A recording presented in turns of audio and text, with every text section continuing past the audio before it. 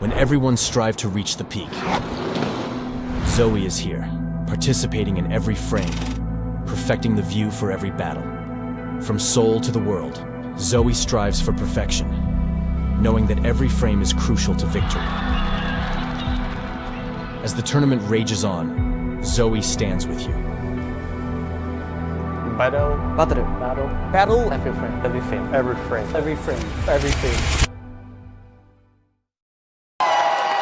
Fueled by the same passion as esports athletes, Zowie continuously develops tailored products, empowering gamers to bring their best out. Today, we are launching the all-new XL2566X Plus, which uses the newly developed Fast TN panel and upgraded Diac 2 technology. New Fast TN panels with Diac technology provide clearer and sharper images, helping you focus and avoid the distraction of unwanted after images caused by rapid motion. This new TN panel differs from the previous generation in its faster electrical conductivity. The increased liquid crystal responsiveness reduces overshoots. Moreover, it enhances color performance for more vibrant colors and better enemy identification.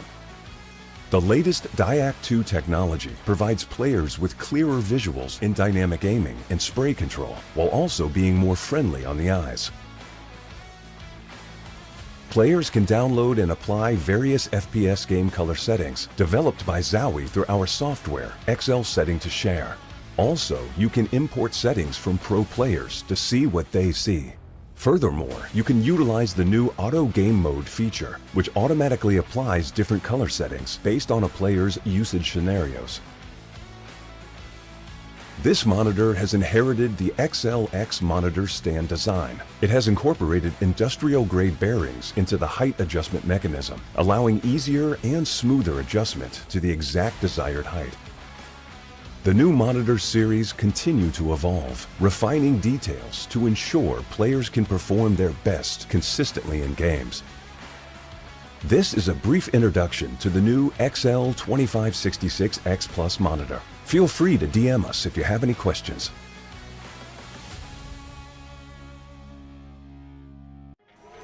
Arctis Nova 7 Gen 2. The app called the biggest cheat code in the industry is here for PC and console. It's got real-time audio control to do crazy things. Okay. So use it and abuse it, you crazy person. It's the new gold standard.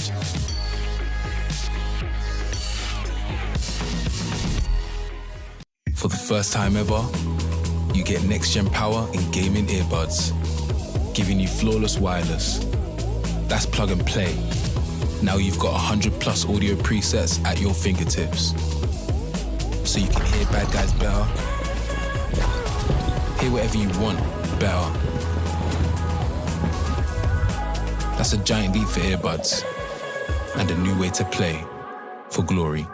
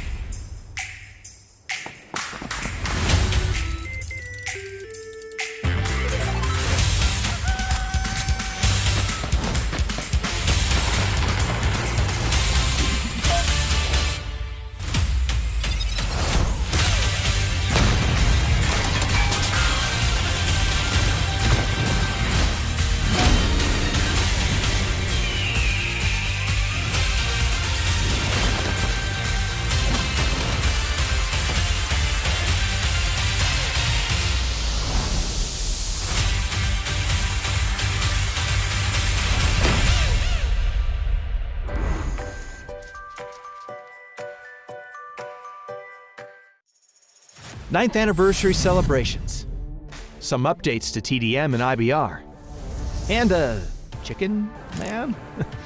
Well, all this and more as we dive into the Update 40.2 patch report. First up, we're kicking off celebrations for our 9th anniversary.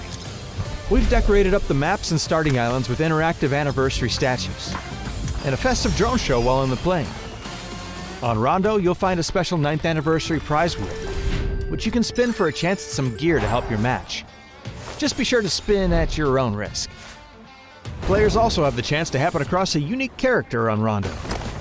If you hear an audible, take a look around.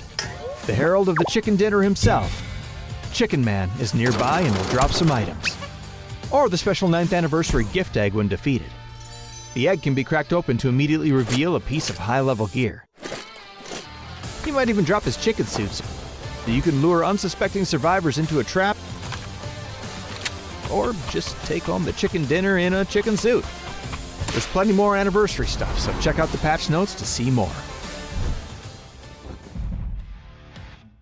Team Deathmatch and Intense Battle Royale are getting a few changes as well. For TDM, map probabilities have been adjusted. For IBR, we've added new weapon supply boxes for shotguns, a rare supply box containing level 2 armor, and added 8x scopes to the DMR SR random weapon boxes, with a 6x also being added to your inventory. We've also added Sub-Zero items as options to UGC Alpha, and opened up more options for naming and tagging your UGC creation. There's more of everything to go over, so be sure to check out the patch notes for full details. Update 40.2 is here, so try some new loadouts in arcade mode. Chase down that Chicken Man, and celebrate the things that make PUBG truly special. All of you, happy 9th anniversary. We'll see you on the battlegrounds.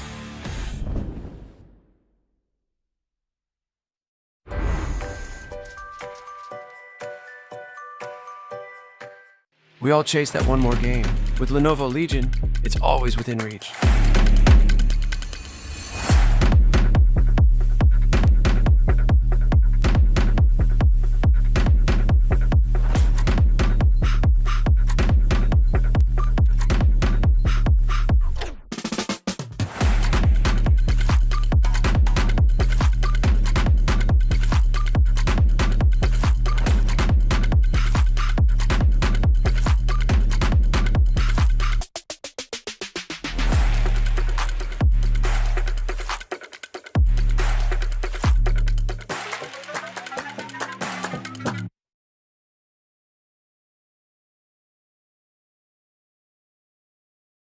When everyone strive to reach the peak, Zoe is here, participating in every frame, perfecting the view for every battle.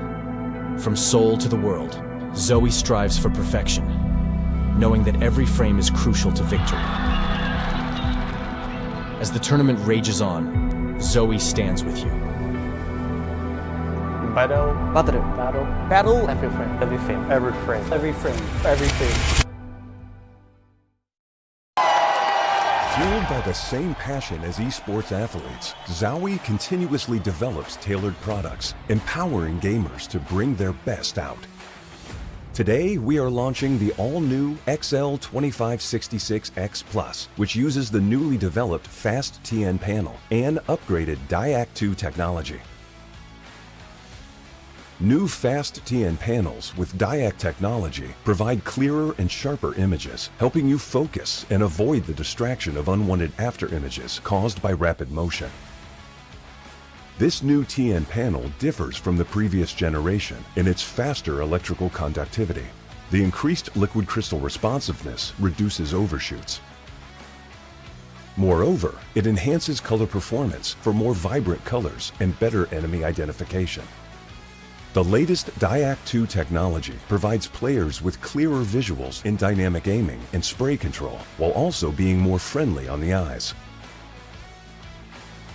Players can download and apply various FPS game color settings developed by Zowie through our software, XL Setting to Share.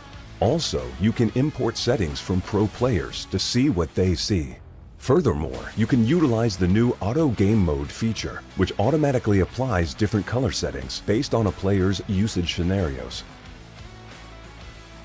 This monitor has inherited the XLX monitor stand design. It has incorporated industrial-grade bearings into the height adjustment mechanism, allowing easier and smoother adjustment to the exact desired height. The new monitor series continue to evolve, refining details to ensure players can perform their best consistently in games. This is a brief introduction to the new XL2566X Plus monitor. Feel free to DM us if you have any questions.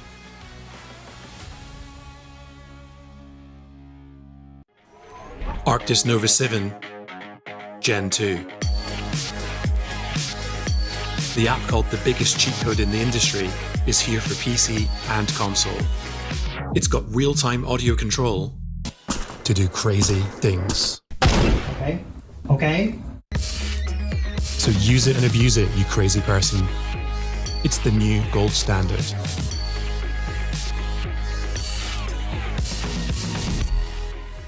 For the first time ever, you get next-gen power in gaming earbuds, giving you flawless wireless. That's plug and play. Now you've got 100+ audio presets at your fingertips. So you can hear bad guys better, hear whatever you want better. That's a giant leap for earbuds and a new way to play for glory. You heard what I said.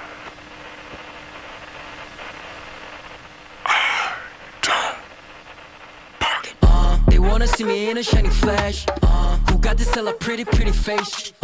Got us something dope, heard you mad. I don't really wanna understand. Got a missile aim, got a pretty face. I don't partake with them fakes. I don't like that, you heard me say. Repeat again. I don't partake. I don't bargain, sat him down and raise a bargain. I beg your pardon, caution. New flame, I make him nauseous. I'm all in this stone, my homemade for auction. One of them break your necks, make him do the double take. When I dictate, so straight, no debate, the pressure elevate. Ain't got no time to negotiate, never chase, I set the pace. Got my 5-star click from the cradle to the grave. You wanna see me in a shining flash? You got this hella pretty face. Got a son dope, heard you mad. I don't really wanna understand. Got a missile aim, got a pretty face. I don't partake with a face. I don't like that, you heard me say. Repeat again. I partake.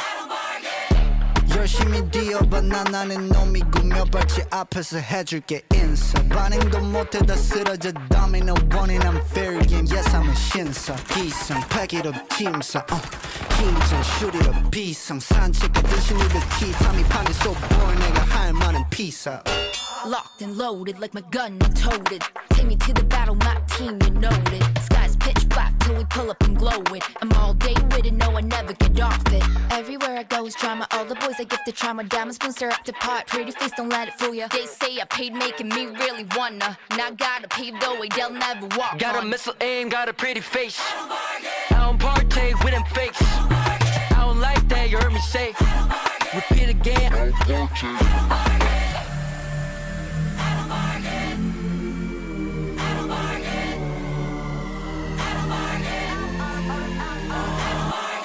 So tired of hates and comments. Why you got no sense that's common? Talk the beef get cooked like ramen. I just met gala and I dress her up with diamonds. I know what I know, I don't bargain. You can price me, look at all my garments. 나는 놈 위에 있는 놈이 난데 채널 고정해 5번으로 내 향이 남네. 난 got a missile aim, got a pretty face. I don't partake with them fakes. I don't like that, you heard me say. Repeat again, I don't partake. Got a missile aim, got a pretty face. I don't partake with them fakes. I don't like that, you heard me say. Repeat again, I don't partake.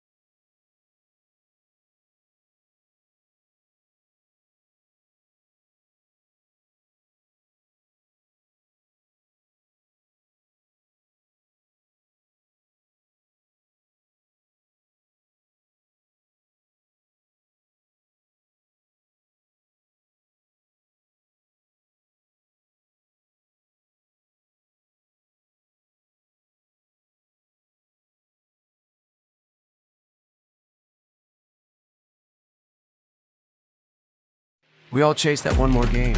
With Lenovo Legion, it's always within reach.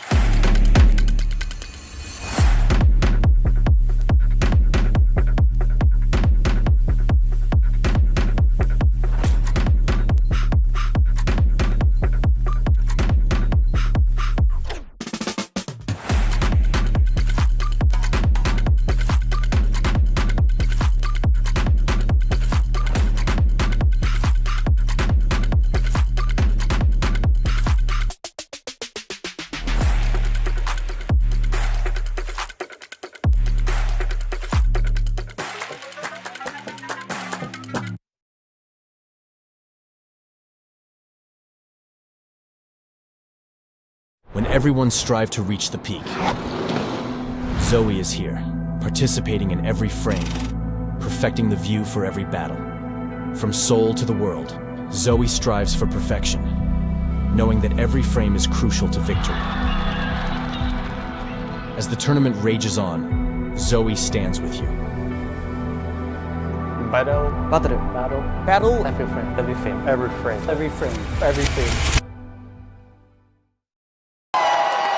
Fueled by the same passion as esports athletes, Zowie continuously develops tailored products, empowering gamers to bring their best out. Today, we are launching the all-new XL2566X Plus, which uses the newly developed Fast TN panel and upgraded Diac 2 technology. New Fast TN panels with Diac technology provide clearer and sharper images, helping you focus and avoid the distraction of unwanted after images caused by rapid motion. This new TN panel differs from the previous generation in its faster electrical conductivity. The increased liquid crystal responsiveness reduces overshoots. Moreover, it enhances color performance for more vibrant colors and better enemy identification. The latest Diac 2 technology provides players with clearer visuals in dynamic aiming and spray control, while also being more friendly on the eyes. Players can download and apply various FPS game color settings developed by Zowie through our software, XL Setting to Share. Also, you can import settings from pro players to see what they see. Furthermore, you can utilize the new Auto Game Mode feature, which automatically applies different color settings based on a player's usage scenarios. This monitor has inherited the XLX monitor stand design. It has incorporated industrial-grade bearings into the height adjustment mechanism, allowing easier and smoother adjustment to the exact desired height. The new monitor series continue to evolve, refining details to ensure players can perform their best consistently in games. This is a brief introduction to the new XL2566X Plus monitor. Feel free to DM us if you have any questions.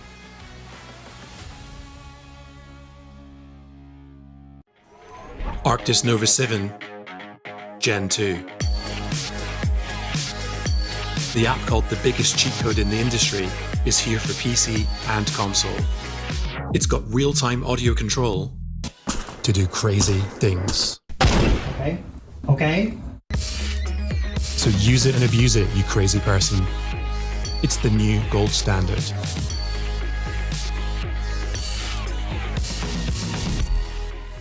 For the first time ever, you get next-gen power in gaming earbuds, giving you flawless wireless. That's plug and play. Now you've got 100+ audio presets at your fingertips.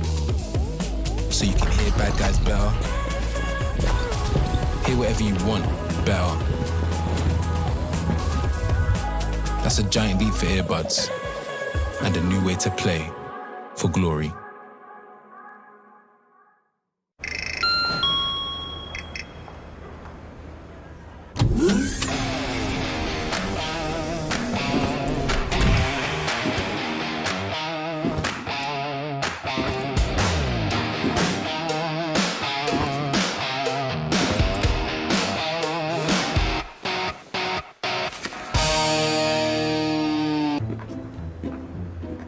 Already? That was fast. Name tag, please.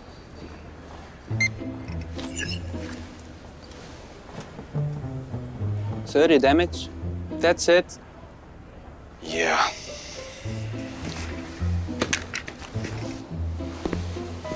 Number 12, state your cause of death, briefly.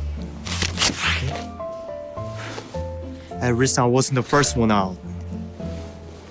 Coach, can you let me for that? Seriously? Why is everyone dying so fast?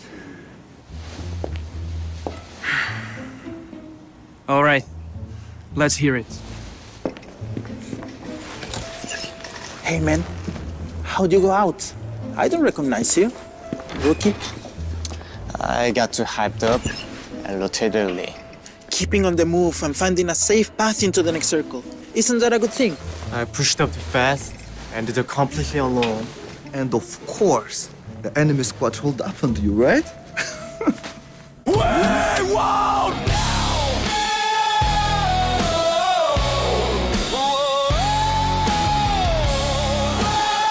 Give me the gun.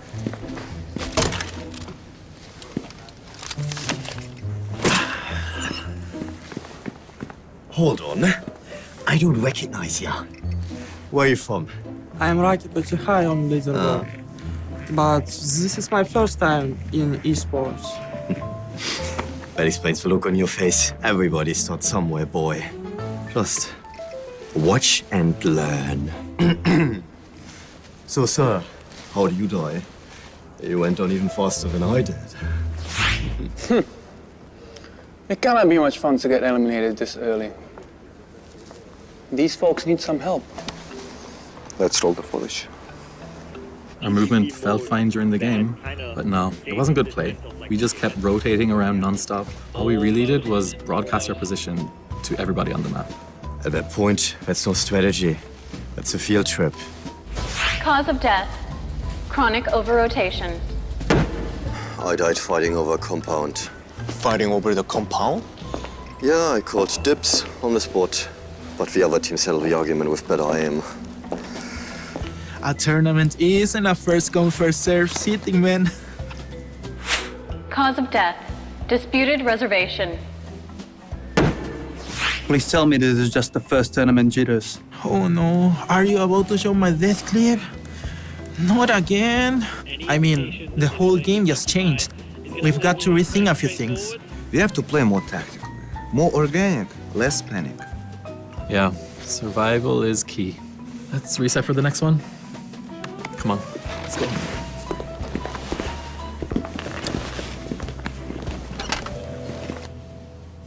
All right, we take the lesson and we move on.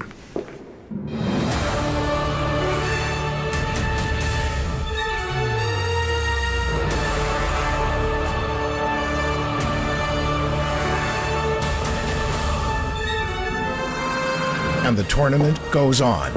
It always does. This is a new chapter for PUBG Esports, and we're just getting started. Get out there and survive. PUBG Esports. We all chase that one more game. With Lenovo Legion, it's always within reach.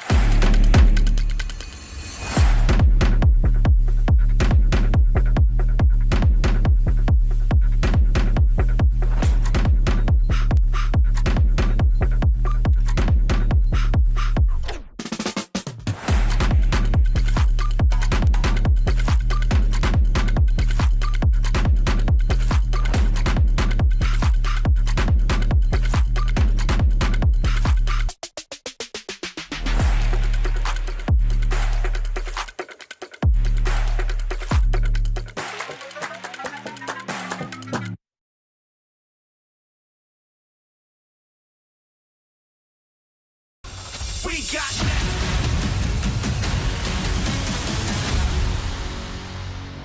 3 of PGS, and it is a big deal here because it's the survival stage as 16 teams now look to try and stay in the tournament. That's right, we are saying goodbye to 8 teams. It is Mad Max Central right now as Team Vitality just driving in between these ridge lines. Furia have pulled out. They've pulled, stopped up on the hills, try to take shots at anything that moves, but unfortunately they're not going to find. Never mind, they will find Quizzy. Nice shots from Bielcalmo will start things off for Furia. Can they get the flush? They will indeed. And DraftKings will find another one as Vitality is getting ripped to pieces right now. Levante gonna go down, but Levante got 2 before he eventually went down. Gedrock's now the last player left alive. Now it's just down to Mau Mau and Su Ting. And yeah, they're just dancing. I mean, there's just so many grenades coming in. There's only so much they can be expected to do.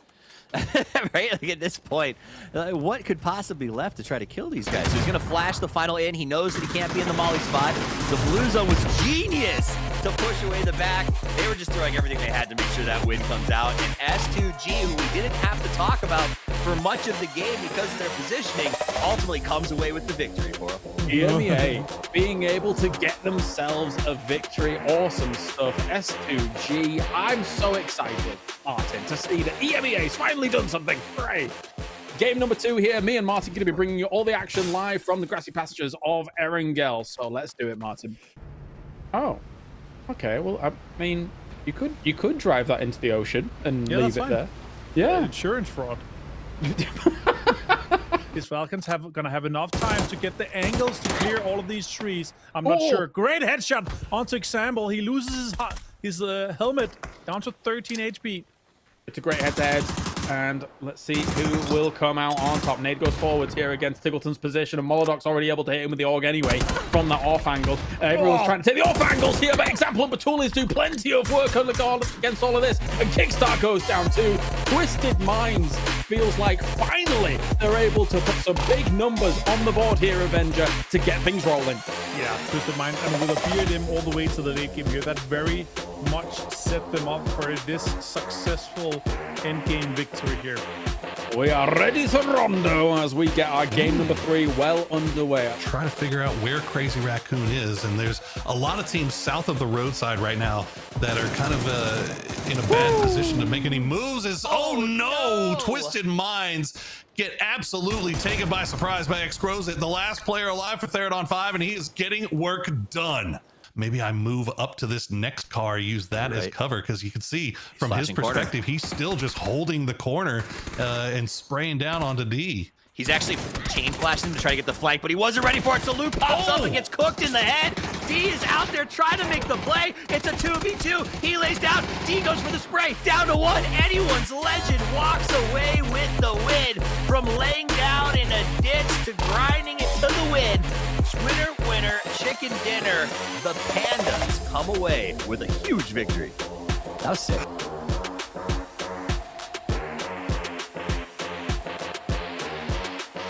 Kills already. Great damage being done here by CCINX. He has one more nade, and he does know exactly where his opponent has transitioned to here to try and get that res off. He's going to go for it, but on the right-hand side, there's two barrels that may be looking his way in just a moment's time. There it goes. Boom. And it's perfect from CCNX. He gets the confirmation. He gets H-Win. And now the other members of Falcons are going to be scrambling. Holding and locking this one down. There's absolutely no way for them to get out of this. Not at all. They're going to have to hope for some absolute miracle here going down. Kickstart. It lands those shots straight away alongside Tiggleton here. Furia. They have the man advantage, but it's not going to pay off at all. Tiggleton with some amazing shots alongside Kickstart from that Mini 14. Now they have to continue to move on forwards here and lock in Cerberus. Furia should have put more pressure on them. SUG tried, but they didn't topple them. And this means the Falcons has a 2 versus 1. It could happen. They could lock this one down here. Could they do it once again? Could they get another win? That's a great nade from Kickstart. He gets it. It's Falcons. It's 10 kills. What a game from Falcons. Just seeing Falcons back to being Falcons, right? But so much movement on the leaderboard after that game. Serious time now because 8 of these teams are done after this one. They have to make their way in, and they're getting shot at by just about everybody in the lobby. They're going to run right into 17, and immediately they are getting roasted. Bean and Soul down. Salute tries to trade one out. He will find Shao. But look at the Expendables. They get the compound, and they're getting the kills. They came into this game, Toffees, in 14th place, and they have now clawed and climbed their way up to 5th. One big game is all it took, but it's a 1v1 for the win here. Duck Juice with the high ground versus Draft King on the low side. He's got TP advantage. Duck Juice, what are you going to do? Tries for the air burst. Doesn't get it. A noble effort. Oh, it's a peak battle, and yeah, he's going to lose that one. one every time. The Expendables delivering in a huge way with one game remaining to secure their spot in the final stage with a 19-kill win. That does it for the survival stage. Tomorrow we are back for our final stage for PGS 1. Join us, same time, same place. 10 games will decide who is going to be able to take the crown here for this first week. We'll see you tomorrow for more PUBG action. 안녕하세요. Como é que faz aqui? Opa. Calma aí. Não, mas você vai falar isso. Don't have solution? For him? Hã? Tá fazendo o que com isso?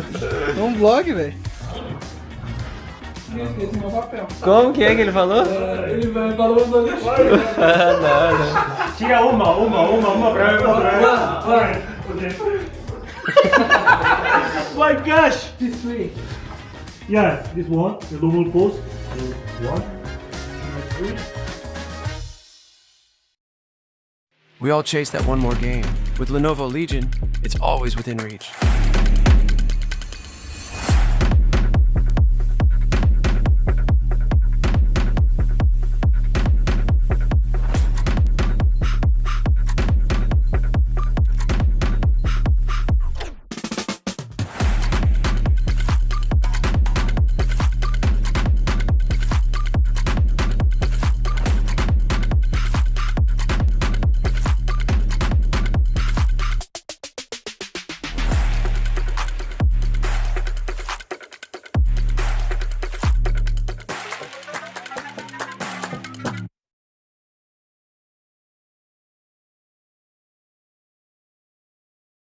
When everyone strive to reach the peak, Zoe is here, participating in every frame, perfecting the view for every battle.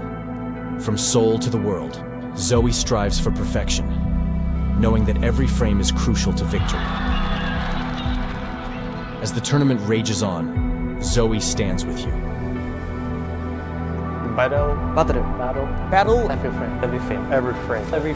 every frame.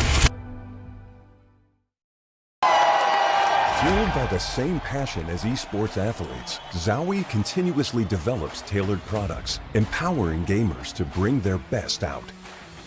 Today, we are launching the all-new XL2566X Plus, which uses the newly developed Fast TN panel and upgraded Diac 2 technology. New Fast TN panels with Diac technology provide clearer and sharper images, helping you focus and avoid the distraction of unwanted after images caused by rapid motion. This new TN panel differs from the previous generation in its faster electrical conductivity. We got next, we ready to flex, we're ready to rock, give it all you got, we got next. Y'all rockin' to the top, can't stop it, must be off your rocker thinking you gon' stop her. We got next.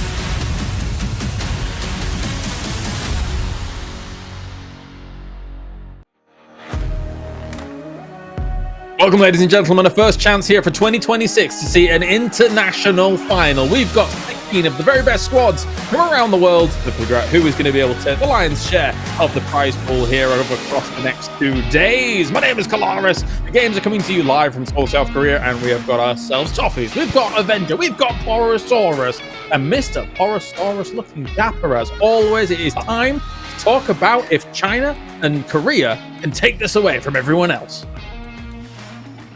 Yeah. Sorry, I didn't realize that was getting directed towards me. He was so shocked by the compliment. Yeah, no, usually I don't get asked to talk. No, I think, no, it was obviously China, all eyes kind of on them after the group stage. And I think, I don't know, this is 2 days in a row now that Team Falcons has done well. So maybe start looking over there towards the Americas a little bit as well. Toppies. I mean, I personally believe that he was so shocked to just be complimented by you at the start of the show that it just we lost it. He's like, handsome Poro. True. Normally, I'm a terrible human. I apologize. But it shook me. I'm surprised you're not wearing a cool mask to the show today. What do I think? I think that there was a great day yesterday when it came to the Falcons. I feel like it was not necessarily a great day for the rest of the Americas. for the most part, I think even teams that had moments of brilliance were rough. What really stands out to me is the East is unstoppable. And I wonder if that'll continue when we move out of a 5-game format. Like, this is the first chance to see, can the Beast from the East keep the sprint as it turns into a marathon? I thought you were thinking about an extra rhyme there for all of that. I was like, oh, where is he going to go with this one? Can the Beast from the East keep the fleet? No, I'm done. Okay, go ahead. I say it's difficult. It's difficult with the yeast. Well, okay, no, not that. No.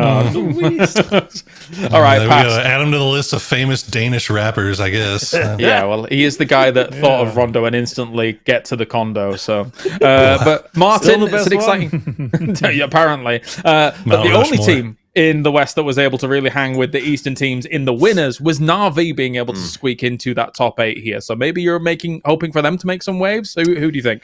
Yeah, definitely have high hopes for Na'Vi. We kind of instigated a little bit the idea of that this could be the roster that could take one international win home. We do have 12 PGSs going out throughout the year, plus everything else going on. As we see here, our winners stage top 8, and of course the survival stage we saw yesterday.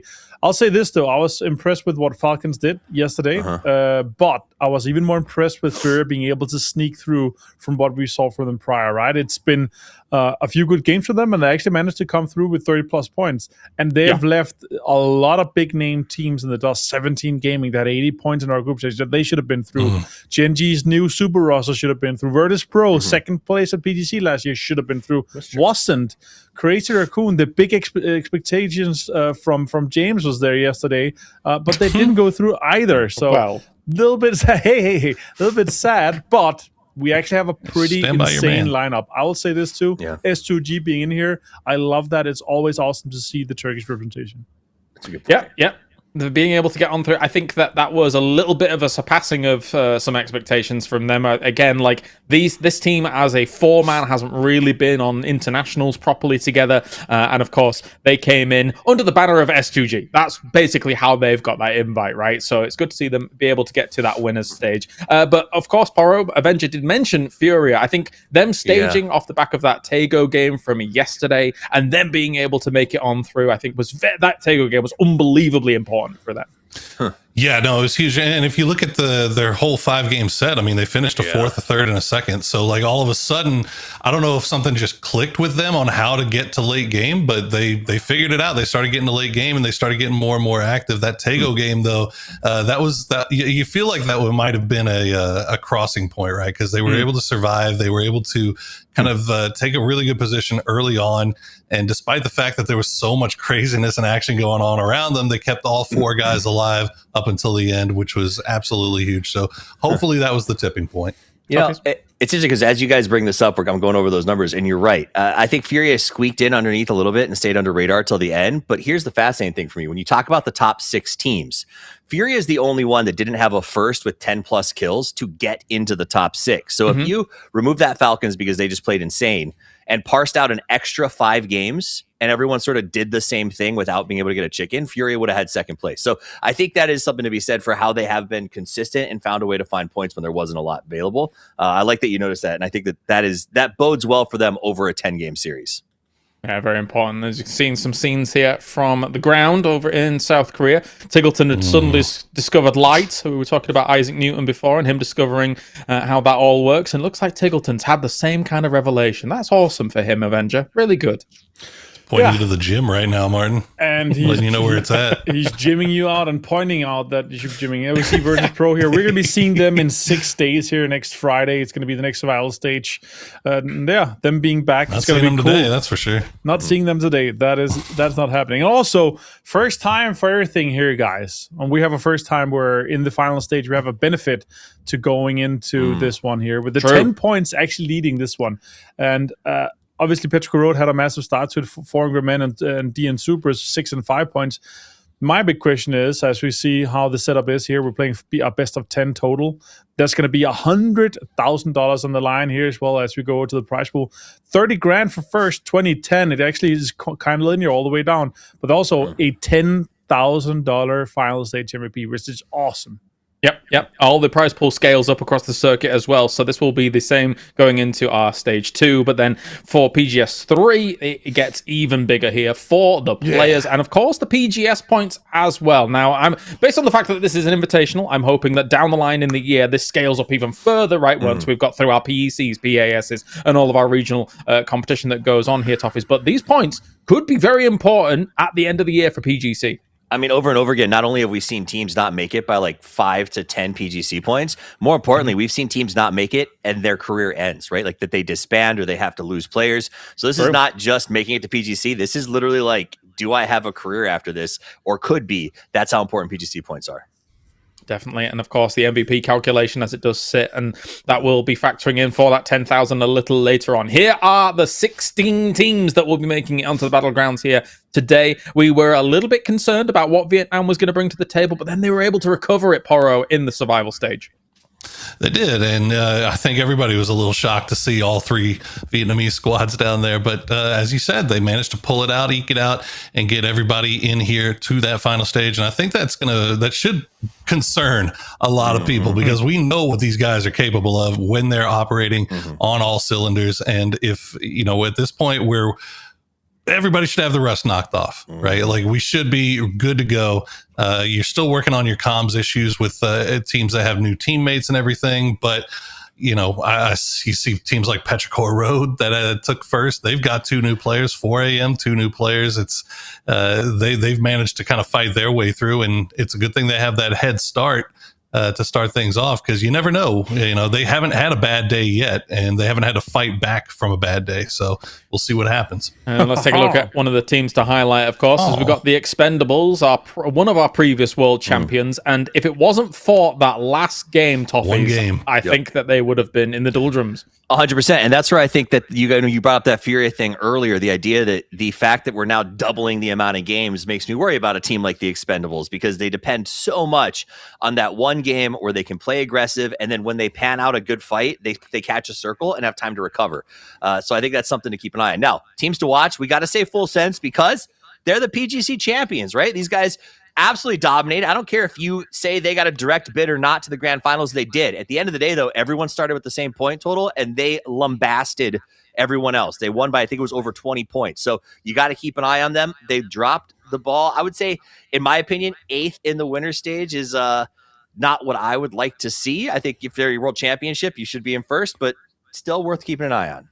By the skin of their teeth in both of the stages, right? Be it to get on through. So we'll hopefully see a bit of a revelation or a turnaround for them in this final coming on up. But for Petrichor Road, 0-4, man. 16 kills, Avenger, for him. Petrichor Road has been also a bit of a revelation. Yeah, they have. And the quick question is, can they keep it up? Can they maintain this lead that they currently have? Because often a 10-point lead here, if they manage to have some decent games, that actually should mean a podium finish quite easily here.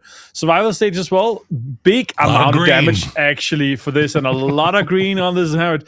Yeah, and you know what? Americans, they love green, right, Poro?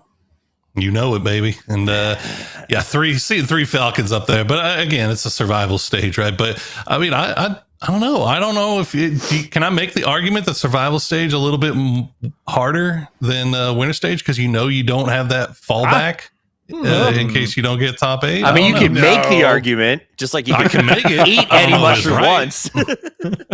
I'll argue you for that it's a way easier to farm, at least, because you could see the amount of farming that they did with the kills, with the damage coming in. 2,400 damage and 13 kills. That's a lot of farming. I hated that last graphic. The fact that the 2 most historically dominant and powerful regions in PUBG only have 2 players represented, or 2 teams in the grand final, is wild to me. Right. Korea and Americas only having 2, with the history of how we are the best in the world, PGIS obviously, is devastating. That did happen once in 2019. Yeah.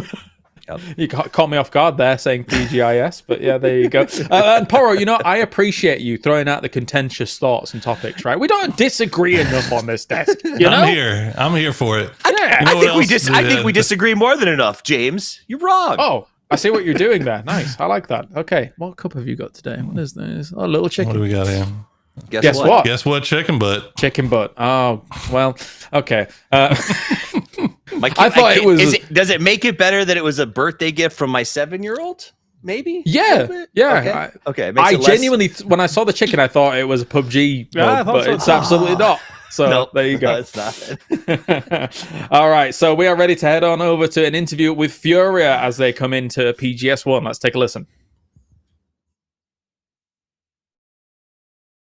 Hi guys, it's Bella. I'm here with DraftKings. Yes, that's right. Well, talk to me about what your team does after the match. I want to know more about you guys. I don't know. I think we're just gonna go eat, rest, enjoy that we qualify to finals, so prepare for tomorrow.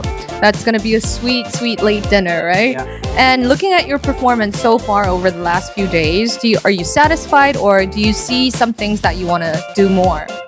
I think we could improve our game. It's been hard, but we finally qualified. That's all that we wanted. Yay, right? Are you excited? Yeah. Yeah, right? Excited to play finals. And you're going to be in Korea for a little bit longer.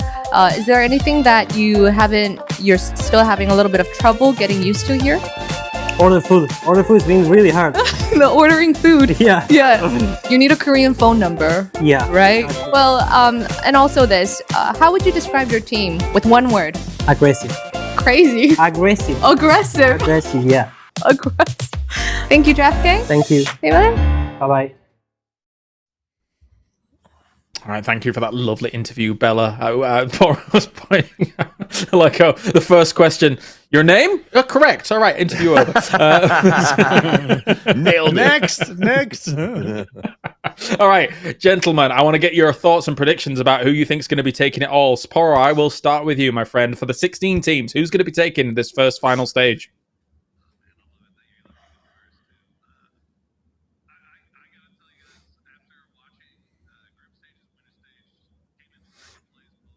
Mm-hmm.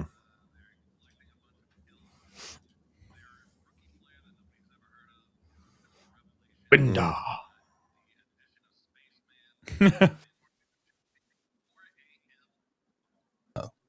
Apparently, I was muted. I'm sorry. I went through all of that. Look, I'm gonna cut it to the chase. 4 a.m. 4 a.m. Yes. He was talking about how Winda was cool, how Spaceman was super cool. I appreciate it. I guess it happens. It happens to the best of us, doesn't it? Now that it's happened to me. It's a tough one. Let's go with Toffees then. Where are we going? This one might be a little less popular. They got third place in the winner's stage, but I'm liking DN Supers because they didn't get any first places there. They did it with a 4th, a 6th, a 5th, a 13th, and a 13th, and still managed to clear the top 3 in the winner's bracket. When you draw that out over 10 games, I think their averages look good and their play style will translate. Mr. Martin. Yeah, we're going to go through this again here. Someone's going to have to pick them right, so I'm going to do it. Petrico Road with the 10-point advantage. I think it's going to be a good lead-in for a potential podium. Maybe they can take everything home. All right, I'll go for a little bit more of a wild card one. Made in Thailand, because I want to see Kiss and his smiley face rise to the top. I would love to see some of that, but it's a bit of a far cry away. I think that they're going to need to get some circles, because I think they're not quite hanging with some of the team fights that some of the Chinese teams are bringing out so far. James, I just want to remind you, they've played 5 games. In 3 of them, they finished in 14th. I'm just throwing that out there. So, you know. That's fine. Future-proofed. Small sample size. It's okay. No worries. I want the outside pick, all right? I want the outside lane and see what's going to happen. A little bit less chaos to be sown. 2 wins. 2 wins. 2 wins, yes. From Which maybe the circles kind of came their way a little bit, right? And that's kind of what I'm alluding to. Mm-hmm. Well, weirdly, they got their wins. Never mind. Go ahead. That's not a point because it's actually factually incorrect. Never mind. Oh, okay, cool. Avenger. I was going to say they got their first wins in the first game of the day, but that was not true. Oh, well. Close enough. I think one sense of concern that I do have for, of course, is full sense the fact that they were able to squeak by Toffees in both of their stages here. I'm hoping for more from a world champion. We had that kind of fall off from the Expendables, and they come along, they blast out one game, and then they go away for a while again. I want a year where our defending champions don't get gutted, wrecked, or aren't great out of the gate, right? Like we have Donovan win, they disband. We have Uba and the boys win, and then it's just Uba's return, and that falls apart. And then we move over to Expendables, and the start of their year last year was incredibly brutal. Now we're on Full Sense, eking by at 16th and 8th. I need these guys to pick it up. I want a back-to-back for, like, do this for us. I need you to get there. No roster changes. There's no excuse. All right, well, I'm getting word that we are ready to get the day going for the final stage. So let's head on over to Seoul, South Korea and find out what's going on here for PGS final stage.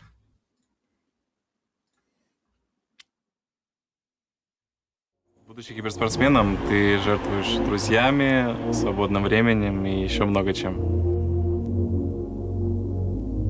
И только так ты можешь прожить жизнь выдающегося киберспортсмена. Побеждать на международной арене и так сложно, а делать это несколько раз удается почти никому. Так как мы уже много раз выигрывали, хочу сказать, что мы выиграем еще раз. Honestly, just excited to be here and to compete again. It's my favorite thing to do in my life. And I'm not sure how it'll go. Maybe it'll be crazy, maybe it won't be, but I'm just happy to be here. Make sure to have fun, guys.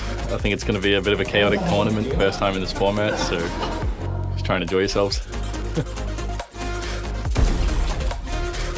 지금의 저를 생각하면 몇몇 선수들은 리스펙해줄 것 같고 몇몇 선수들은 좀 이빨 빠진 호랑이 아닐까라는 생각을 또 할 것 같고 그들도 경험해 보다 보면 느끼겠죠. 호랑이는 호랑이라는 거.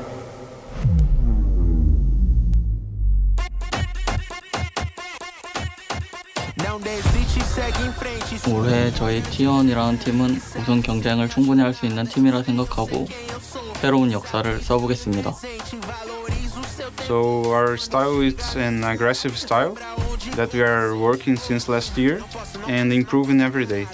Korea came here from the other side of the world to win. 我们队伍就是一直敢打敢冲的队伍，然后谁也不怕。我们JDG会比去年打得更好。 저희한테 PGS는 좀 어려운 편은 아닌 것 같아요. 운영적이로든 교전적이로든 선수들이 다 잘하기 때문에 한국은 우리 홈이니까 저희가 우승할게요. Kiss Update กลับมาแล้วครับ อยากจะมาโชว์สไตล์ส่วนตัวของตัวเองให้โลกได้เห็นครับ 去年比，因为我们现在今年的阵容有转变吧，就是换了2个人嘛，然后可能有不一样的感觉吧。我能相信你们吗？ จุดเด่นของทีมเราน่าจะเป็นเรื่องการเข้าวงครับแล้วก็มีสไตล์การเล่นที่ค่อนข้างยืดหยุ่นครับการแข่งครั้งนี้จะไม่ปราณีใครเลยครับ I think everybody should be looking out for us, especially with the performance we had last year. Since then, we only improved as a team, so I think we're going to be for sure one of the dominant teams coming into PGS. I think our teamwork right now on the team is for sure one of the best in the world right now. When we are all playing our A game, we are for sure a top 1 contender. Plan is to keep defending the title. I think we have what it takes. Thì em đã thi đấu rất nhiều giải rồi nên là PGS lần này em không cảm thấy áp lực gì hết. Phải bị bắn rồi thì mới biết là súng của chúng tôi mạnh như thế nào.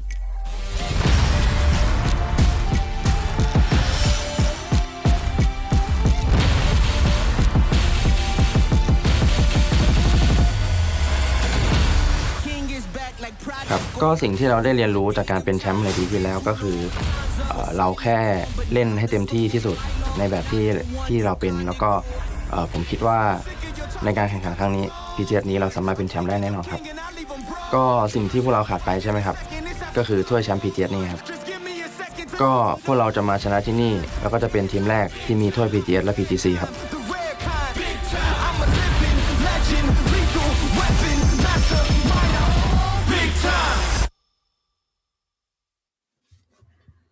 That's right, 16 teams are going to have to walk through the fire here of the Armageddon that is the battlegrounds, and only one survivor will be left breathing at the very end out of all of these. We are going to start things on Erangel, and I see that we are already getting down and dirty to it. So, Toffees, Poro, thank you very much for joining us. We'll get you back after the game is done and dusted. because it will be me and Martin to bring you that first game on the grassy pastures. It's the final stage, Martin, here. End games determines who is going to become our champion here for PGS 1. Yeah, it's the Erangel experts back at it here, James, and I'm super excited to get our final stage kicked off here. We have 10 total games, James. It's going to be closer than ever, and with a small advantage in the advantage points, with the 10 points from the top for Petrica Road, it could mean huge benefits to go things off with. You know what I'm even more excited about, though, James? We're going to have a Pochinki where it's not 17 gaming at an international stage and a final stage. It's going to be Twisted Minds, uncontested, because Petrica Road obviously takes school and apartment, and they don't want to hot drop each other, so they're actually going to end up taking Pochinki here. So that's awesome to see here. Let's see how much they can get out of it. Yes, it is. At the same time, there might be a little bit of a hot drop going on between Cerberus as well as S2G there over in the Povka. So we'll be keeping an eye on that, no doubt, in just a second. But that is crazy that Twisted Minds is in Pochinki. Whoa! Oh, my days. But let's get for it as we've got here Cerberus and S2G. A little bit of a contesting position here as they all surround this position. Look at the circle. It's polar So far opposite. away. It is literally the worst potential start to have a hot drop here. You have no time to loot. You have no time to finish this fight here. And the circle is closer to Miramar than it is to you here. So it's actually crazy. And yeah, of course, it's going to be Cerberus. It's going to be S2G here. Let's see what these teams can make out of this one here. Obviously, a great start with a full wipe. It's going to boost your confidence a little bit, but it's going to be somewhat of a stalemate, it feels like, because it's just 10 games. You want to try to get the most of it. Meanwhile, Tigger actually finds Heather from T1. Yeah, he was completely separate from his team. The rest that was on Ferry Pier, and that is actually a bit of a disaster there for Heather. Maybe they can, I don't know, try and get a revive later on, but we'll see. I don't mind when I'm going into a hot drop situation and I drop straight onto a VSS. I love playing the VSS at the moment, and the fact that you've got just basically everything you kind of need in one gun straight away off the drop, and if you were straight into a fight, it's actually not that bad. No, not at all. Tenpin here, though. Meanwhile, just hitting the deck just a little bit, waiting and trying to see some information here. Quetpa with MP5, great gun for this close-range combat. Yeah, especially just running and gunning with it. Also, it's way easy to get around the corners. It doesn't really stick out that much with it, so you can peek quite a lot here. And CCI next, it's actually, that's a Navy Team SEAL 6. If ever going to see something like this, just swimming in, trying to get an impact from the beach side. Let's see here if CCI can actually make things out of this one here, James. Surely some of the guys must already have some information on each other, both on where they landed, but also on location. So let's see if CCI can get an impact from this side here. Yesterday we saw S2G actually on Miramar have a great game here with them ending up winning it, as you see in the previous matches from yesterday. Yeah, there's not been much movement from Cerberus on the other side. They've opted for shotguns, which isn't too much of a surprise in a situation quite like this. But what you were mentioning before is really important, right? The fact that this is just delaying an inevitable having to move towards a circle that is so far away from you. So I think that the longer this goes on, it just hurts both teams, and eventually somebody's going to have to pull the trigger, because bailing from this scenario at the moment is very, very difficult, especially now that CCNX for Cerberus is on this extreme off angle, so he can see the back of these buildings. So even if they wanted to try for a Hail Mary kind of backing off from it to try and get to the circle, it is more difficult for them. Yeah, for sure. It's going to be quite a stalemate here, but the good thing and the good news is that the circle is quite fast, going to be pushing on. And look, CCI only has 10 bandages here, James. No stims, nothing else. So they're going to have to fight fast here and finish this up early. Otherwise, it's going to be quite the detriment to the Blue Zone, doing tons of damage. Baron here with the barrel in hand and a shotgun on the back with the pump. He could have an impact quite early on here. Sheila actually has a great spot from the top here. A lot of information being able to be gathered here. King Samble already taking shots. Petrica Road is fun. They're not going to be hot drop each other, but they still fight immediately here with the shots coming in. Yeah. Samble trying to lock down some of these locations here where they might think that it's going to be ending. For a lot of these teams, it was a 4-minute loot and move for a circle like this, and especially for Twisted Minds, they were kind of close anyway, right, with Pochinki. So they were just kind of setting up a little bit ahead of some of those rotations to see if they could get a few shots off here and there.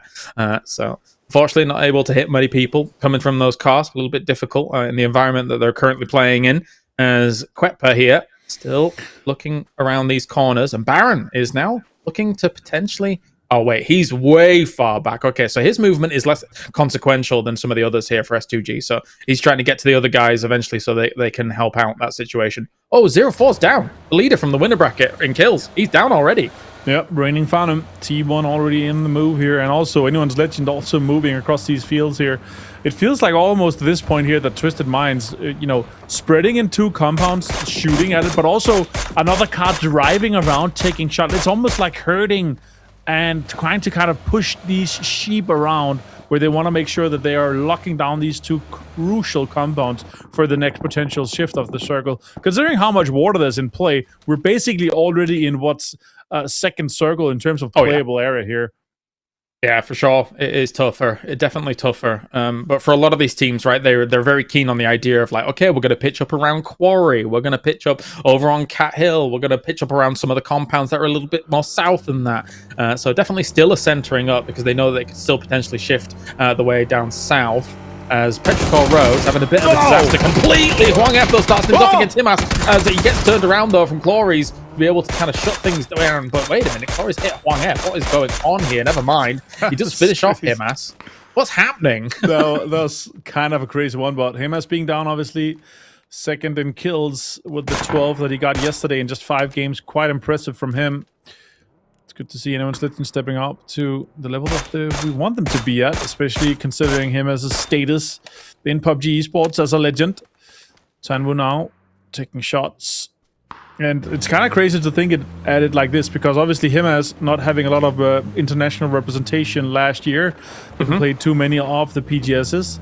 Obviously PGC he was there, but still it kind of feels like that the Vietnamese teams have been weakened a little bit compared to, Delvin swapping over to Anyone's Legends. That means that Expendables is losing their IGL and fragging IGL at best, and the IGL they won PGC with. And also, of course, with Tycon not playing, he potentially has, I feel like, some of the biggest impact here. While we actually check in with some of the team streams we have here, we see Tickleton on screen and the guys from Falcons.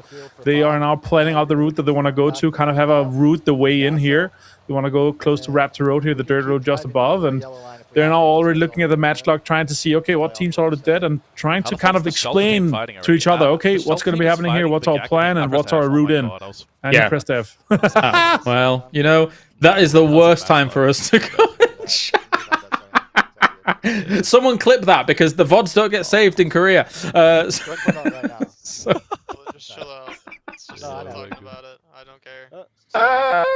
Well, even he's laughing as well. Thankfully, of course, he can. Oh, look, guys, I'm second knock. It's fine. It's fine. It rolled. Oh, that's so good. Oh, my days. I was told, we were told beforehand, right, okay, what we're going to be doing today in the final stages, we're going to be checking in on some of these excellent players' POVs in order to be able to look at what they can do in the game. And then we tune in with one of the most famous players of all time, and then he jumps out of the car. Yeah, then he pressed F. That's how it is sometimes. There is sometimes a little bit of a mismatch against it, but yeah, that's how it goes. He's back to it, but the only sad thing about this one is obviously a little bit of a delay in the scouting, but also now him being in a second knock situation where we're going from 100 seconds to the knock down to just 30, and that's a massive impact. You're going to be stressing way more. The more damage you take, the faster you take out as well. Here, Navi on screen, James on Ferrip here, trying to lock this one down here.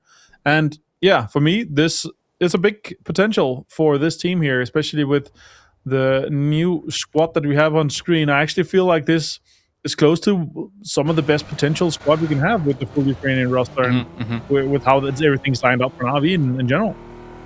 Yeah, I think they've got high prospects, high opportunities. Just to do some house cleaning as well, Avenjo, before we actually really get down to the big action of this game. Again, with that POV that was just shown, a lot of these players are streaming their POVs. So you can go and check out all of those across any platforms you're watching on, be it Twitch, be it Douyu, be it Soup, or anywhere that you actually do want to catch that. And also, if you're just tuning in right now, you're thinking to yourself, this is match 1. How do these teams have all these points already? Advanced point system is being utilized here, where those teams from the winners bracket got themselves points depending on their placement during all of that, akin to the normal points from a game win. So that is where those points come from.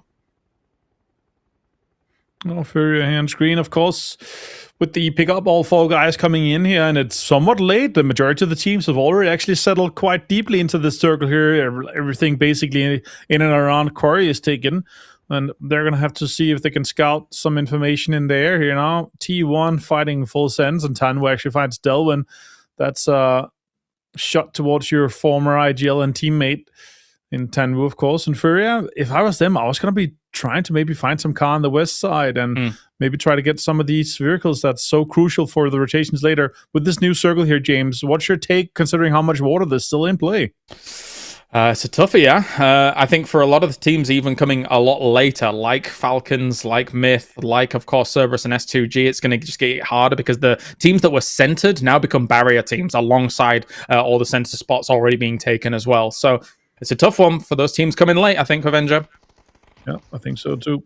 Now we know with a bit of shots towards these teams, and especially here with phase 2 and how all the teams already moving in. Sure, it's going to be one more circle where anything can happen, but in 4th circle, all the teams are fully aware that it's going to go away from water. So if we have that hard southwest shift where we're going to have a lot of Primorsk inside, that's going to be cool too, because it could be an Urban S pending SUG with the kind of later rotation coming in from this one here. They're going to be trying to get in, and yeah, they're basically getting in around when the 3rd circle pop came, so pretty late for them. And with the amount of time that they have available to them, like, it surely should be something like trying to get on the furthest edge of this last circle here, because considering where it moved from, there should be less people on that western side. It's very congested towards the middle right now and around that quarry, and every single compound and dip is already taken, so they're going to have to fight their way in.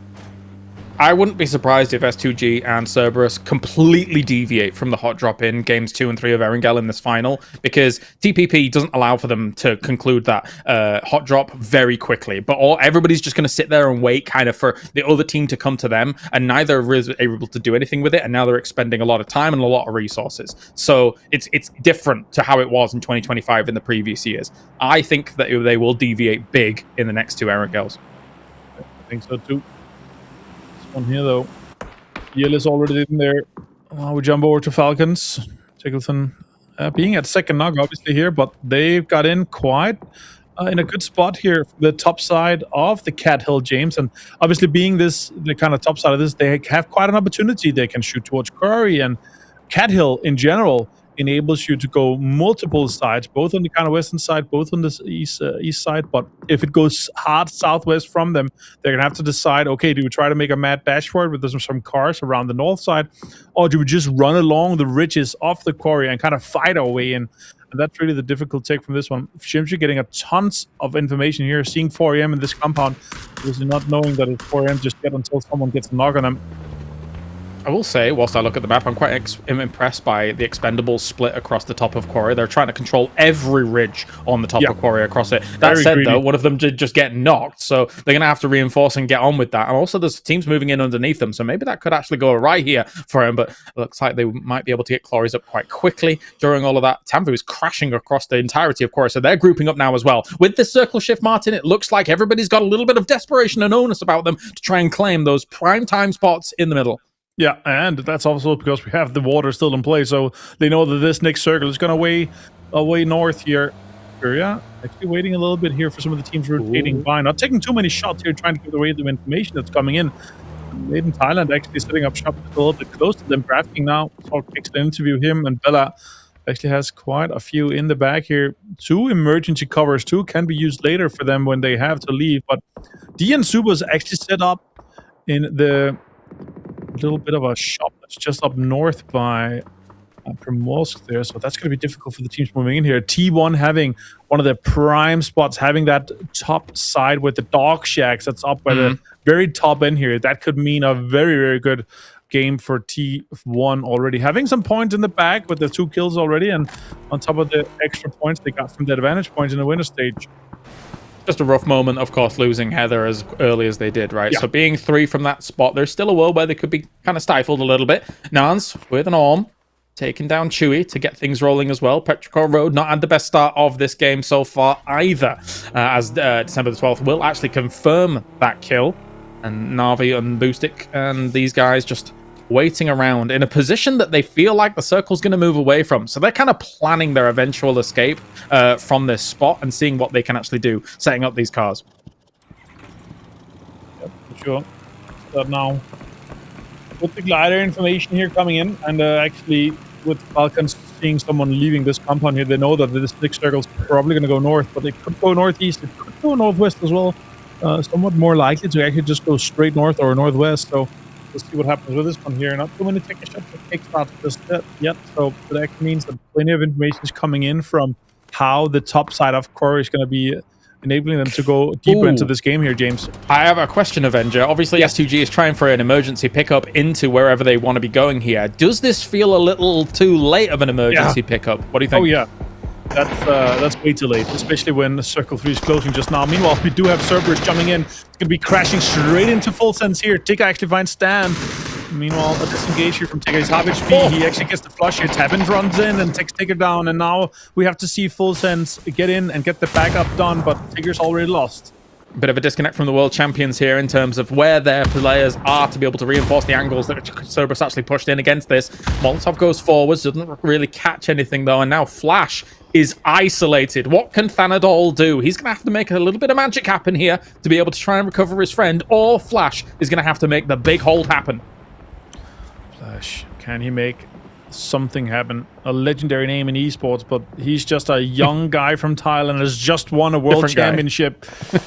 Different guy for sure. And Cerberus here in this side, and yeah, I'm not sure they could do much more with Thanadol being kind of disengaged. Everyone's kind of converging around. Also, the compound is not in this next shift here, James, so a little bit difficult for them. And Twisted Minds actually set up a really good hold inside the next circle, and they can just be waiting for anyone coming out, if it's Cerberus or if it's Full Sense now. Flash actually going down now, and Cerberus have the upper hand in this fight. And let's see what Thanadol can do during all of this, though. I think it might be difficult. Panzerfaust in hand as well there. Send the Flash forwards to try and help his friend Flash. As looks like Cerberus would... No way. He actually held. He triggered discipline on that for all things intents and purposes. Thanadol gets one. Oh, no! What? What? Tenbin blew himself up and flushed it. Oh, that's crazy. Well, that's another kill for Full Sense. 4 kills for them. And now Thanadol has to decide, how do we approach this one here? Because there's going to be plenty of first aids available for him. There's going to be a little bit of potential for a blue zone heal to maybe get some placement points. But 15 teams still survive so far. Tanvu got lyrics down just now. And yeah, that's how it is. Holy moly. Oh, what a blunder. What a blunder there for Cerberus. But anyway, regardless, let's focus on the rest of the game here, because one thing that did happen during that was that emergency pickup from S2G, and they emergency picked outside the circle to the other side of outside the circle. So that shows how much of a desperation play that was to try and find themselves some spot. They're on the south side of this circle at the moment near Primorsk, and they lost 2 during it as well, Avenger. So definitely too late. Yeah, for sure. Good spot here set up for Arena, but Pathampong is going to go down too. It's very unfortunate here. We have Nuren's last man standing, no kills for Arena. Someone could easily push on to this location and take it away from them, and it actually has plenty of cover. This dip, though, is very deep, and for all the riches that is around it, a lot of teams can just be lobbing in nades here, throwing in other types of utility and kind of take this away from him, but he's just trying to defend it. T1 is looking at them. Petric Road is closed. JDD is closed.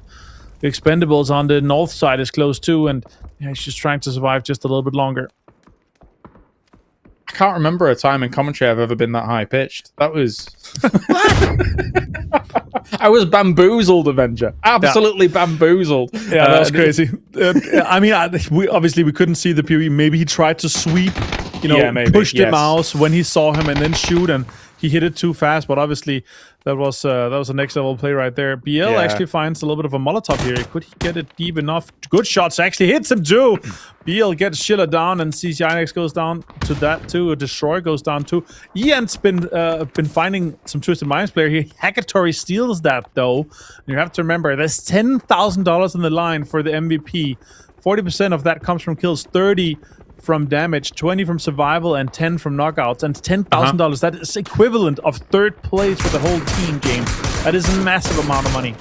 I think exactly what you were saying yesterday about as soon as a knock comes in, the flush has to happen fast in this lobby right now. Everybody's looking for those steals. I mean, of course, that was always going to be a thing in pro play. That was always going to be a thing in especially international play. But it really feels like the onus is far more on that at the moment. As you can see here down at the south, Na'Vi is still looking for a bit of a scramble as to where they actually want to go from this spot. It's not easy to be able to try and get in here now. So it's going to be a war. They're going to have to try and go through teams and take scalps whilst getting toward this circle somehow. One or two blue zones here, and it enables Na'Vi to take this away from 4AM quite easily. They're not inside the circle, but there's points to be had down here. 4AM playing it extremely passively, James, here with a few smokes outside the shack. Yeah, there's only a few frags here for Na'Vi at the moment. Trying to post it on through against the position here of 4AM. They are split up quite a bit against all of this. Sends it forwards and gets caught off completely. Hakatori knew he had to make a bit of a desperate move there against it, and Shane punishes him straight away with the AK. So now the rest of Na'Vi has actually tried to leapfrog forward. He was a little bit of bait here, as Na'Vi is using this to try and get this foothold against them. It could work out here, but they will be shot from behind potentially as well. A lot of teams trying to get out and get involved in this one here. You see JDD on this ridge. The orange been found meanwhile by E, and DL actually over top, taking multiple kills on the Fury here. And now shots are coming in from multiple sides. 4AM also in raining joins to fight for him. It's a triple third party here going on, James. Yeah, damned if you do and damned if you don't for Na'Vi. I like the idea of going for the bait play and then just going for a leapfrog ahead of them. But it actually might be able to go right next to Spaceman here. He moves away from it just in the nick of time. Favors was trying to keep an eye on the backline there for them to try and survive against this sandwich that's going down against them and maybe shut down 4AM. They've done a pretty good job, but it's not going to be enough. Spaceman and HS will be able to take down Na'Vi. That's a great push here from 4AM, a great defense, but they still have more teams ahead of them, and this rest is going to have to happen quickly here. They're outside the zone, and it's closing in 15 seconds. Baron, meanwhile, with 9 more first stage, he's going to try to survive. Can he see maybe a kill here, potentially? He could. He could get one. That's one more to be had. That's actually 2 to potentially go his way. Spaceman actually went down to the blue zone, so he's going to have to go for a heal, and then he could go for the flush to get that point secured from Made in Thailand. Yeah, gotta pick him up, right? Like, at this point in this blue, you're done. Just get as many scrappy points as you possibly can. No pun intended there for Myth in Thailand, but there you go. They get themselves a cheeky point here or there. Down now as we turn our attention towards where Quarry is. Look at this. Falcons has looped all the way around to the northwest side, having come in from northeast on that Cat Hill, and now they're looking for an entry point. They might be able to find it, but there's some strong teams ahead of them, Avenger. Yeah, they obviously took a lot of control of that Cat Hill, and with Quarry being where it is, James, and how it's kind of aligned, that northern rotation, it's perfect for them. They could take a lot of control from them, but now it's shifting away from Quarry. They're going to have to fight for the points on top of Quarry because they're not making it anywhere close to the next circle here. So it's a determination now saying, okay, let's get an engagement onto this top teams here, because if we try to make a run for it to cross the road, there is DN Supers, JDG, and Twisted Minds looking straight down our bells and just trying to eliminate us, right? So there's actually 4 or 5 points available to them up here. Then it all's been found, and that's actually Tickleton getting that one. That's 1 for Falcons, and there's 4 more available to them with the engagement onto the expandables. If you're looking at the map feed as well while this game is going on, this is lining up for me as a DN Supers win. And why do I say that? Because they are, whenever you see them in PWS and other places where they're playing this kind of style, it's all about space control. It's all about denying any wide rotates into their position to be able to have that linchpin in a circle whenever they do actually make this work. But more util goes forwards here from Falcons as we keep an eye on this against a previous world champion in the Expendables. Duck Juice is down.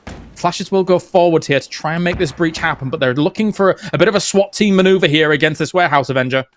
A lot of utility expended towards information that's, assumed and estimated. No one was in this smoke here. They got the knock. They didn't get the flush on him, and Cloris is now a little bit low, but Wangef trying to fend this one off here. Can they go for the res here? Tanwu gets the confirmation on Solalsi. H-Win finds Cloris. There's an opening now here. There's 2 knocks available. Tanwu with the 3x spray gets down H-Win.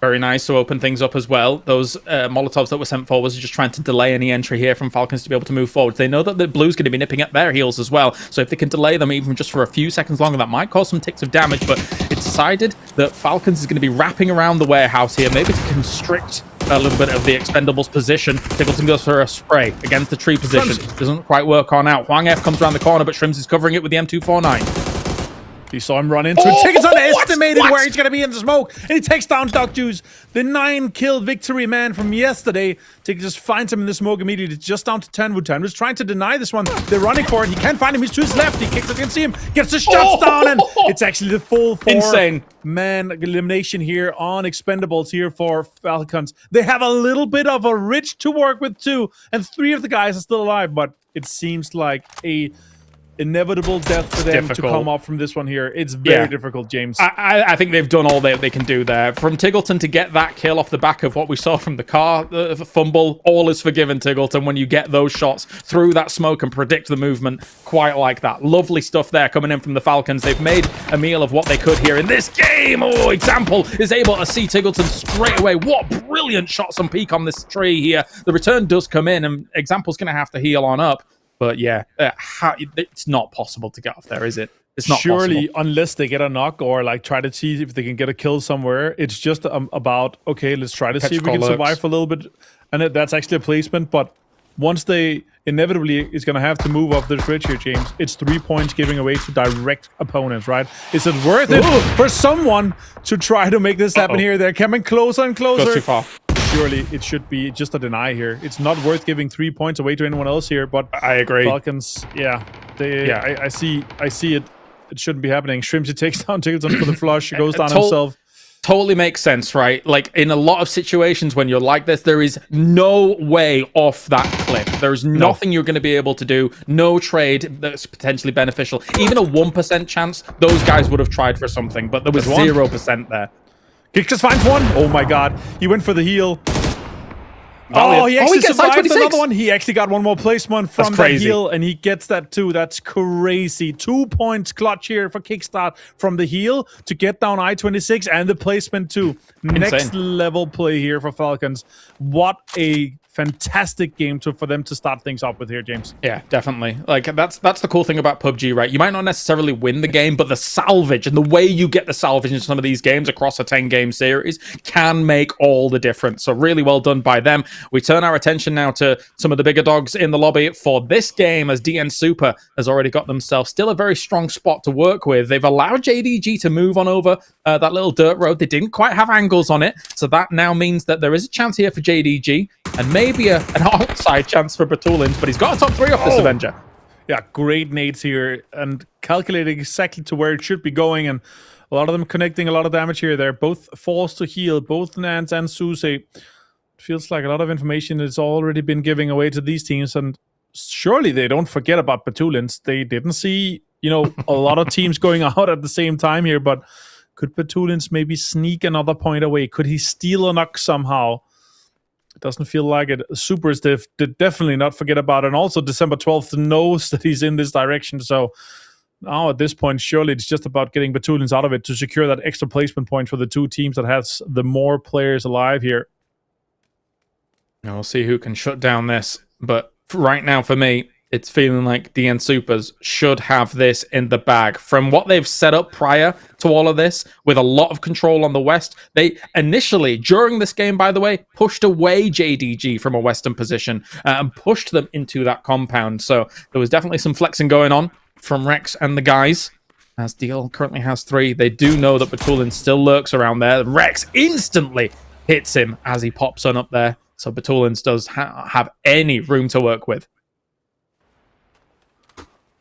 All right, deal. What can you do with this? 44 damage to Nance, but it looked like there was a 3 helmet on the side of him, so that shit wouldn't have mattered anyway. Now it's all about Batulins trying to survive in a smoke, and 7 other people is looking at him and agreeing, okay, let's get this guy out before we have our team fight. Yeah, they know that he's thrown down that smoke. He doesn't have that ridge to work with anymore, so they were just peppering it, making sure that they were trying to kill him off. They didn't actually get the kill. Batulin's going to deny by the looks of things. Again, I'm not surprised. In a 10-game series, this is a short-form format that we have here relative to some of the other international finals that we've had from the previous years. So every point is going to matter if they want to try and claim the championship. Oh, show. See if DN Supers can get some control of this ridge here that they flexed out. Yeah, they flexed out. They had to. It wasn't worth pushing off it. So now they get the multiple angles here. Are they going a full 3-man sweep here on one guy? That could actually be huge here, but actually Nance getting up and getting close with that barrel is going to be very, very impactful later on.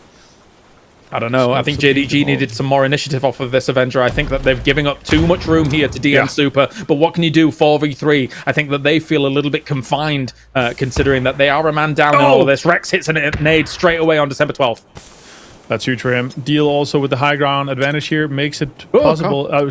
Car got thrown at him. Scooms somewhere resting in the background, and the shot's coming out. He actually sees him a little bit. Yeah, shots coming in here too. Rex trying to sweep around this side. Yeah, this should be an easy cleanup. Zuzi starts things off with Heaven, though, so bringing them down a little bit, but DL trades as well. It is basically done here for JDG. What's Nance going to be able to do against all of this? I don't think too much. Goes for a transfer spray. Actually, Rex does go down here. That opens up a little bit of a lifeline, but it's not going to be enough. DN Super. It's a DN Super classic for winners and getting themselves a position here. They won PPMI to start things off for the TPP, and they start off with a win here for PGS 1 Avenger. Yeah, and 19 points going their way. Off top of that, James, they had the 5-point advantage, right? That puts them at 24 points. That's an easy lead to start things off with here. And what a great game to do it for them here in this one. And you said it exactly how it should be, James. It's a classic game of control and space management for DN Supers.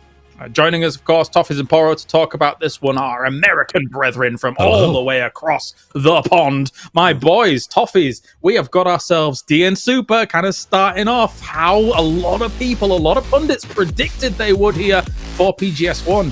Yeah, I'm not surprised they come out with a big first game. Go ahead, Poro. No, you're right. I'm not surprised either. I think a lot of us were looking at the Korea teams expecting great things, big things for them going into this tournament. And day one left a couple of question marks, but it seems like things are starting to get back to what we thought they should have been. I mean, when you asked me who would win the first game earlier, I said DN Super because I just knew, obviously, they play Super. So, and also, I just love Soup, right? There's no excuses there. Anything with Soup in the name is a win. But they played it really well. I also want to stand out Falcons. I think that they did a great job making a long rotation, lasting to the end, finding points, making smart denials. Kickstart with the extra placement point was huge. I thought that was great. But again, it came down to Supers, good gun control, good placement. These guys seem to very comfortably make it to that end game and then are able to execute the transition into top 3. Definitely. Avenger, taking a look at this. What a game to start off the tournament, right? Well, at least the final stage. I was loving this wall to wall. There's so much to talk about in this one. Yeah, there's so much to break down. It's also an extremely difficult circle to take things off with, right? But I love how Supers, they pushed themselves into the south side here. They took the 2 small shacks just north of Primorsk. Then they pushed JDD away from the 2-2 split too. So really loved what I saw. Awesome stuff. Awesome. And for a lot of these teams, right, trying to scramble for these kinds of positions, I'm surprised that there weren't more teams on the west side Poro trying to challenge for DN Super's spot. But that's kind of the aura and onus that they have on these kinds of situations. If you watch a lot of PWS, admittedly, it's a much easier lobby compared to the international lobby, but they just have so much experience in controlling huge swathes of land. Yeah, and I think a lot of it had to do with this circle, right? Like, it wasn't one of those circles that starts off higher north where a bunch of teams populate there and then it goes south and it cuts. So you have a lot of teams kind of coming in from that northwestern side. Instead, all the teams that were there were from e-pickups coming out of Primorsk. So they end up kind of cannibalizing each other. And then DN Freaks just kind of was left with what was left, and there was nothing else there. So really good work by them. I'll get more thoughts from you guys in just a moment, as we are now ready to head over to Bella, who has an interview with Falcons after a great salvage game. Hi guys, it's Bella. I'm standing here with Tiggleton. Well, first match of our final stage done, and I wanted to ask you, the winner stage teams, they have a bit of an advantage point. How much of that did you guys keep in mind while coming into today? Honestly, it's not too intimidating. I think if we play our best game, we'll still win. It's just us against ourselves. It doesn't matter if they have 10 points extra. Always. But that 10-point extra doesn't mean much, huh? No, I think that those teams might feel comfortable, maybe choke up a little bit or something. They're not going to play like they have ground again. I mean, when you guys were, you guys got eliminated, you guys left the game early. Sorry. You guys left the game earlier than you wanted to, but it looks like the team looks very relaxed still. What's the talk like? I mean, actually, we were pretty happy with that game. We got 4th and 10 kills, I think, or something like that, 10 points, and that's just like, it's not a good zone for us. We loot Mill to Power, it's ending in Primorsk, so you just take that. It's still early on, so best of luck. Maybe we get to talk more to you guys. Yeah, I hope so. Bye. Thank you. Well, there you go. Hearing from Tiggleton here after an up and down game. Really exciting stuff to actually see from them. And you guys, bye. It's the double hand wave classic from Bella. It's her You gotta get trademark. it. She's been doing it since PGS 1, and here we are in PGS 1 doing it again. I love it. The true jazz hands. Awesome stuff. So aside from that, though, of course, we turn our attention to some of the Chinese teams as well. Avenger, of course, like JDG, who had that compound for a long time, getting themselves to second place. It was always going to be difficult against DN Super there, though. Yeah, the 2-2 split that they were managing to get in here was great. Obviously, the kills that they got, and also 11 total points to come their way. But we have to remember as well, they had the 2-2 split with the small house and the high ground ridge, but DN Supers forced them away with a 4-man send. They took the cars, they pushed onto that high ground, and JDD left because of that. I really love the kind of initiative that we see from this, but also, yeah, JDD, a little bit of an advantage coming into this one. Obviously, 3-point advantage for them on top of what they had too. Is going to be a bit of a beneficiary too. But Petrica Road, the 10 points that they had, is also a little bit of an impact. We saw them in the late game too. They managed to have some points. Oh, good old deal. The Babsang head, please change your name back. But he's going to be the MVP by the looks of things here, Poro, after putting in quite the performance. Just the space control, just being able to round out that game towards the end. Actually, it got a little bit dicey towards the end. I thought maybe JDG would be able to do something, but really didn't let them in the end. Yeah, no, I mean, there's just not much they could do, was there? I mean, it did, as you say, get dicey. It's weird fighting in the smokes on those hillsides, right? Especially in third person, where you can kind of figure out where everybody is, but they end up they come out in the end. Bob Songhead, I'll tell you what though, man, all credit due to Bob Songhead, but Kickstarter might have been my MVP on that one. Like what he was able to do. I'm gonna get out my ukulele here. For you, man. Get it out of your system. Get it out of your system. But look, man, like being able to pick up that couple of points and deny that points. That's like in the end, that's like a +4. +5 points in their favor. You look at 17 Gaming in the survival stage, they -6 on stolen kills. Like they had 0 stolen kills, 6 kills stolen away from it. You don't think 17 would really like those 6 points come the end of the day? And now when you're talking about a 10-game series, every single point carries so much weight on it. Yeah, I mean, we're razzing you a little bit, but I completely understand exactly what you mean, because I think Falcons had a tough game there, and they made the absolute best of it they could, Toffees. So that kind of mentality from every single game on game for a 10-game series could result in a championship. Yes. I still don't know if I feel good about us taking that MVP away from the real deal over there, because he came out and put it in place. Also, they played like thieving magpies. I don't know if you guys noticed, half of their kills were stolen. They only had like 5 knocks, I think it was. They converted really well by jacking everybody else's stuff, which I think is where the Falcons would love to have a little bit of a conversion rate. Yes, they played well. The Falcons salvaged. They made some extra points.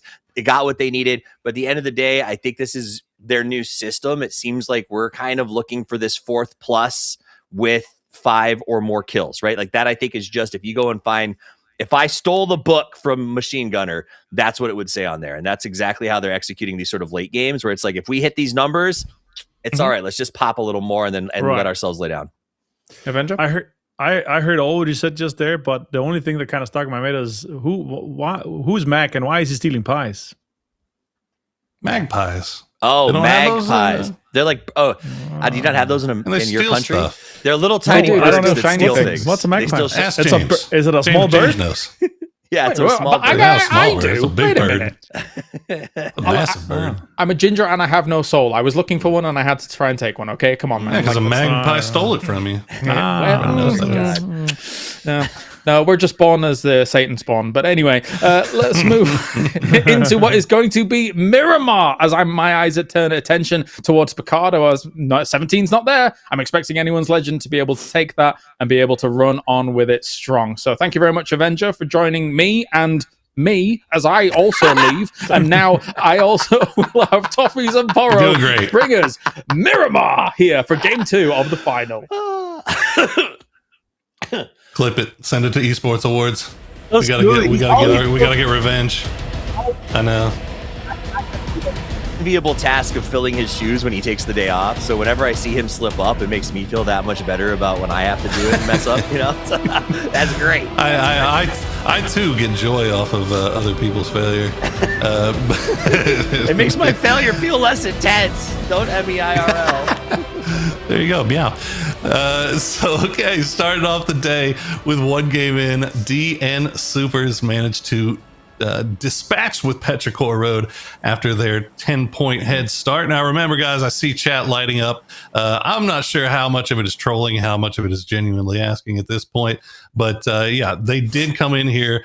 All the teams from that winner stage, they got points for the grand final based on where they finished in that winner stage. So there you go. It makes that winner stage loom so much more large and matter where you finish in terms of placement, other than just top 8. Like if you want to try to get as highly placed as you can, because Petrichor Road game 1, not so great, Toffees, but they're still sitting in kind of the top spot of the leaderboard, and that's a good circle. I mean, walking in with a free chicken dinner is always a great way to start a 10-game series. I mean, there's no kills attached to it, right? So you're getting that flat 10, but that gives you the padding to say, okay, I had a bad game. Now, the unfortunate part is if you do have that padding and you start out with a bad game, then you've pretty much lost any potential, fast forward. And I think that things will change up a little bit in this game. The last one, the real symptom of that game for me was the fact that we saw that hot drop early over in Lipovka. We didn't really talk about it during the death segment, but it was that S2G versus Cerberus. They fought for really no real good reason. At the end of the day, both of those teams were super delayed coming in. They were the first 2 teams to die, and they actually caused 3 teams to stop their rotations and lock them out, which is why I think we saw things open up at Quarry a little bit, because so many teams were sort of clogged up there, stopping that progression. So no hot drops this time. A little more of a, I would say, centric circle. I think we're going to see a lot of playable. Yeah, I think we're going to have a good hard congestion here in the late game. We should see some guys go pretty late with 4 up. Yeah, no obvious long rotation, no big wraps going to pay off, because North and South are all pretty clear, right? West, even the East is going to be accessible based off of the drop. So the IGLs are going to be earning their paychecks throughout this one and the early game as they figure out where they want to go. Na'Vi in the enviable position of being close to center right at the start off, or is it still enviable at this point? We've seen it happen so many times where they just get surrounded if you're center C1. Yeah, I think there's a couple of teams that have sort of been making it work. Like DN Supers, I think actually thrives in that sort of environment. They seem to have a very good system of defense and are prepared for the crashes. They work 3P very effectively. I don't know that Na'Vi is one of those teams. In my opinion, Na'Vi is a bit more of a breach team. That said, I am shocked at how many teams are not pivoting to being center teams at the start of this tournament incredibly fast with the format change. I still think we're having a lot of people who are not trying to rush time those better compounds and get there before everyone else. Because in third person, love it or hate it, defense is king, right? Like being able to hold a compound with hard cover, it makes everyone blind. It's impossible to see them coming. This is what it feels like to crash that building. Yeah, I was going to say a little bit blind. But okay, Falcons, they are just on the edge of circle around San Martin. That they have Furia making a rotate above them. One other thing that we're seeing this is something that we see a lot whenever you get regional play, then teams going into international play. Regional play, a lot of these teams so good in their regions for obvious reasons, and they can get away with doing these wide information gathering splits. And this time, obviously, we didn't have the regional play going in, so I think a lot of teams were trying to do these wide information gathering splits, and they were learning pretty quickly that you can't really get away with that, especially if you're one of these teams that finds yourself center up in C1. Now, you see Supers, they're going for a split, but they're still very, very close to each other, right? They're gaining information about what's around them, but if something were to happen and they get crashed, they can get back to each other very quickly. And I think this is a symptom, again, like the teams that spent some extra time doing preparation and practice in terms of their rotations, right? Like you've got your favorite spots, you've got your rotations that your circle 1 and 2, leader are used to getting you to. That said, with the changes, you know, especially on Miramar, where there are so many rises and falls in the land, you can park your car pretty much anywhere, standing on the car or standing next to it, and be able to see who is pushing you without overexposing your position or letting them know you're even there.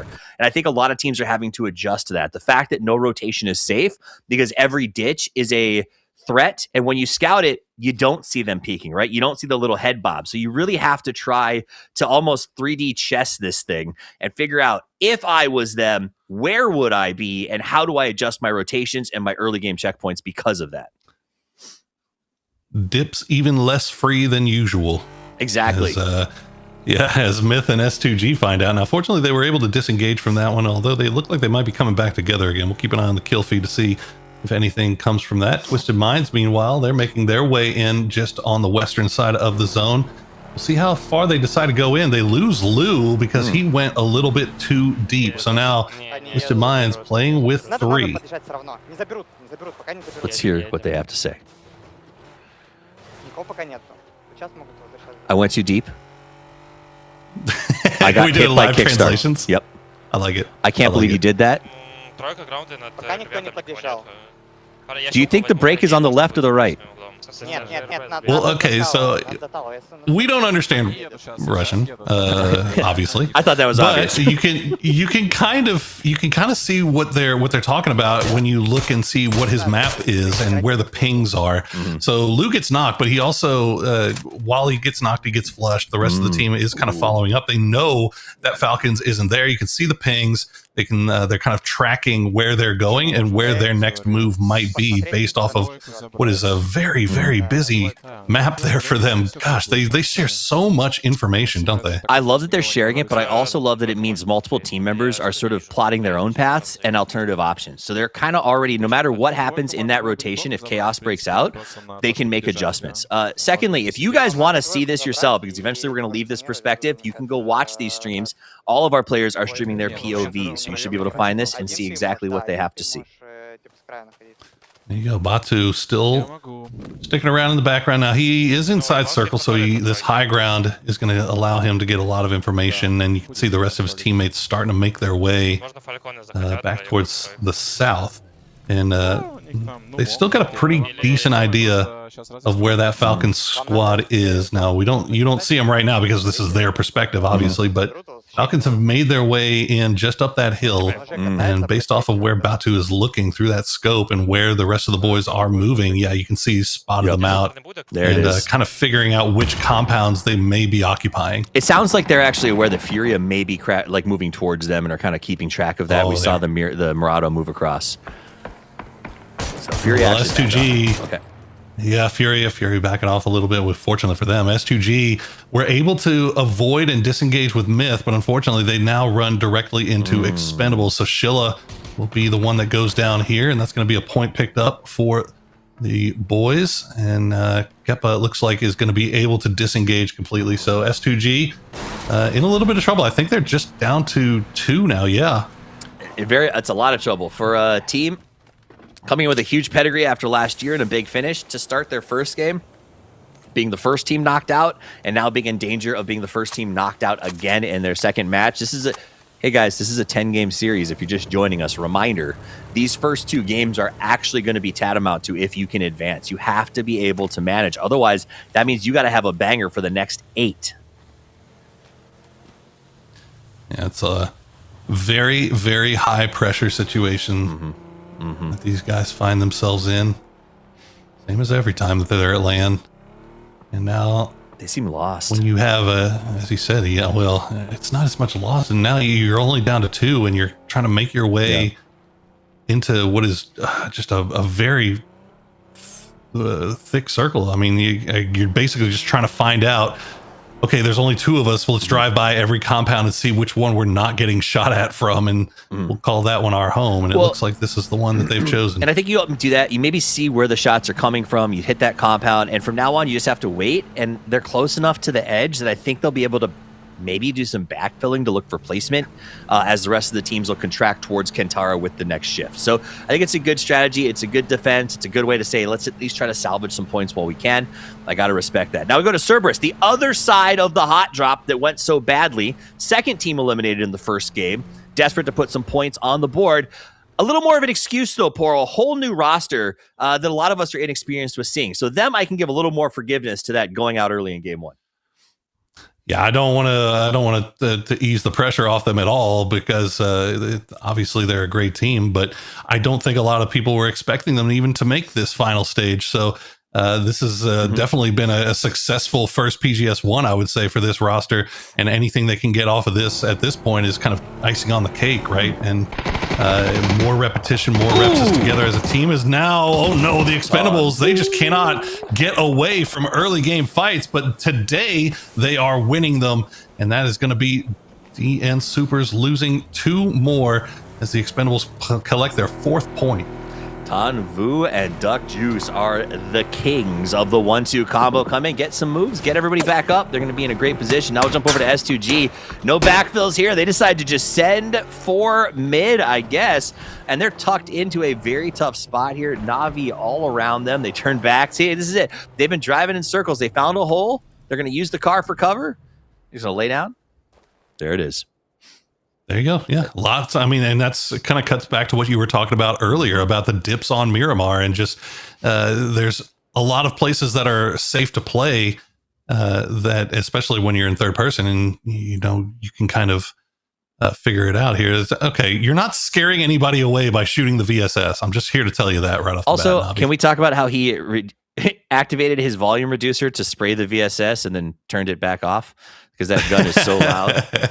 Like, what do you have your volume at, bro? Well, we're getting a little bit of Na'Vi perspective here, if not the comms, but you can see what they're kind of thinking as they have that 2-2 split towards the center of the zone. They've got Kintara Crater just off to their north as the the VSS. That thing is spooky. Is my monitor it's still cooked? scary? Or is his monitor cooked?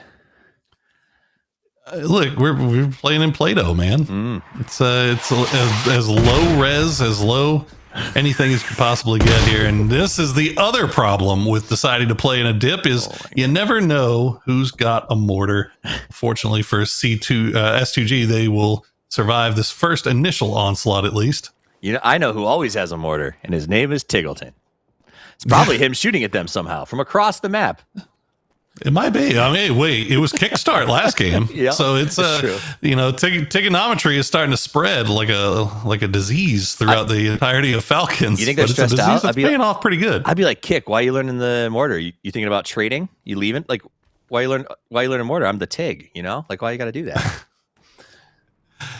Nah, I think these guys are locked in for Tiggleton life. is more than happy. Yeah, for sure. To bring everybody around to the greatness that is the mortar. And you know, we talk about Tig all the time, right? But H-Win is one of those guys that the second any new tech gets involved in this game, he is going to figure out how best to use that, like how to use it in a way that nobody else is thinking of, right? So a lot of big brains on that Falcon squad here as we check in with Cerberus. They've managed to avoid early drama so far here, but now they are trying to pull in, and they're in a very dangerous spot here, Toffees.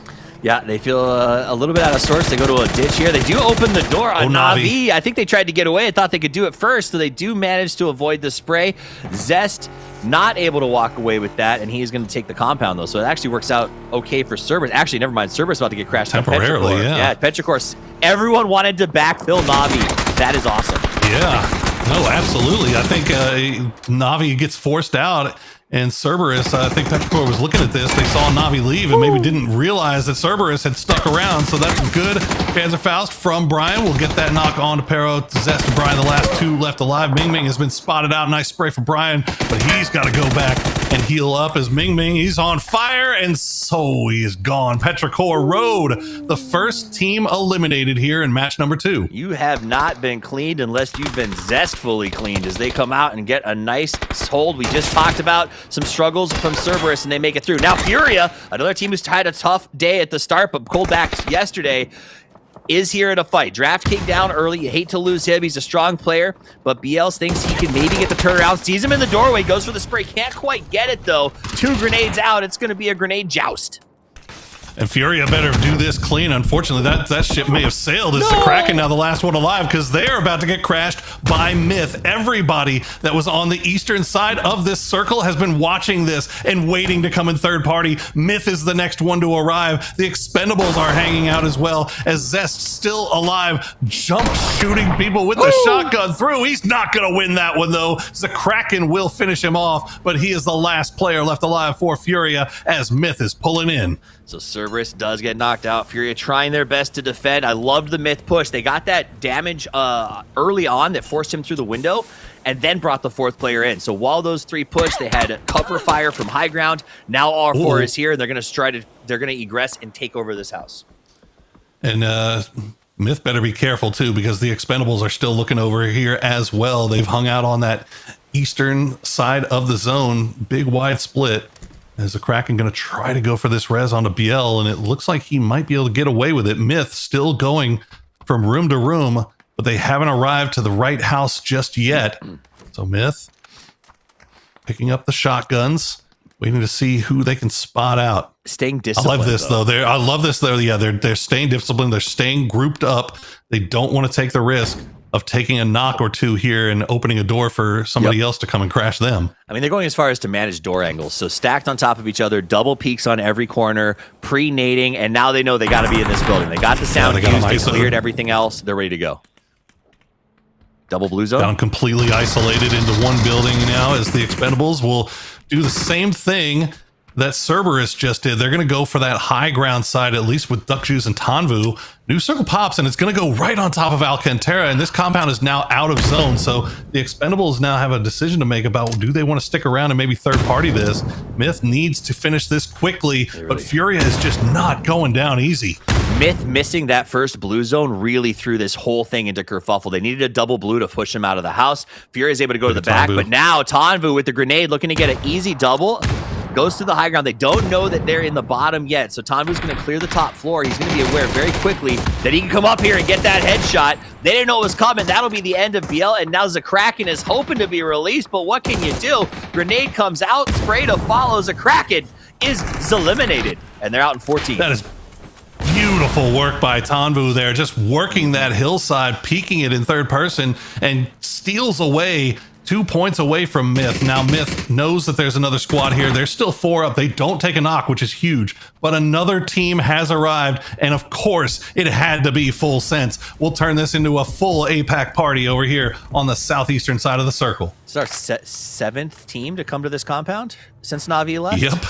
That's insanity. To Expendables credit, they're like, to Expendables credit, they're like, all right, we got 2 kills. F this, we're out of here, and they're leaving. JDG undercuts Myth, I think, and that's going to be the big one. Is JDG should be able to walk away potentially with some nice block points, because TE has given up and has moved around to the right side to just pepper as a result. 7 teams. 7 teams. This is the way the cookie crumbles. Especially with that last circle shift that centered up on Alcantara, really made things interesting. It's crazy to see 7 teams here and 7 teams in the lobby, or not in the lobby. 17. Sorry, they suck.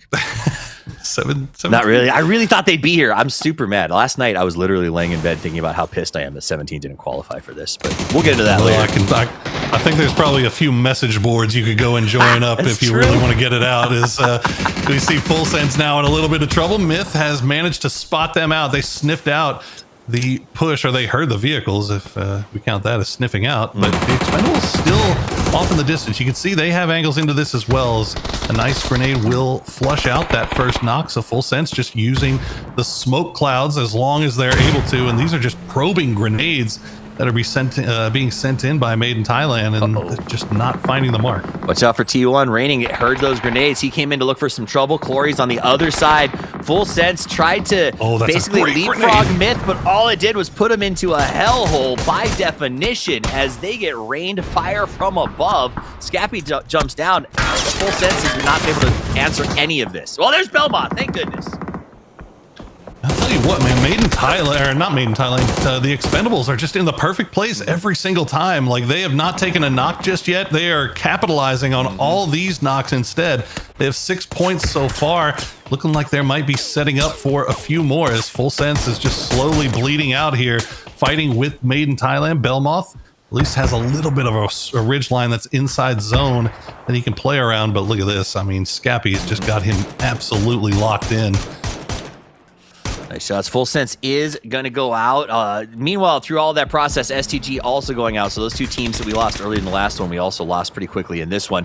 Myth will be eliminated in 11th place. In the top of the leaderboard, this starting to feel a lot like the rich are going to keep getting richer in this 10-game series, Poro. Yeah, the Expendables actually committing a lot of, they sent everybody over here to try to see if they could get those knocks, get those flushes, but they get stolen away by T1. And so now Expendables knows that T1 has that high ground to work with.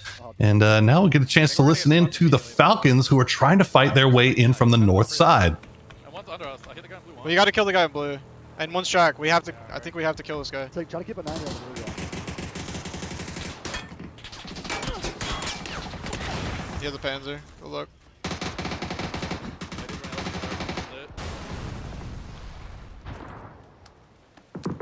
Yeah, I would have cut away from that too. Oh man, you can just you feel the pain.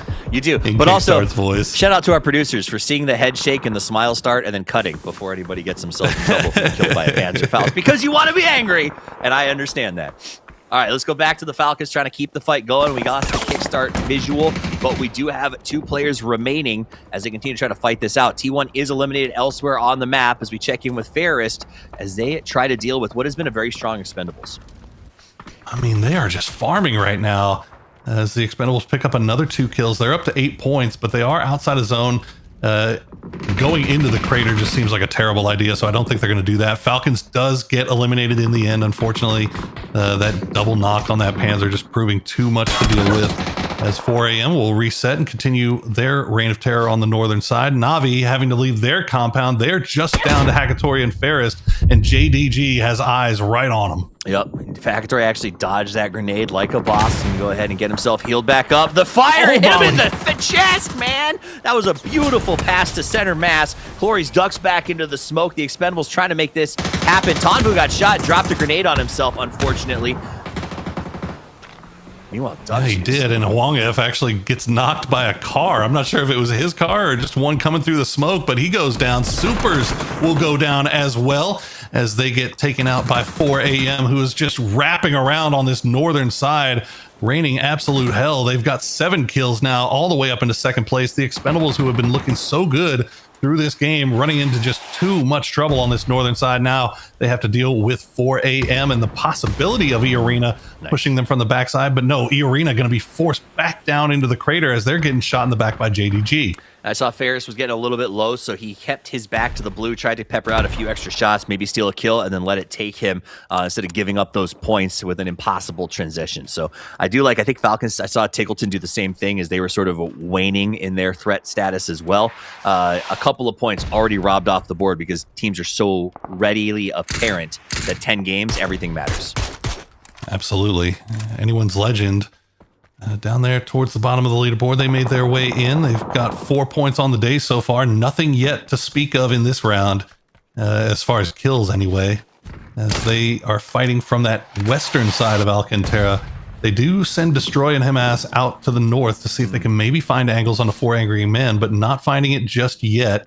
They've left Destroy and Sololzi in the compound, keeping eyes on JDG. They do not want to be backfilled here by JDG, but JDG in a great position here on the edge of the crater on the west. They're inside zone. And you can see they have Anyone's Legend just pinned to rights. It's beautiful. That spot's great because as long as they control this slice of the back of the wall, when that circle closes, they're going to have a huge slice of this pie that they can just work forward, pick people off. The problem is you got to get Anyone's Legend to go elsewhere. And so far, it seems like it's effective. Twisted Minds taking some pot shots at them, and he's doing something smart. But Tulin says, all right, if I can't hit you, I can take your cars. You left them parked in a silly spot.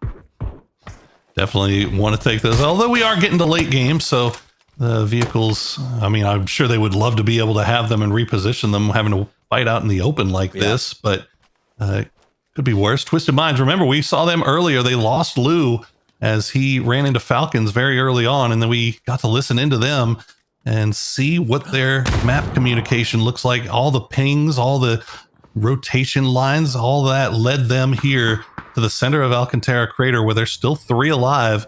They've got good position here for now. Will the circle continue to favor them, though, that remains to be seen. This is why you take the cars out. The only way off the top of the crater is in open, coverless descent. And so we saw a car go over the top there. A couple players, 4AM, trying to play the anchor role. Clory's looking like he wants to be a spoiler backstab, though, as he's playing inside the blue for this. Yeah, 4AM was hunting for him, but they just couldn't find him. Too much weird terrain around there. And, oh, there you go. Shen's going to spot him out. He knew he was there, but now he's getting shot in the back from Destroy. He's got to reposition. Opons will take out Clory's. That'll be it for the Expendables. Great second game for them, rather. But they are now out, and Shen gets spotted out by him. Can they get that revive off? Huge for Destroy, okay? Because that was the moment where 4AM was actually going to flex around to the north side, getting that knock, pushed them back down. They were able to get rid of Clory's, and now they're going to be playing east. North is anyone's legend, and they have a hopscotch they can do here. That said, Twisted Minds is going to get this circle, and this should be, even with 3, I think a really good opportunity for them to take this win. It's going to be tough, though, Toffees. It's going to be tough whenever they do finally have to leave that compound. Now, this is a great compound for them to get to the end game, but you can see what they're having to work with. Only 1 kill so far. They've got 3 alive, and trying to leave here is going to be very, very difficult. You got to hope that they maybe have enough smokes, but even then, smokes are going to be difficult, as there's so many teams that just have high ground on them, as we'll listen in to Twisted Minds once again, just gaining as much information as they can, pinging out where they think these other teams might be. I think that gold line might be the next best position that they're looking at. I think it's also, you can also see what they did there. They're charting out multiple move options for their opponent. So what they're saying is, everybody tell me what you think JDG is going to do, or what you think those shots are going to go to. And so they can assign, when they open it up, you can say, oh, orange 2. And it's something where you can very quickly tell your teammates what they did with the information you have. The Spaceman grenade will find 2 of E-Arena, and now all of a sudden 4AM was looking like they might have been in trouble, and Spaceman is just destroying the entirety of the Pink Rabbits. The Molotov will get Opons down low enough. Only 1 left alive, and it's going to be Larix, and he is only alive by the virtue of the smoke and the deployable shield. 4AM Spaceman coming in huge, and he finds another one as he gets a knock on Batulins. Gonna head in here, Larry's grabbing. They're all throwing their meds on the ground so we can try to pull out. And he knows there's some other folks who might fight, so maybe get a little bit of extra time, get some meds going, see what you can do. 4AM though, absolutely fragging out as they push aggressively towards this circle. Remember, they had to deal with the Expendables to even get to that last fight, so those guys grinding their way in. And while that is all going on now, JDG and Anyone's Legend are scrapping. Only 1 left alive as December 12th will try to survive a little bit longer. Anyone's Legend doing their best to fight uphill from this compound. They have all 4 left alive, and they are looking real strong. It looks like December 12th may have found a little bit of a ridge line to hide away from and get on out. While that was going on, Twisted Minds did get Batulins back on his feet, but now Example has been spotted out by December 12th.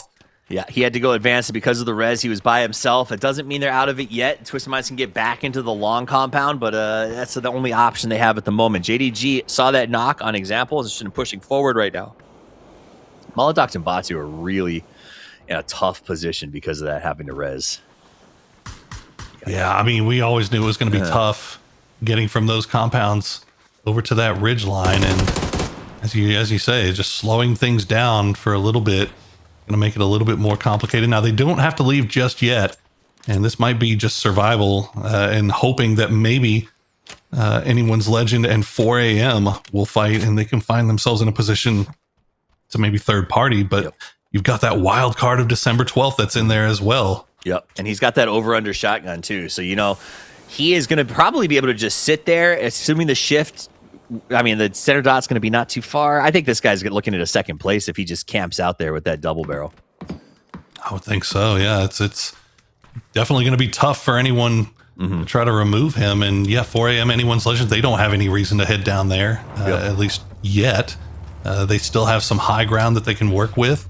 See the Panzerfaust still in hand for Shen, as they have 2 in the vehicle. They actually laying down a smoke wall, so it looks like they are going to go ahead and send it down here. And We'll see if they get away with it. Shen gets lit up. Oh, and no! The beautiful Molotov grenade in conjunction with a December 12th grenade will find 2 from 4 a.m. And now all of a sudden they are down to just 1 player. Spaceman, he's going to go for the res. No, you can't. You absolute madman. He's gonna, yeah, wow. December 12th can't push out because they know they're taking so much fire from Anyone's Legend, but Anyone's Legend knows that it's happening. Nice In they flash. come. Spaceman with the push off the back of the flash. JDG is out, but here comes Twisted Minds and everyone else. All 3 teams stuffed onto the end of Kantara. That is exactly what Twisted Minds needed, but unfortunately for them, Anyone's Legend, they hear the dinner bell ringing, and they have hit onto their high ground. They will push down, and they will get their victory with 7 kills. Anyone's Legend comes out on top in match number 2. You know what? Anyone's Legend comes out on top. Partly, is that a symptom of the fact that everyone else felt like they had to make a move? Absolutely. 4 a.m. went for a game-winning push. If they had been able to not get double nade knocked and get into that building faster, I think the game was theirs. But Anyone's Legend saw the door open, chose to run through it, and comes away with a very important chicken dinner in game number 2. Let's get those other 2 back in here. It's Avenger, it's Kylaris, it's myself, it's Porosaurus. That was game 2. Boy. And boy, the end of it was fun, gentlemen. The EMEA guys are back to talk about the fact that Anyone's Legend had a great spot on the side of Kantara Hills here, Avenger. The fact that they were able to kind of sit there and just greet the teams that came their way and then be able to push on in, it was the perfect spot to win this game. I honestly feel like that it was just off the back of that 1 nade. Like, JDD actually had a great spot, but they huddled up in 1 spot, and there were 3 guys that got hit by that nade. Sure, it was multiple, but still, it was Delvin that got the most of it. And yeah, this compound, obviously, 14 players and teams were in this compound fighting. Was also, I enjoyed that so much. It's like, okay, we're just gonna third party this. Oh, we're getting third partied. Oh, damn. Sonoffs versus Sonoffs as well. I never thought I'd be seeing it, Mario. Crazy stuff. I mean, that Eastern compound was just absolutely insane. And honestly, we saw some greatness from 3 different teams just at different points in the game. It was the Expendables at first, just kind of working their way around on the eastern side of that crater. Then 4 a.m. came in on the north side, working that side of the crater. And in the end, Anyone's Legend, working from the west, ends up taking the top spot. Puppies. It was beautiful to watch. I think Anyone's Legend wins, and it was a good win, but again, I think it was the symptom of some really incredible plays by the teams on the ground. Spaceman getting that double was absolutely huge, and then on top of that, that Molotov combo grenade just opened the door for them to come in there, slowed everybody down. For me, my favorite part of the whole match, though, was that Eastern compound. The fact that I think it was 7 teams went through there, 3 did not remove them, get out, and Navi was like, they had to be like, thank goodness we avoided that, because when they left, that's when that compound kicked off. So Navi, the only team on the map who was like thankful. I get it though, right? Like the fact that when this game starts, Avenger, I'm saying to you, if this shift ceased and we get the same game that we had yesterday, and these teams are gonna have to scramble for the important compounds, the field locations and stuff like that. That's why this kind of thing occurs. Yeah, and I was just crossing my fingers for it to be the circle perfectly centered around the Kantara edges, right? I love that side. But it was close. We did have some amazing fights that are kind of revolving around that with the shifts that we saw and also with the control we had from 4 a.m. But yeah, that's a great fight. That southern shift down to kind of save Twisted Minds game. If it wouldn't have been for them still being inside, that would have been so easily a game for 4 a.m. or for Anyone's Legend, because the control on that are like kind of outer rim or outside ridge that you have, that's just literally the recipes for success here in this side. Toughies. I mean, I think there's a world where, and I think that Twisted Minds obviously made the right choice, and I'm never here to judge these players, setting example into the winning position by himself. But if he hadn't been in there and he had been in the long compound after they got Batu up and been 3 strong, I think there was a chance they could have gone head to head with Anyone's Legend there at the end. But again, hindsight is 2020. I think they made the right call, but because of the chaos of how that went down, that they'll be wondering, man, should we have just held this defensive position and like let the shift? Because they played the game of, we got to do this in case the shift doesn't work for us, right? And the shift did work for them. So that's that risk-reward moment that I think cost them the game, but I understand why. Well, 17 points goes away of anyone's legend. It's a big one to be able to move them up the leaderboards. But is it big enough to deal with 4 angry men? Because they got 17 points and now we're in number 1. Poro, I think if these teams weren't already fearful of 4 AM, what they did before, you've now, once again in this finals, got to be scared of them. I tell you one team who's going to be seeing 4 AM in their nightmares tonight, and that's going to be E-Arena. I mean, what Spaceman did to them is just illegal in so many different countries. But like, imagine if E-Arena actually wins that fight. Like they have that path, that clear path up to where 4 AM was. But they just get absolutely dunked on by a phenomenal individual performance from Spaceman. And that's what it comes down to, guys. In this 5-game series, it's these phenomenal performances coming out from your superstar players. And there's the man himself, 6 kills with 842 damage. Yeah. Basically no in picture. Space. He's in space That man's right now. out of this world. I get it. 100%. Okay. Yeah, so the only way you're going to see his picture is if you say his name 3 times in the mirror. That's what it is. Of course he's online, but they couldn't get one picture of Spaceman. Like, anyway, all right. But anyone's legend, of course, being able to get the victory here for Delwyn, getting himself 4 kills off the back of it as well. The most recent addition here to the roster Avenger. We know him for excellence when it comes to the Expendables. How do you think so far he's been able to glue with this team? Not enough sample size to pass my judgment on the overall one, but obviously we know him as a fracking IGL, and that's what he brings to this roster, right? I'm still missing a prime Tycon, and I'm still missing that. Who's apparently there. He's there. He's just the coach apparently. But I'm really missing prime Tycon. Yeah, prime Tycon. You know, was PGS 1, and we're at PGS 1. Right, so that's what I want to see. But can't argue with facts. I'm gonna do some logic here, and that's what it is. But no, that's really what is missing from this roster. Yeah, you can add a Delwyn, but sure, we're splitting up this kind of Delwyn Tanwu 1-2 punch that we loved in 2024, that we loved in 2025. But it's yeah, so it's the Korea case of 2024 and 2025, where everyone is splitting up their biggest stars on too many teams, is what it feels. So who are you subbing out? The Destroyer or Sololzi?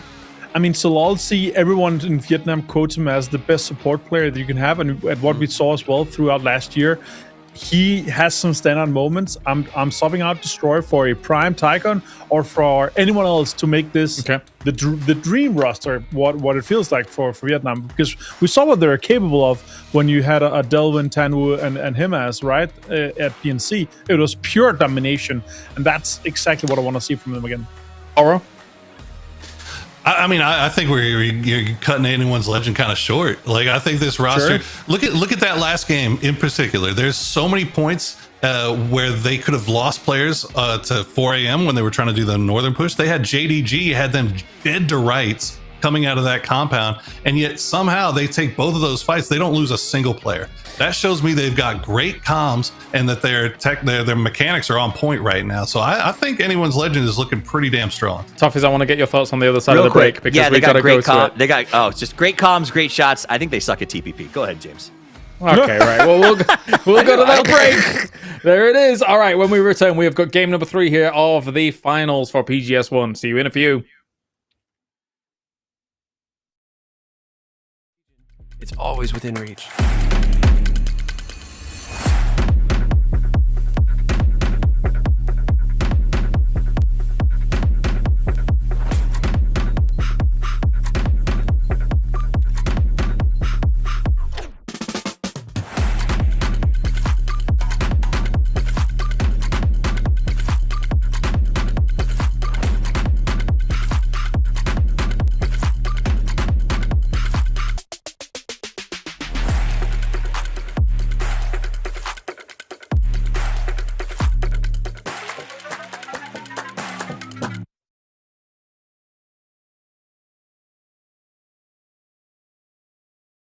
When everyone strive to reach the peak, Zoe is here, participating in every frame, perfecting the view for every battle. From Seoul to the world, Zoe strives for perfection, knowing that every frame is crucial to victory. As the tournament rages on, Zoe stands with you. Battle. Every frame.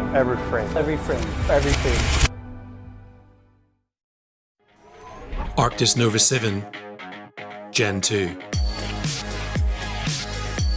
The app called the biggest cheat code in the industry is here for PC and console.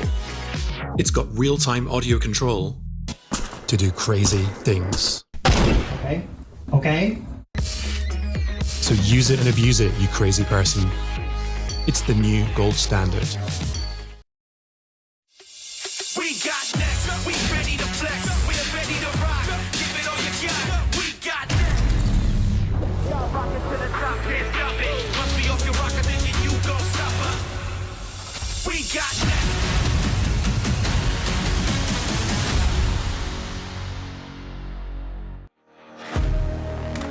All right, welcome back. 2 games down here for our final stage of PGS 1, and it has already been a bit of a barn burner, a bit of a Bobby Dazzler for our first 2. Let's see what we can get on the other side of this. Figure out what's going on for game number 3. So far, so good for once again. 4am finds themselves at number 1 Toffees, and they don't look like they're going to be slowing down anytime soon. No, these guys are monsters, and may I remind you, they are number 1 without a chicken dinner at this point. They've just been doing it on raw stat grind, right? And this is what I expect to see for them. They're incredibly strong. They look good right now. Spaceman is out of his mind. And it's one of those things like, you know, Spaceman for God V seems to be a good choice. They're both legendary. One is a legendary player. One is going to become one. And I can say that candidly at this point. I think Spaceman is on this trajectory. Jokes aside of like out of this world stuff, right? He was a linchpin on his last team that was basically, I think, the hard carry. I was kind of talking with Poro in the back. It was like, this is like the CTG situation. He's like, well, it's only one guy. And I was like, well, I think Spaceman's worth 2. He always has been. So adding him to this roster, I think, gives them a huge flexibility for their other players to go out and put in work. So I am really loving this. Such a pivot for me to be loving so many Chinese teams this year, when last year I was so mad at them constantly. And I love that we're back, baby. Yeah, we were unabashedly mad at their performances because it really just felt like they didn't care. Yep. And we knew they could do this. We knew they could do this the whole time. Of course, I mean, like, if you think, let's just focus in on Spaceman for a second here. If you think about like his performances back on Weibo and then joining Too Cool and having that PGS kind of performance with Too Cool to then be picked up by JDG and now move over to 4am Martin, it feels like he's just constantly been on an upward trajectory. Yeah, I mean, after he must have been expensive, right? Because after the PCL autumn performance, like he must probably been one of the most sought after Chinese players that is easy to swap into rosters, because he was easy to swap into JDD. He melded well in other teams that he's played with, right? And top performing them. Obviously, they won PCL autumn, and I think he had the best performance out of anyone there on that roster. So. Yeah, I think he must have been expensive, and it's looking like it's worth it right now. So that's a great investment for 4am, and you know, I can't wait to see what they're able to do in the coming PGSs, because again, this is a roster that it's taking time to synergize, and if this is the pre-synergize 4am, I can't wait to see what they can do when they're 100% synergized. Like we saw with VP last year, it took a couple events and then they started winning events, then they got second at PGC, right? And this could be it with 4am. I got to turn a moment here before we get on to Taego. Poro, of course, a team like S2G has a potential hot drop here on Taego, and they've already come out of a hot drop scenario on Erangel. Do you think that they deviate for the chances at a higher placement here? I mean, I think you got to, man. You got 1 point through 2 games. You can't really afford to be screwing around right now. Like, you need to get all 4 up to the late game and see if you can get some points here and get back in the mix. All right. Well, thank you very much, my American brethren, as we now head on over to the Korean Peninsula here. Game number 3 of our final stage. It will be Taego. It will be Kalaris and Avenger to bring you the lovely game. What do you think about that? I think it's great. I think you could have done a better introduction. It's me, and it's Avenger as well. Next time I'll just introduce myself twice and leave you by the wayside. Sorry. Yeah, you should do for sure. It's a difficult circle though, James. We are starting off to the western side and we're ending up over Shipyard. It's actually eliminating so much of the normal drop spot that a lot of the teams are going to have to go for alt spot, or they're going to have to drop for a car, drive for 2 minutes before they get to the usual spot here. So we could see a little bit of kerfuffle, as you like to say it. A good old kerfuffle. I'm all about that. The scruffle. No, the scruffle. Is that a Pokemon? I don't know what that is. What's the scruffle? But one thing's for sure, once we take a look at this playing path, it does look like S2G has deviated from the idea of challenging the Expendables over by Terminal and that split that does exist. Not surprised in the slightest. I think that it's very important in only a 10-game series. We cannot, if we're going to continue having 10-game series in any form, or even 5-game series to try and qualify for those, you cannot be going for these hot drops. It will never work out, I don't think. It is absolutely never worth it, for sure. Twisted Minds here in their usual Twisted Minds kind of split. It actually ends up paying off hugely for them with where we set up 4am. Also, a huge home turf circle for them in terms of where they landed here. They wanted to go to Kangyang, but it ends up them probably just looting a few of the compounds closer and then hunkering down with a few of them. Meanwhile, Furia here on screen looting a little bit. Good to hear from drafting earlier, but yeah, it's not really been coming through for them. James 5 punch just so far. SGG 1, and now at this point, with the 29 at the top, with the 26 from DN Supers here, we're looking at, I would say, you are easily on podium or a winner if you get to triple digit, right? And with 3 games or 2 games played, and in the 3rd game now, they're already looking good to have that average kept up here. Yeah, I mean, if I think about scenarios where teams have gotten to like extreme point gains early, I think about teams like BB team who had that insane TPP day, and then even despite having really kind of mediocre to even not good days afterwards, it still didn't matter. Like they were still so far ahead, right? So if you can set that precedent really early, then good for you. And right now, the way 4am's playing, I could see it. Being center circle like this, like you mentioned before, Martin, it is a terrifying prospect for the rest of this lobby. It is for sure. Petco Road now on the road to the offense for 4am. They're hurting them away. They're getting actually tons of damage here done to them. And a flipping car too. This might end up being crucial. Has to reload. Winter goes for the 4x spray on the AUG instead. Tries to get it. It's crazy. He's 26. He's just next level here. We heard from Tickleton yesterday. It's a guy he doesn't want to meet in game in a 1v1. No, a lot of hype around this guy, Mr. Winder. He didn't quite get that much done in the previous game, though, unfortunately. But beyond all of that, the rest of his team was able to make enough work, despite anyone's legend getting themselves the victory. But 141 points on the board already. An ambitious 4-time spray with the AUG. But if you'd have got it, we'd have been loving it. Previous match here. This is the nade from Delvin, I think. Yeah, the double nade, right? So huge. Delvin's first one, and then he actually dropped another one. That's where I thought it was 2, but it was 3 total. So obviously them being able to coordinate multiple nades being dropped on that will actually had a big impact here. But back to Takeo, James, here with Na'Vi moving in, trying to get in deep here. Is this too greedy for 4am? I see a 4-way split for them. It could easily be punished by any of these teams deciding to crash as a 2, 3, or even 4-man at this time here. It's funny with that double nade because it's like it's the sleeper nade style. If you throw one, no cook, and then cook one instantly and then throw it, suddenly you have 2 nades going off a very short space of time. So if you're confident about their target you're going to be throwing it at, you can get catastrophic damage done to people if they're kind of not able to move away, right? So yeah, for sure, scary stuff. Yeah, it was huge impact here.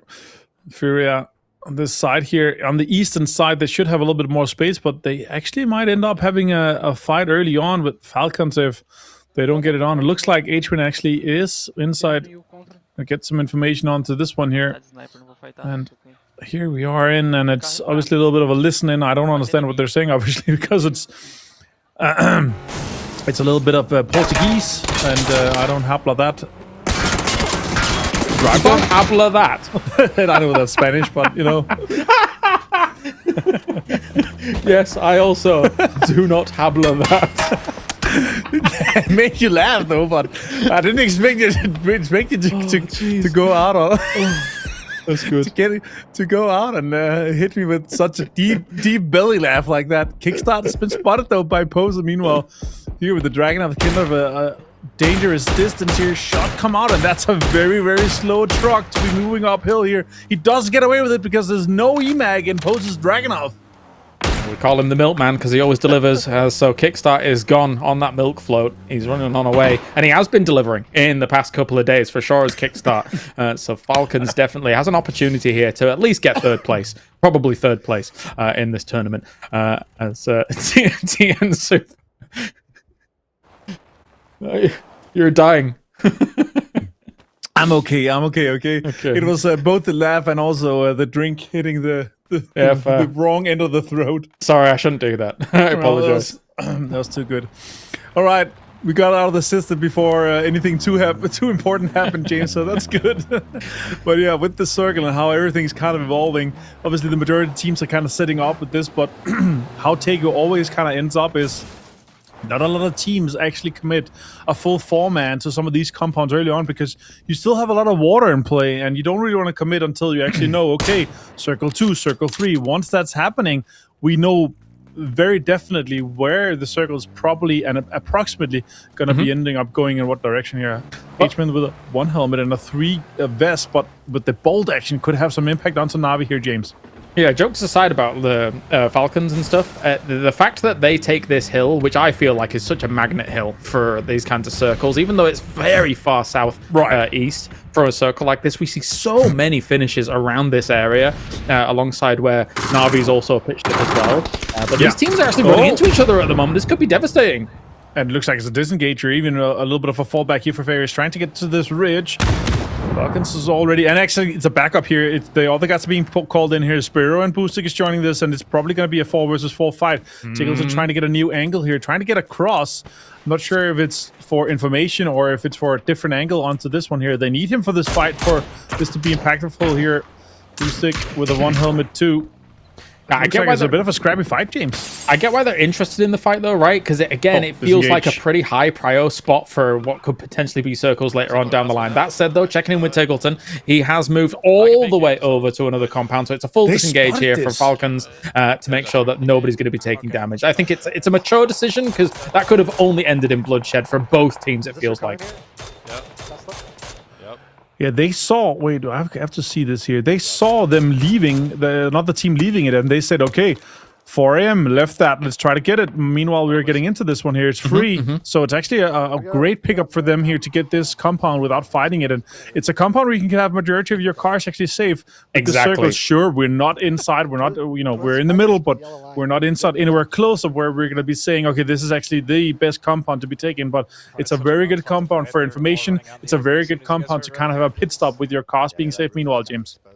Yeah, I 100% agree. It's a little bit harder with the other compound to actually protect those vehicles. You stole the words right out of my mouth. It's exactly what I was going to talk about after this. But still, it still has its value for Na'Vi. There are going to be teams moving in above you, though, on that hillside, so sometimes there can be vulnerabilities regarding that. As E-Arena is now moving on the south side of the dry riverbed here to find themselves their own little spot as well, but less so a prio spot where E-Arena is, unless, of course, we have an amazing shift from far, far south, because we just normally don't see the circles around here. No, it's kind of a usual, a little bit further southeast here, but it could be a classic one where we get a circle where it ends up going really far north to the water, and everyone is just going to be scrambling here. A lot of teams have not really committed too much just yet. I also see a lot of teams. It's T1, it's Expendables, it's DN Supers. That's still setting up close to where the water shift or the side where it could go even further north. So not a lot of commitment just yet here. Meanwhile, we do have Finhay's Cerberus on screen trying to rotate together here. A good caravan for them. Cest's leaving on the background here. Now with this new red zone getting on close to them here, it could be a little bit of a stalemate for them. Baron here in the high ground, James, though. Shots is coming out at him. Doing a little fly around. Seeing what they can find there in that southwest side. Oh my days, that's a bad circle. It's the pizza slice circle, James, where you just get a little bit of a slice before the water. And actually, with this being second circle, we've seen a few games. I don't remember if it was early regionals last year where it actually bounced in between Yongchong and the other side. Yes, we did. Horrendous. It was really bad to see. And we also had the ones even further up north where it was bouncing back in between Shipyard and Yongchong. And it was absolutely insane games where we had those. Yep, Vatulin's now on screen. They'll take shots at Full Sense, our current PGC defending world champion, and they're just trying to survive anything out of this here. trying to get the parents back together. They don't know where to go exactly at the moment because they know that a lot of these spots have already been taken, be it the high ground, be it where T1 was pitching up as well towards the top of that pizza slice. But yeah, you're mentioning those previous games where there's the big bounces back and forth. It's bad for the players, great for the spectators. I love torturing these players with bad circles. And as you can see and hear at the moment here from Tiggleton and the boys, considering that they were far away from the circle, there was a bit of panic about where they were wanting to go. It looks like they're going to start pitching up at the very top of the pizza slice, trying to thread on through. You can exist up here for quite a while, especially with Car 4, because sometimes it's a little bit vulnerable to the other mainland side of that river. It's my favorite slice of the pizza. That's the top. And that's exactly where they want to try to set up here. And it's not bad, but they have to find a spot where they can keep their cars safe because there's still people on the other side of the bridges. There's still people north of them. And technically, this is very, very central in the spot. And considering where the circle is, we could still have another circle that kind of continues towards this area here. Now, meanwhile, we do have a little bit of a Nox coming to the sides of DN Supers on Expendables here. It's going to be a flush onto Guman, the IGL of DN Supers. He's had a great performance so far here at PGS 1. We want to see that continue, and currently in second place with a couple of kills in this game too. They're trying to hold on to a podium finish here. Yeah, and you're looking at that move from Falcons as well, and you're thinking to yourself, yeah, but there's water involved, right? But they know that they are still going to have to make a move from there. They just needed somewhere safe for this next, let's call it 7-8 minutes. And then they'll try and figure out exactly what they want to do after this from there. Because before, they were going to be playing against many, many barrier teams in that south side, and it would have potentially just meant the end of them. 100%. Now, S2G here are current last place. Just 1 point to come their way here. They were looking really sharp yesterday, but now a little bit too passive compared to everyone else. They have found their game face this day, and with this, I really want to see them step up and have these engagement. We've seen some great shots from CCI Next. We've seen some great engagements from Baron and Schiller and Quetpa. I don't want to see that continue here, because if they leave it too late for everyone else, they're going to be too late to the party. There's something like 11, 12 teams already in better spots than them, and they're hoping for an eastern shift here, James. It would have to go super far east, because the center of the circle surely cannot hit the center of the water here at this point. So yeah, let's see. A few mortar shells in this one, and Furia from the south side of the circle is trying to get in deeper here. Now pre-driving effectively in the circle here with 10 seconds to go. Try to drive while when the circle pops, everyone's going to look a little bit at the map. They might be focusing on not shooting too much here. So a pre-drive for them could set up something. Let's see where we go, James. Go east. Oh! Perfect Okay. for S2G. Yes, they're going to be laughing about the actual deviation they had to make from terminal now with the drop that did go down. Likewise, Falcons going to be surviving in this for a little while. And actually, there's so much water still in play now that we can pretty much predict where it's going to end up going for the next one. Hamas and Destroy find themselves posted. That's a good start for them. We get some more points on the board, but everybody's going to be driving very frantically now here to try and take a spot. And being in the atmosphere of this center and where the guys are playing it from, you know, there's going to be so many shots coming into. It's going to be so many just saying, everyone's screaming because this is a wild circle. Everyone trying to get in there. We have multiple emergency pickups happening as well. 0 points down, Molotov, and Lewis down 2 here. It's a great interaction between E Arena and Twisted Minds. Nades forwards, trying to finish all of that off. I don't mind living under the bridge, actually. I'm a bit of a troll myself, so I'll take the spot with the arena just fine. These double nades here trying to kill off Petrichor Road, who really has not done a whole lot so far in these first 2 games, and it's definitely not here either. Starting this day off with 10 points. If they didn't have that, they'd be down all the way at 14th or 15th beyond all of this. But anyway, crazy. Falcons has to tuck tail and dip away from those shots. They're going to survive here for a little bit longer. Yeah, Twisted Minds is actually out here as the first team. 15 points coming their way so far, but still none to be had the rest of this game. Now, Innone's Legend, after a great game, they're now trying to set up. This is a late rotation, but I really like it. They're coming off to the furthest eastern side of this and maybe trying to backfill just a little bit. They can take some blue zone damage. Currently phase 3 is only 1 damage per second, but once the circle closes, we jump up to 3 damage per second. So they really want to get their rotations out of the way now and see if they can maybe get some open area spot. There's not many of the compounds available, but there's some dips, there's some high ground, there's some ridges that is available for them. DraftGame, meanwhile, actually has the absolute dead center of the current circle, and he could survive for a little while longer, but he needs to survive 7 other teams before he's inside the placement points. Yeah, and for people that aren't as aware of playing like from map to map to map, players are far more diligent checking bushes on Tego than they are on any other map because they are so much thicker on this map. You have to be just to check for a snake. So eventually, maybe DraftKings gets found. But for now, I mean, trying to go for the salvage player with only you alive, it's totally okay. Yeah, Baron, meanwhile, here tries to get out of this, but yeah, made in Thailand. They are going to be late to this party, James. They're just got a sliver of this next circle here, and it's Kiss that's got it up, and the IGL Jacob trying to set this one next up here, but they're going to have an engagement between the Expendables, potentially even Full Sense, and eventually T1 that is ahead of them in the next compound here. Human and DN Supers full form and strong now, and they are outside this northern side of the circle, trying to get in this. Suse actually leaving ahead of him. Can he get a knock here? Deal finds him. He Bapsang had him straight back to the lobby, and JDG is down to 15. And the circle, as you said, James, it's going to have to go one way. It's going to have to go as far away as from much water as possible. And as I said, S2G in a fantastic spot because of this.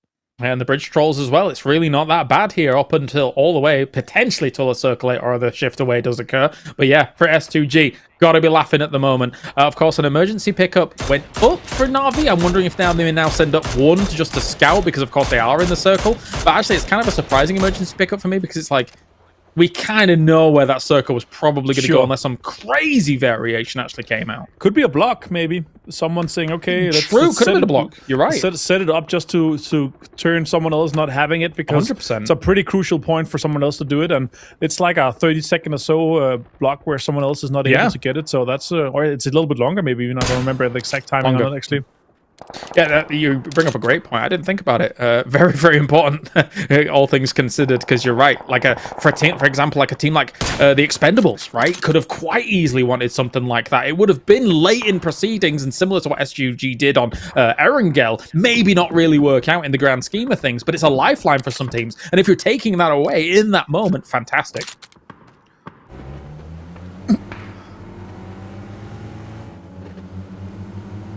Well, we'll have Hwang F now trying to make the move here for Expendables, like we were mentioning, because again, what lifeline do they have? They're going to drive towards the bridge and try and blast on over it wherever they can. No way they're stopping on the bridge. No way. Hwang F is down here from Thanadol, as well as stolen away by Baron.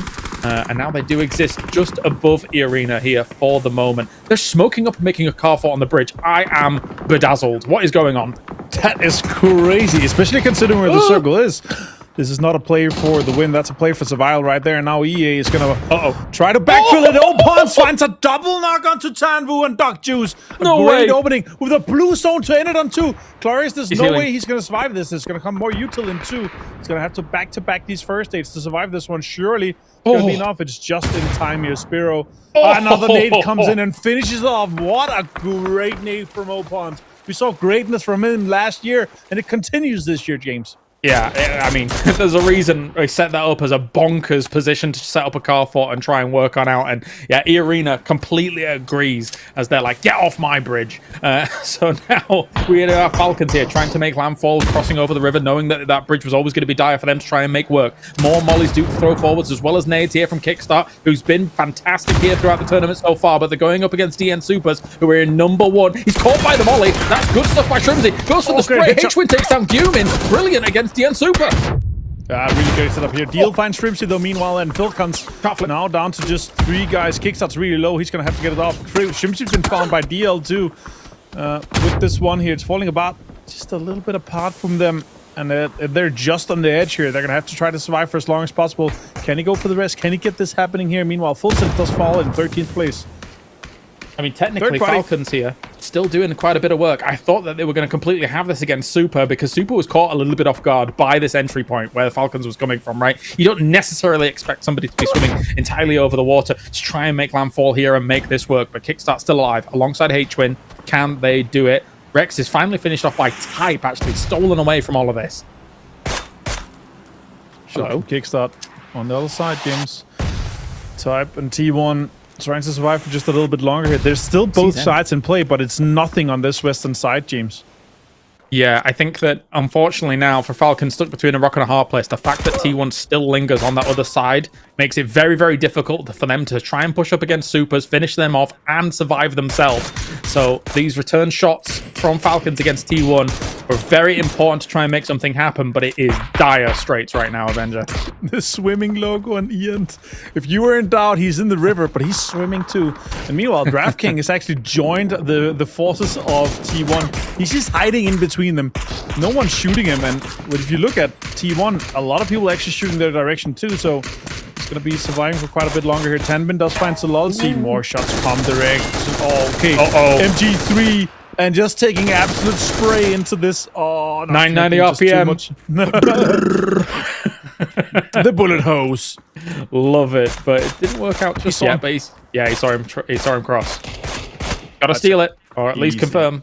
Yeah, easy one here for T1. They're actually in a great spot for this one here, but Ian's trying to survive for just a bit longer, try to get in this one, next one. Kickstart goes down to the blue, so unfortunately for T1, did not be going to be able to confirm this one here. Ian on 8 HP. He's hiding behind the boat here. He's not going to take it too much further. He doesn't want to die to it. Jacob and Made in Thailand, though, bursting across the bridge now in this BRDM. That's if you want to take the bridge, you know what? That's how to do it. Yeah, I was critical of the Expendables maneuver, but with the BRDM, I'll let it slide. As Jake now going to be rolling on forwards with all of this. Where are we going, though? He didn't even need to take the bridge, Jamie. It's an amphibious vehicle. He could just sail across very slowly if he wanted to. And actually, in this exact spot, it's actually really, really good to do it there. Take a little while getting up the hill. Yeah, afterwards. And it's low on HP, and it's only like 5% left on the gasoline on it, so it's going to be difficult. They're also struggling with the gas prices currently, so they're not going to be able to refill it before it kind of blows up. I think Spaceman finds Lyrics here, and that's an engagement from 4AM. 4AM controlling a lot of space on this southern side here. They have this whole south side ridge. Ian finds Stanel from them. And look at that. It's E-Arena eliminated Spaceman and Baron completely destroying them together here. I will say the surprise for me for Myth, as much as they're getting kills off the back of this against E-Arena, they leave only having one in the BRDM and leaving everybody else on the other side of the bridge is a little bit surprising, but they are still getting even more kills from all of this. So who can really complain? But 4AM is shooting in their direction, and also T1 is trying to go for a mad dash through the river. They crashed a car into it to try and go for the swim. I feel bad for T1 at this point. Yeah, T1 trying to survive for as long as possible, and everyone's going to be looking their way. Surely someone's going to be seeing them. Jacob is still driving just a little bit here. Baron does find Kiss with the car, and that's not a knock on a teammate you want to be happening right now, especially with them struggling just a little bit. Cest finds E, and T1 is under a lot of pressure here from both Myth and from Cerberus. Cest finds Heather too. Difficult to get off the back of this, especially since everyone's probably heard you and watched you drive the car into the river. Like, of course, for some of these teams, they can't just instantly peek into the river and start shooting at you because they know other teams are looking at them. So it's not as simple as just putting the boot in straight away. Oh, Chewy on the other side. Damn. Boink. That's one. Easy. That's two. That's some points needed here, and yeah, now in placement points too. 3 points for Petrokorode here with the 10 points buffer they had to start things off with. I was hoping for a bit more from them, but so far so good for him to try to squeeze out and salvage some of these games here where they've been struggling just a little bit. Shen now in a fantastic spot here to take this western side of the circle, but oh my, this compound that S2G is in eventually is going to have where all the fights are going to be happening. They have one house each, one house surrounded by walls each, and yeah, I see a Navi fight, I see an Anyone's Legend fight happening surely make it happen. and soon. Oh, whoa, that's not... there was too much hesitation on that. Yeah. That did not go close enough, and yeah, that would have been huge, but the BRDM is actually out. It's out of gas, and now it's very low on HP too, James.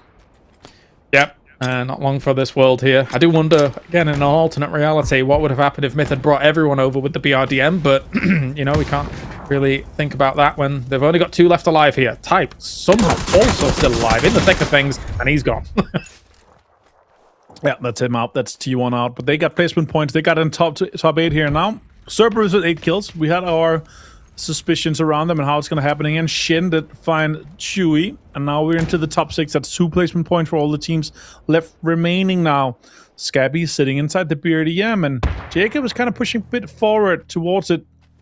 Scabby does have the information on Cerberus though, James, and let's see how they can take this fight a little bit deeper. 6.5 bad. for them at the moment. And another spray comes forward. Spaceman's already done a bit of damage here for this, 295, and will continue to be able to look good here for 4AM, who's been holding out this southwest side quite nicely. Ooh, damage coming through. Winder's going for a heal. Spaceman needs to be a bit more gun-ho about this, just so Winder could get that heal off and make sure Scappy wasn't going to be peeking on him because he did have an angle. Oh, what a Shen! Oh, dear me! That's the just cinematography. Yeah, you're absolutely done. I'm done having it with you. You're going to take this Panzerfaust straight to the face. That means Scappy and Jacob is out. But yeah, I can't help to think here. If there were 4 in that BRDM, that would have been a whole different fight here. They could have taken on Cerberus quite easily. They could have probably taken on 4AM quite more heavily than they did just now. He must just find Schiller now, and the fight onto the compound, James, it's starting to evolve. Yes, it is. Na'Vi has been very quiet during this game. However, they do still have the 4 alive over on this east side. Been pretty uncontested about their entry point here. And don't have too bad a spot to play from. So let's see if it kind of works out, as S2G now is going to be really tested. Going to be having quite a few breaches on them at the moment. They're in 16th place. Schiller is already down here from Anyone's Legend, who is starting to really find the footing in this tournament, Martin. Yeah, they have... Oh, HMM! Oh, it's Tenbin that finds him. It's multiple teams that's shooting at him.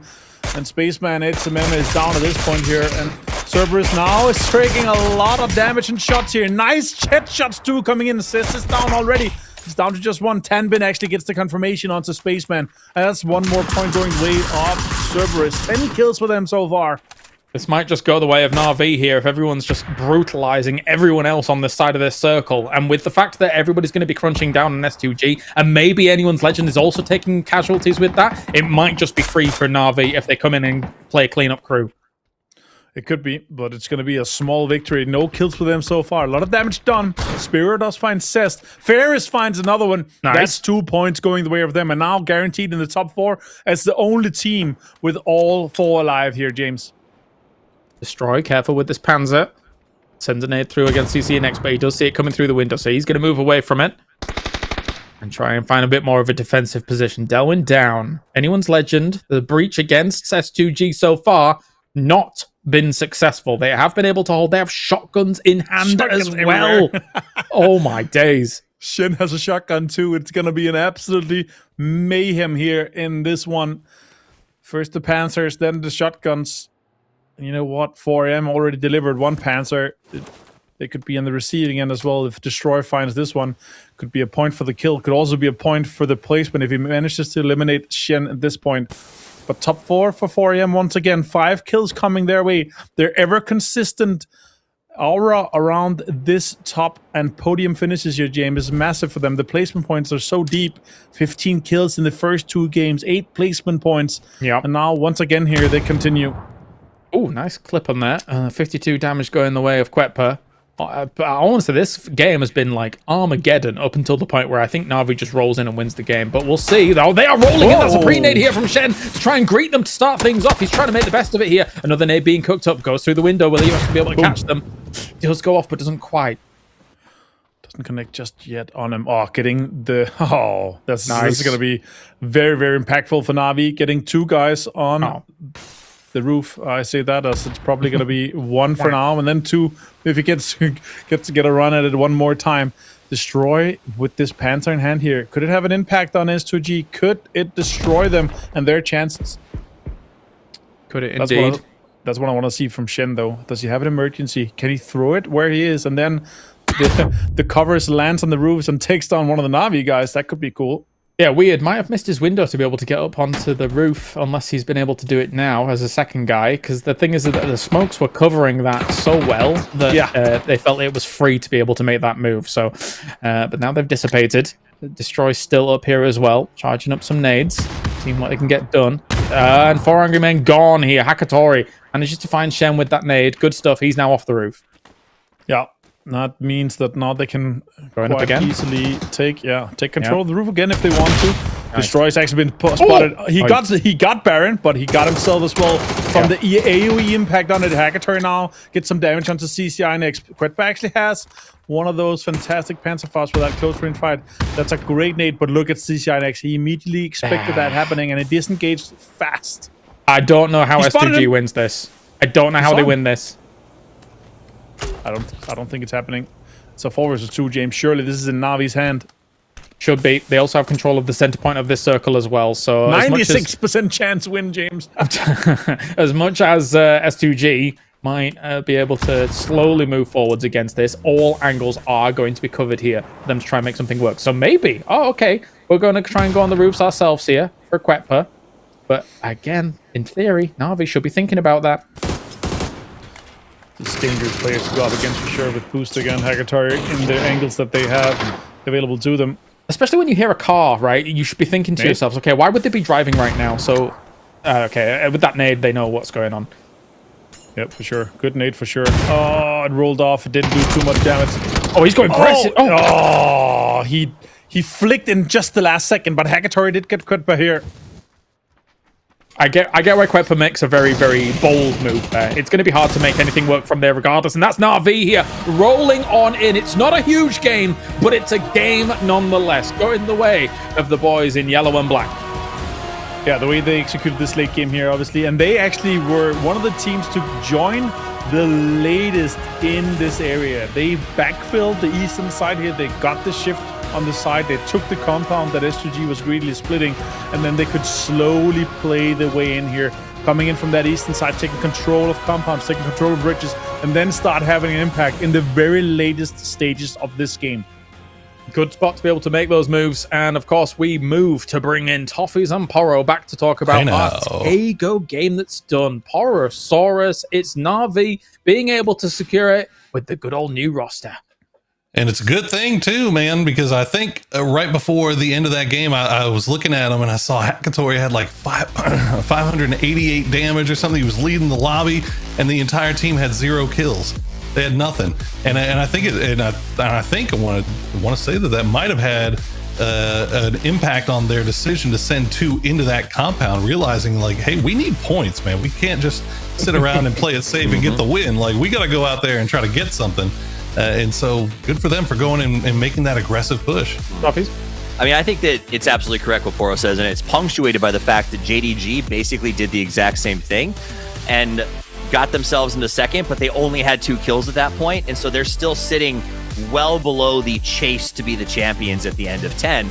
And so I do think when we get to this stage, you know, Na'Vi making that tough decision of, do we want 10 with 1 or do we want 8 with 5?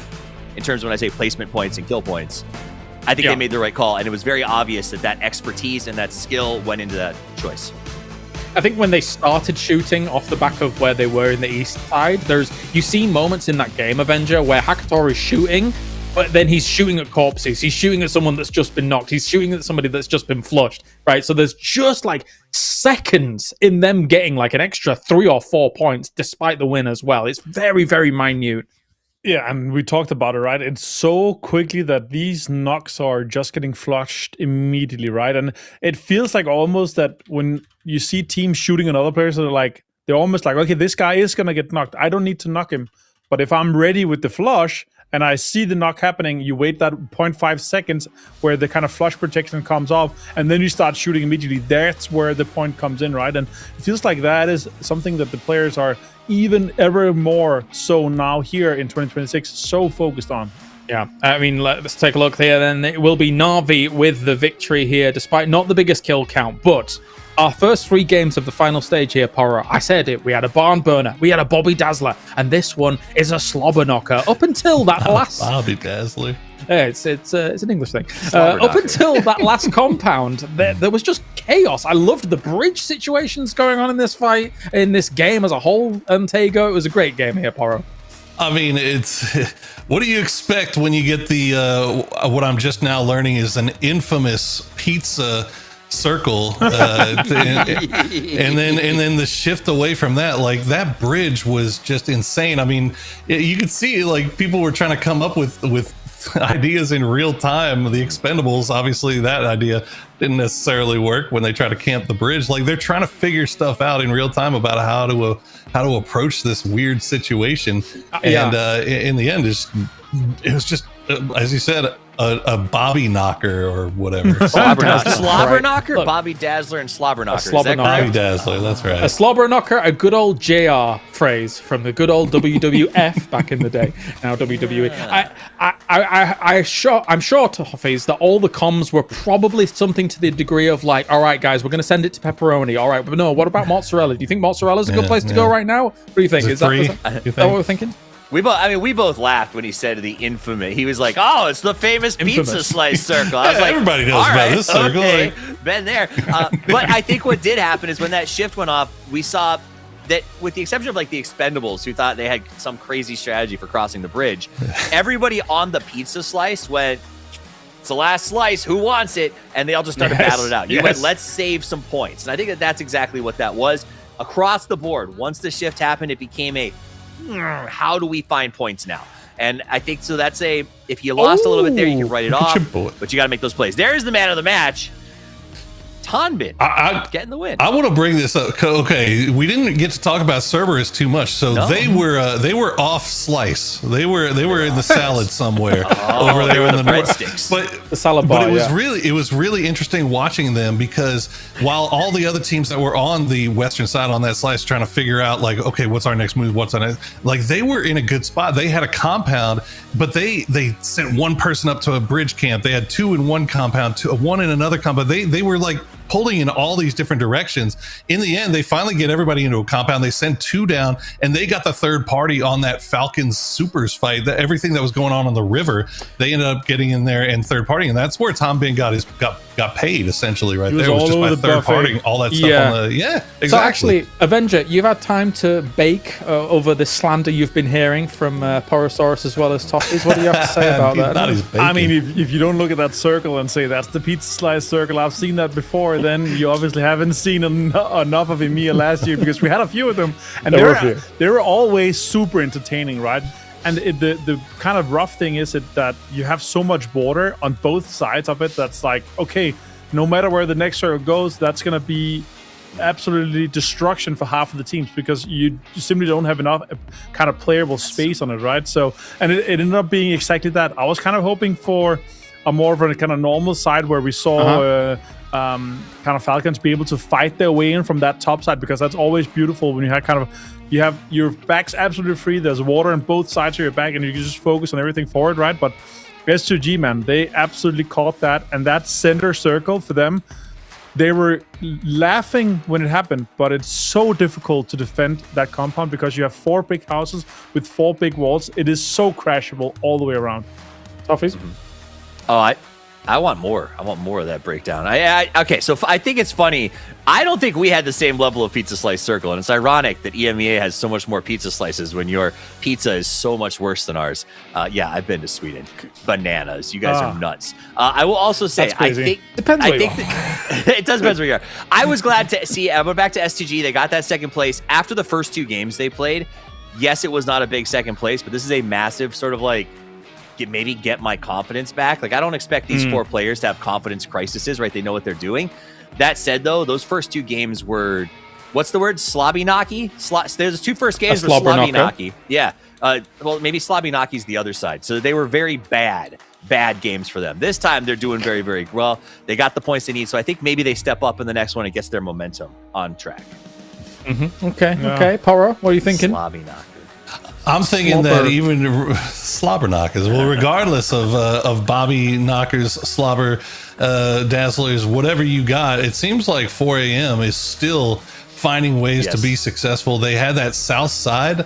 You could see they were just kind of executing control over there. Now, if it wasn't for the fact that Navi just kind of owned them in the end and they got kind of pinched between 2 fights, they might have made it a little bit further. But 4 a.m. is looking mighty, mighty scary so far through 3. Yeah, I mean, they're just non-stop alive. Well, it's still no dinners though. Like, they got a 4th, the 2nd, the 6th. Like, they're sticking around because they are, I think, one of the first teams to embrace this. Let's get towards middle and lock up a spot.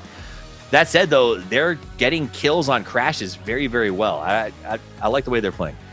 To the point where, actually, now we're going on to Rondo here, Martin. Do you think that they follow through with the challenge on kind of Neox against Navi? Because they've got a real possibility here of being able to win this thing. Yes, I don't think it makes sense to do it, right? But then again, with the confidence that these guys have after what they've done, it kind of makes sense to do it. I think no matter what, it's never worth hot dropping in a BO10 where there's so much money and so much PGS points on the line. Agree. And also, I want to point out, I don't want to hear anything saying about Americans talking about pizzas when the pizzas from Italy is literally centuries older than your country. Okay, so calm down. Europeans invented another country. We're not talking about Italy. Okay, wait. Okay, wait. I've got a challenge then. We're going to Rondo. It's Toffees and Poro casting it. I need a food-based landmark from Rondo during this cast. Oh, man. All right. Well, we've kind of put ourselves into this position, Toffees. We kind of asked for it, didn't we? Maybe. I'm just saying, I don't think that pizza margarita, or however you say it, the original one is pizza. All right? That's just fancy flatbread. What we do is pizza. Now let's get ready to break this one out as we get into a nice big match. Maybe we get the city, maybe we won't, but what is sure is the hot drop going to play out? And this is what I'll ask you, Poro. I think prior to Na'Vi getting the chicken dinner, it might have, but the fact that they just got first on the pivot to this game, I think that discourages 4AM from making that decision. It looks like that's going to be the call. Is Na'Vi and Twisted. We'll go to Test Track and Neox 4AM. They stick around a little bit longer in that plane. I think they see the dollar signs in their eyes after 3 games in. They are right at the top of the leaderboard, and they would like to keep it that way. Now, they do have the Expendables kind of around them a little bit, but it doesn't look like they are planning on heading to the same spots. So I guess the hottest drop in quotes that we have is maybe Furia and Petrichor Road. But it looks like, it's just I-26 picking up a vehicle and dipping. Yeah, it's more of a Petrichor thieving magpie situation as they grab all the cars and then leave. Yes. Circle's going to pop up right in the middle of the map. It is the infamous tortilla circle. It's not the tortilla circle. Not the tortilla circle. I love a tortilla. Look, they got these protein tortillas now. You get like 45 grams of protein out of tortilla. It's insane. I don't want to hear about your diet, Poro. All right, let's get into a little bit of crossfire. It looks like Furia and Petrichor did meet up on the bottom of the circle just a little bit, but nothing's going to come of it as BL just drives away on what is the best, most strategic, valuable vehicle in the entire game. Underutilized and not enough backflips in competitive PUBG. I'm just going to say that, and I stand by it. I've said it for years. More backflips. He's got 45 HP. I don't know if I'd want to be taking backflips at that point. That's exactly the attitude that ruins it. If you've got 45 HP, that's the time to backflip. It's not like you're going to hurt your armor, right? Well, exactly. You checking in a flyover of Na'Vi and Twisted Minds. Obviously, these two teams very familiar with the rules of engagement around this drop location, and they will avoid each other for the most part. It looks like Lou is going to be leaving on the north side and heading a little bit heading in a little bit earlier than the rest of the squad. Probably spot out their normal place that they like to play here, as we get a little bit of a highlight view of that last game where Na'Vi did come in victorious, albeit a little bit low on the kill count, but enough to get them into 4th place overall. Yep, and lots of damage padding so that Hakatori can still make his bid for that MVP cash no matter what. It's over, I think it was 600 plus damage. No kills, but it doesn't matter. Damage counts too. So they had some good plays there. As we take an overview of the town, everyone pretty comfortably looting. Nobody going to get too kerfuffled early. Falcons going to have as much time as they could ever want to make this transition. EA, I don't think, is anywhere in a position to block them out, so they can take a long time looting, make a nice north rotation, and get set up for this circle. Yeah, and the good thing about this one is that there is water in it, sure, but I think pretty much everybody's used to seeing stuff like this. They got their heat maps memorized by heart. They know where they feel most comfortable and confident in playing from the first start here. So you don't really see too many teams just instantly sending it towards the middle or sending it towards one compound. Everybody's kind of doing their casual information gathering type stuff as we check in with S2G. Oh, you know, I brought it up. This is new for me, at least. I haven't noticed it before, but you see their little pictures over there on the right. You get to see what their DPI is and their sense and their vert sense and ADS sense. That's interesting. That is interesting. It would make no difference to me as a player, as I don't think I'm trash regardless. Not good enough to make that matter, but it is cool to see. I love seeing who chooses to go for that high DPI versus different sensitivity. Fun. So I guess that's cool stats. I kind of wish they'd replace it more with like their best performance historically, or the highest they've ever ranked in tournaments year to year, or something like that would be fun too. Nah, man, I need to know what his vert sense is if I'm going to be good. I want GOAT stats. I want to know how close they are to becoming the GOAT every time I see them. You know what I'm saying? All right, Ferris, yoinks up to the air. They love making this man scout. He is the flyer, the tiny cheerleader. Now we're getting way too American for the rest of it. Well, he's going to go ahead and take the high ground here and scout out what's going on around them. He already sees one team off in the distance. I believe that is Twisted Minds, or is that? Yeah, that might be. No, that's Twisted, and you got Super and Furia over there as well. So already gaining some information. Hopefully he's got a deployable shield up there to give him a little bit of cover. But I mean, I think he just lay down. Like, he can still scout from a laying position right now, so not too big a deal there. It did occur to me, you are right. Everyone who will understand our stupid references is probably still sleeping. So sorry about the sports ball. Posa and Furia doing a little bit of scouts. I like the spot. They got a little bit of trouble off to their left with Twisted Minds, but they're pretty secure on the other side to either hold off any challenges or just to kind of wait out the circle shift. I think Furia went around, they gathered their cars, they're kitted up well. This is a good game for them. All right, I need to know. What's the tech, DraftKings? What are we doing? Got the shield. Okay. Crawl over. There you go. That's the tech. It's a sneaky peeky. Just peeking through the high windies. I think we call this a zoomer peek. Like to see that. A zoomer angle. Can be. Zoomer angle. They're just so creative. Well, hey. Anytime you can teach me something new, I'm all for it, and that's what these guys do every single tournament. During the Dougie craze, he was over the top. Falcons on a big rotation. They should, like I said, go north, wide berth. He can teach me now. He can teach me to floss. Make a big wide rotation off to the north. Not going to have any issues as they come into Muho Pond. I don't think there's any contest, of course, because the river's there. No one's going to be north of the river, so they should have no issues. Right now, they are sitting in 12th place with 13 points. It is a 10-game series, so we're not writing anyone off yet, but the fact that 4AM and Soup are at 38 and 30 means that you do have to move at some point, right? Because it doesn't really matter that much. You want to be in the top 5, both for PGC points as well as the cash.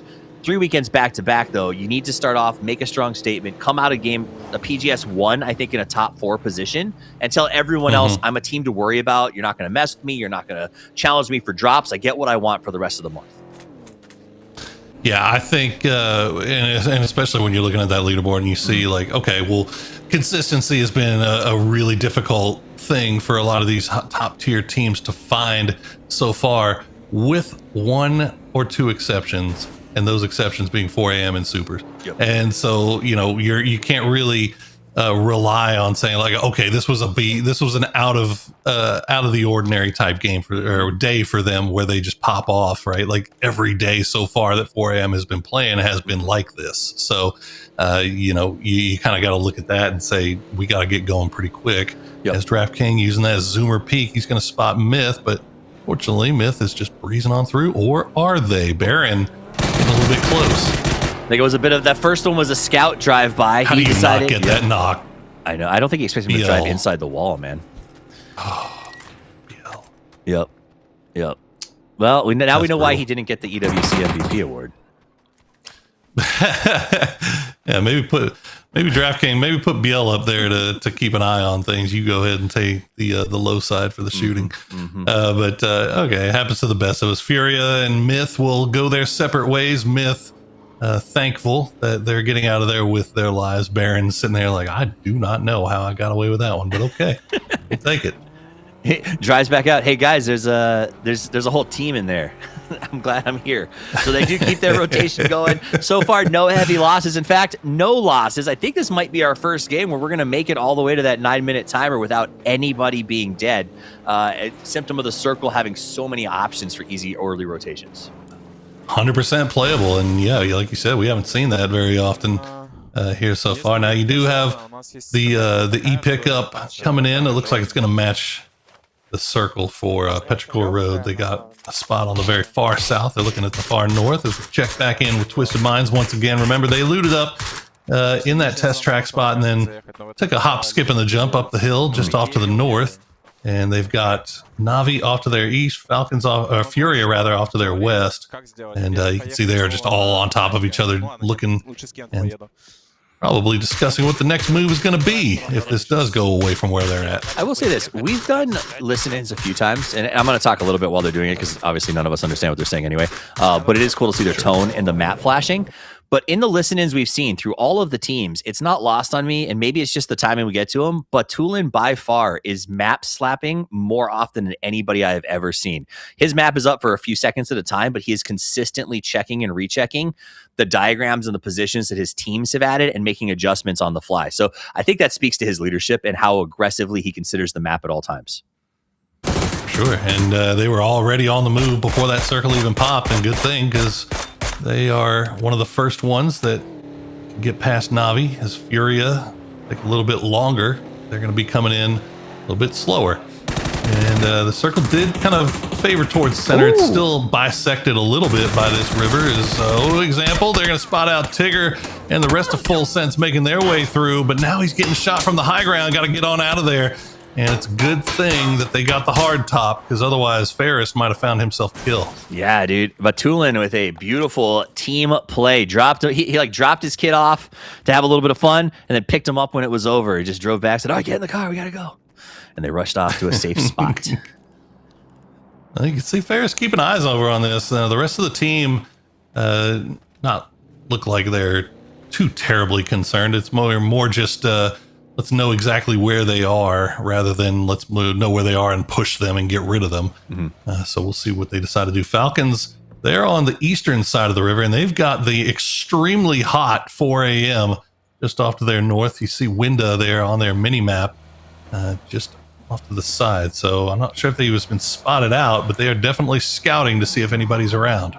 4am is hot right now. I think that you pointed out last time around, the idea that they don't have any chicken dinners, so they're just getting solid averages in moving into late games consistently is incredibly impressive. To the opposite side of that, another one to consider is DN Supers. They're in second place right now, but a big part of that is a chicken dinner +9. Other than that, they've had 2 really bad games back to back. I think it was a 8th with 1 and 9th with 4. So they need to also pick it back up. And I think when we talk about chasing the top, that does show maybe a weakness from a team that on their averages coming out of the last rounds looked really, really good. That's fair. That's fair. I mean, it's still, though, at the end of the day, they are currently sitting in second place overall. So, and with this position, you get a little bit of a reprieve if you have a bad couple of games. Right? Oh, I think it's a reprieve. I think the idea is it says to the rest of the teams, because we're starting to get to this point where there's a big spread on that leaderboard, they're not infallible, right? These guys will have 2 or 3 bad games. The worry is 4am, by you juxtapose that, seems completely infallible, as they even have bad games and are still pulling out an insane amount of kills or finding points when they can. So I think 4am has been very, very impressive starting from the very first go. And that to me is also part of it.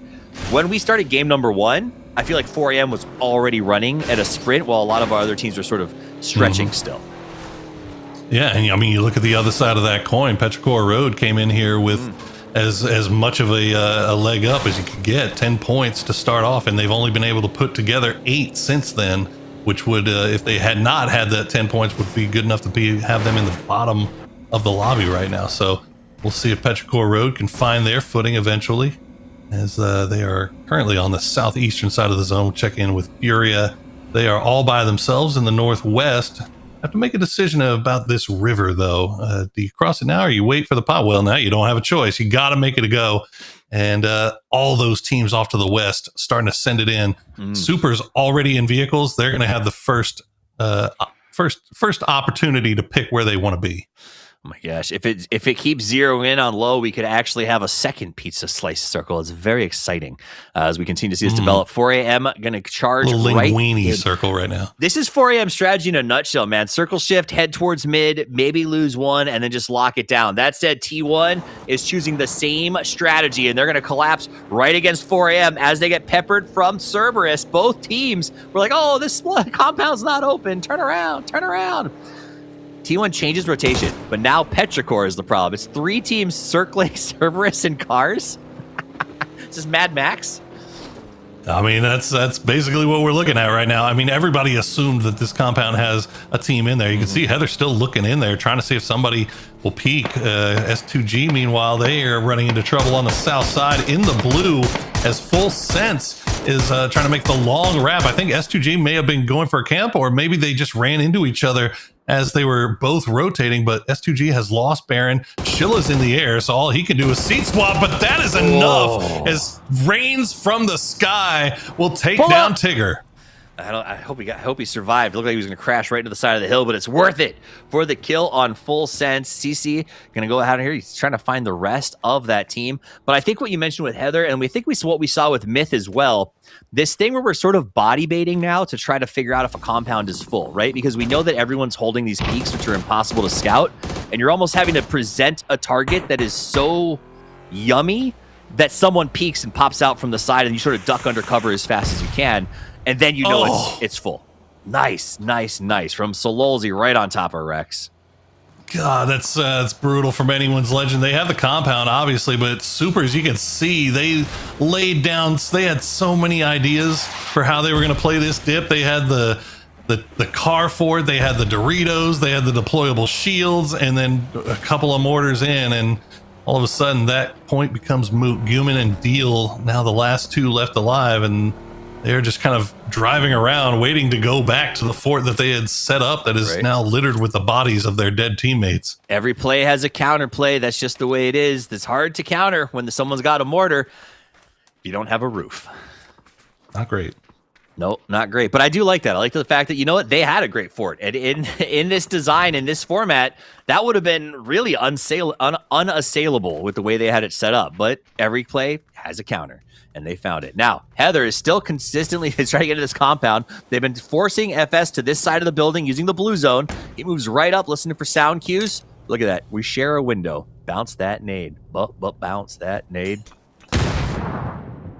Forces him back. Ooh, I don't think that went. Yeah, I don't know if that went where he wanted to. I think he was trying to hit the angle on the guy in the corner, but oh my God, the shotgun almost takes him out. Heather has to go and retreat a little bit. He actually goes for the ego peek, and Thanadol says, "Yes, please." We'll take him out, and we'll get the flush as well. So T1, they do take out Full Sense, but at what cost as they lose Heather?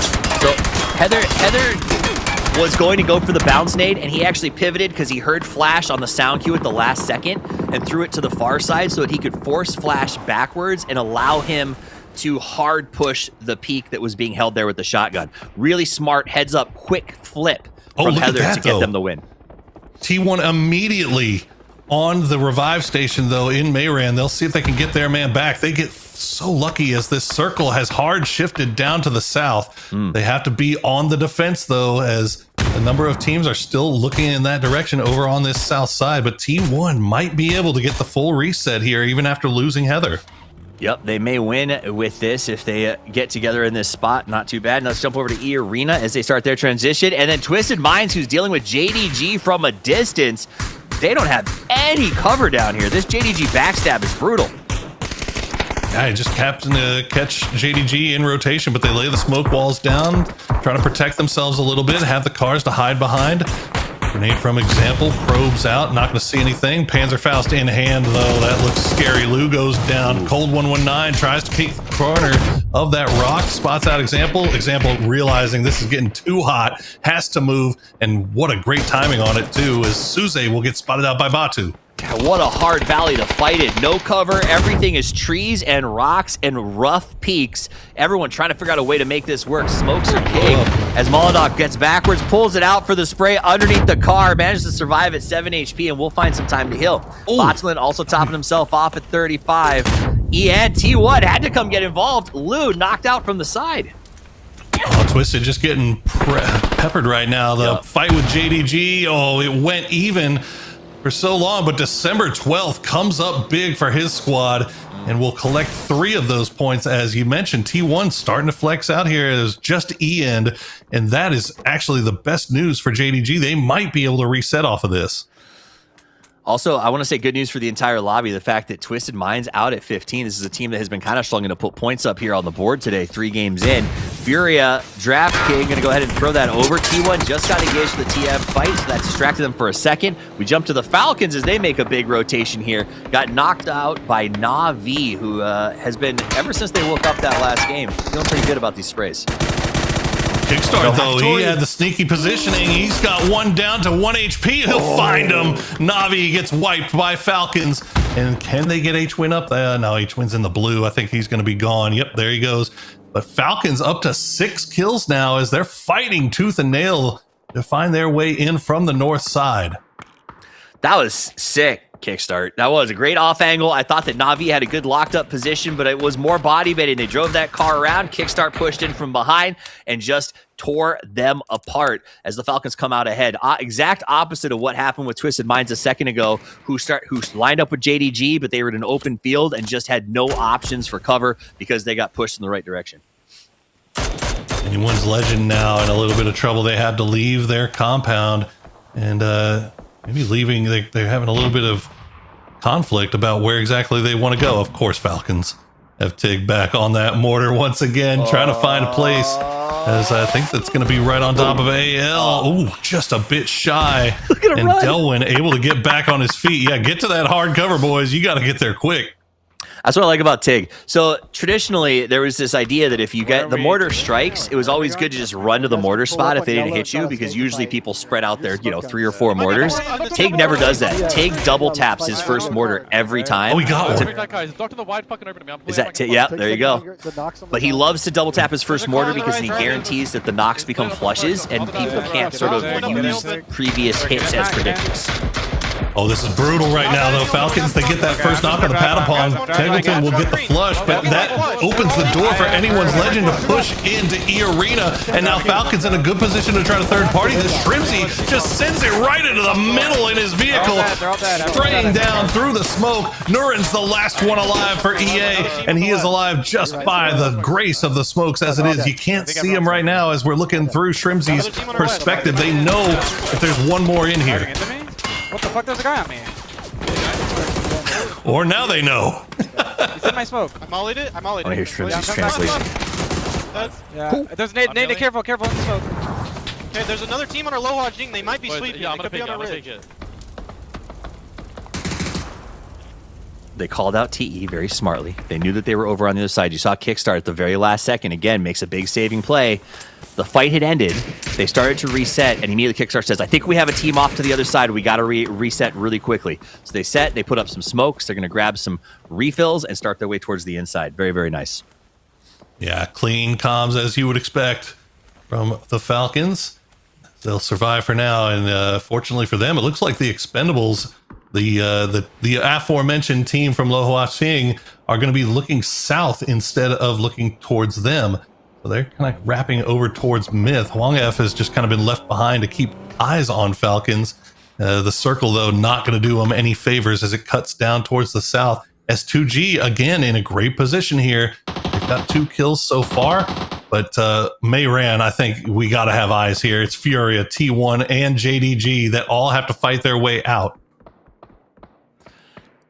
Yeah, and we were talking about how nice it was to be in Mayran earlier for T1, and it did get them into the final 11 teams, but that shift away is absolutely brutal. They got a long way to go, whereas S2G, a team that has had a very rough start to the day, seems like they could be in a pretty good spot as long as they don't get double crashed. Petrichor Road, they had the high ground. The high ground is outside of zone, though, and then they're going to have to send it right into the middle of S2G, it looks like. CC next. Big spray gets them low. No knocks coming through yet, though, but S2G have to be active here. Immediately, the grenades come out, and they start sending them toward the dip. That's going to be right on time for Shilla as he gets the knock on a Chewy. Nice knock here. Shilla putting up some points on the board. 2 kills. They're down Baron, but Kwepa, Shilla, CC more than capable of holding this as the push comes on. Just across the road is Petrichor. Blue zones to try to zone them out so that everyone can slay them and rain down lead from above. Tigleton preps the grenade because he says, I want to get involved with these pushes too. And 4 Angry Men is actually eliminated. Everyone focused on JDG, or sorry, S2G, and allowed Falcons to backstab 4AM. Raid Boss goes down early here, and while that was going on, T1 and JDG are getting into a scrap in Mehran, and it looks like JDG is coming out ahead as Falcons continue to try to work their way down this ridge line. They have the expendables on the other side of the road, but no vision for either team here as Zakraken, the last one left alive for Furia. Another grenade from Deal will finish him off and almost gets Biel as well. Did Type just squad wipe a crew? I know I saw at least 3 JDGs pop up there with an AUG logo coming from Type. So good for him as they are trying to salvage some points here. Tigleton sees the expendables. I'll tell you what, this push in has been really great from the Falcons. Smoke refilling for every team that they kill. They wipe you, they take your utility, and they use it to go wipe someone else. Oh, yeah, but they're running low now. You saw just 1 Molotov left. They have no offensive utility, so this expendables problem is a problem that they just don't have the obvious key to solve right now.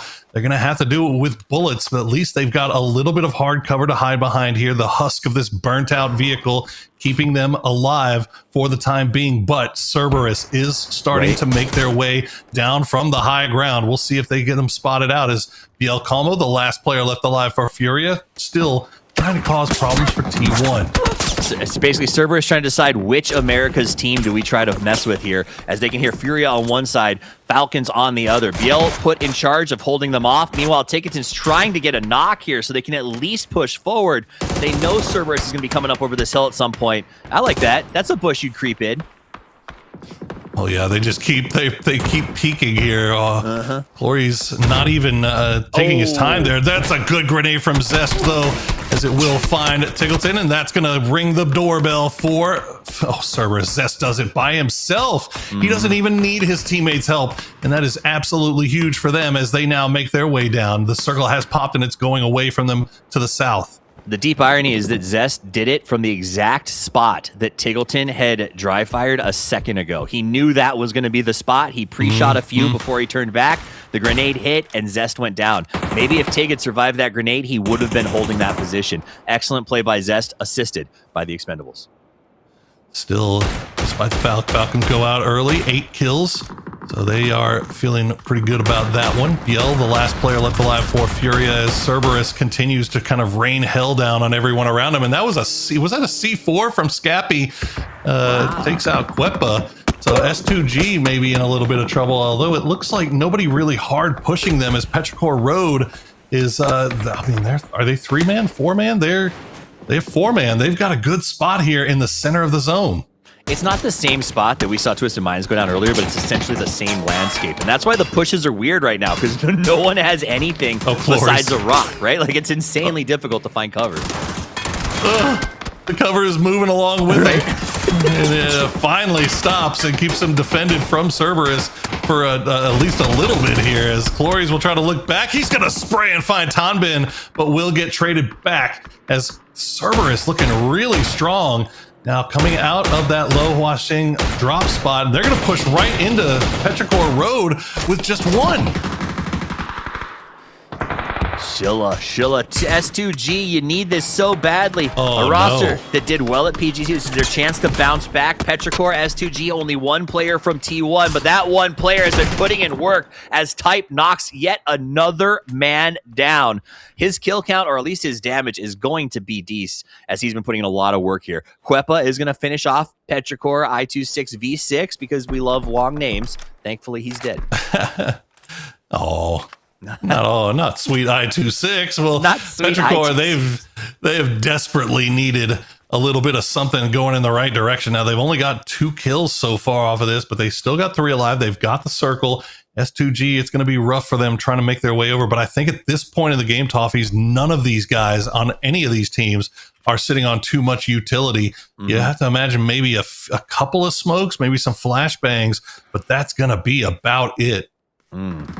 Yeah, no, and I think that's because of how difficult it was to cross that big open space, which is fun because now, without utility, this becomes a chess match, an understanding of the levels on this map, how to best utilize the perspective, and how to move when others are engaged. That's going to be the key here. You see Type doing some nice pre-shot sprays as he comes out, trying to get what he can. 9 kills for T1, 6 of them on Type in this game. So while they're not going to win, they're going to walk away with a banger of a match.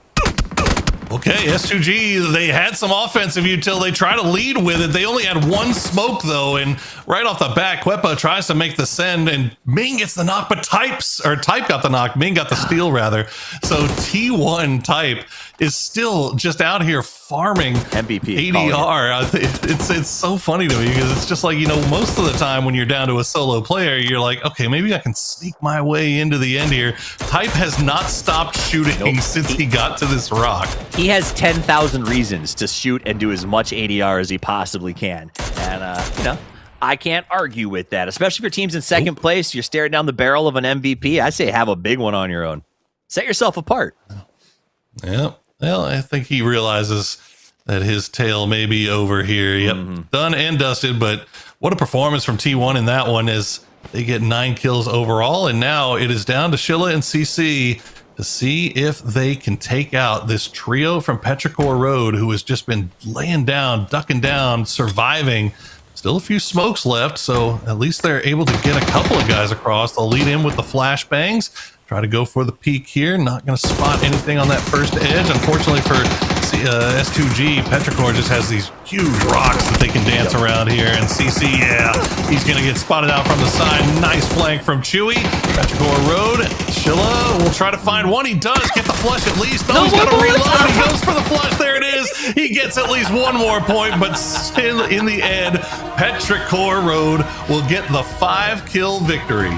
That was a desperate DMR swap, like you're watching like you're playing a ranked match. You know it's over, but you want to salvage those points. T1, 9 kills though, 6 assists, comes away. But that last fight was about hardcover versus soft. Petrichor, almost all of their players had at least 1 point of hardcover. S2G did not. They had to move across with nothing but soft cover in the form of those smokes and a little bit of movement, and that is not a lot to work with. Good job salvaging what you can. Congratulations to T1 for some points, but Petrichor Road comes away with a big win. Let's get the lads back. It is James and Martin, or Kylaris and Avenger, if you prefer. Gentlemen, what an interesting chess game of a match. Well, yeah, if it wasn't for Type and T1, I felt like Petrichor Road might end up turning into stuffed crust down there if S2G was able to push over and get themselves that little bus shelter, but not to be the case. Martin, what do you think about the game here? And Petrichor Road finally putting themselves some decent points on the board. It's really rare you see a game where a team that early takes a center spot. Sure, they had cover. Sure, they had everything to kind of run around, but it's rare to see that you actually have a team that survived all the way to the end. Sure, we had some crazy moments. This was one of them. I love the drive-by from Shilla in a flying situation, but them actually having, I think there were still 18 or so players left, and they got a center spot, and they didn't get crunched. They didn't get burgered. Nothing happened, and they actually managed to survive for that long. Sure, they had tons of cover, and that enabled them, but yeah, it's rare to see. It's cool. Not the most common location to finish things off as well, Poro. So it was exciting to see that, you know, they were able to make it work, but S2G also some very much needed points as well. Oh, absolutely. And I'm a vendor. I'm going to need you to stop. You burger, pizza. I'm starving right now. I'm not doing it. I'm not letting you bait the robust Americans into talking about food again. All right. We're talking about it all game. Drooling over here. I'm so hungry, but maybe we were. You're absolutely right. That weird circle, the ending location. I mean, it always seems like it pulls away from that spot that T1 was at, right? And I think a lot of the fights a lot of the teams that we ended up losing were from that, and it was T1 just individual performance from Type that barely got them to the win in the fight against JDG. Otherwise, they would have gone down. Furia had to leave early. Petrichor Road takes them down. So I got to give credit to salvage games, essentially, that ended up going well for T1 and for Falcons. Yeah, very impressive stuff. Toffees? I'm not gonna. I was thinking about just how long we could ignore the mug to see how many times you tried to force the mug on us, but it's too good. The owl mug was too good. I was gonna see how many times I could get. Yeah, it was. It's just a normal sized mug. I just look really tiny compared to it. Actually,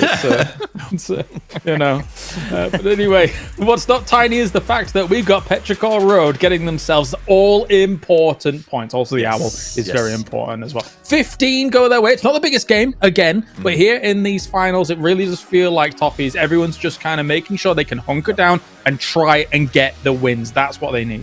I think in finals, but also in that game in particular, that was just an end game with no options, right? Like even the Twist, the one is, I think Twisted Minds maybe got caught a little bit flat-footed in their fight, but everyone else, like, when you were caught in the open, the Falcons, like there was nothing they could do. They ground out as many points as they could. T1 ground out as many points as they could. And the leaderboard, I think, reflects that. Everyone sort of had to play recovery. And the next one, maybe we'll see it pick back up into more strategy. 4 Angry Men, though, at 41 is just incredible because we're still not seeing a chicken from them.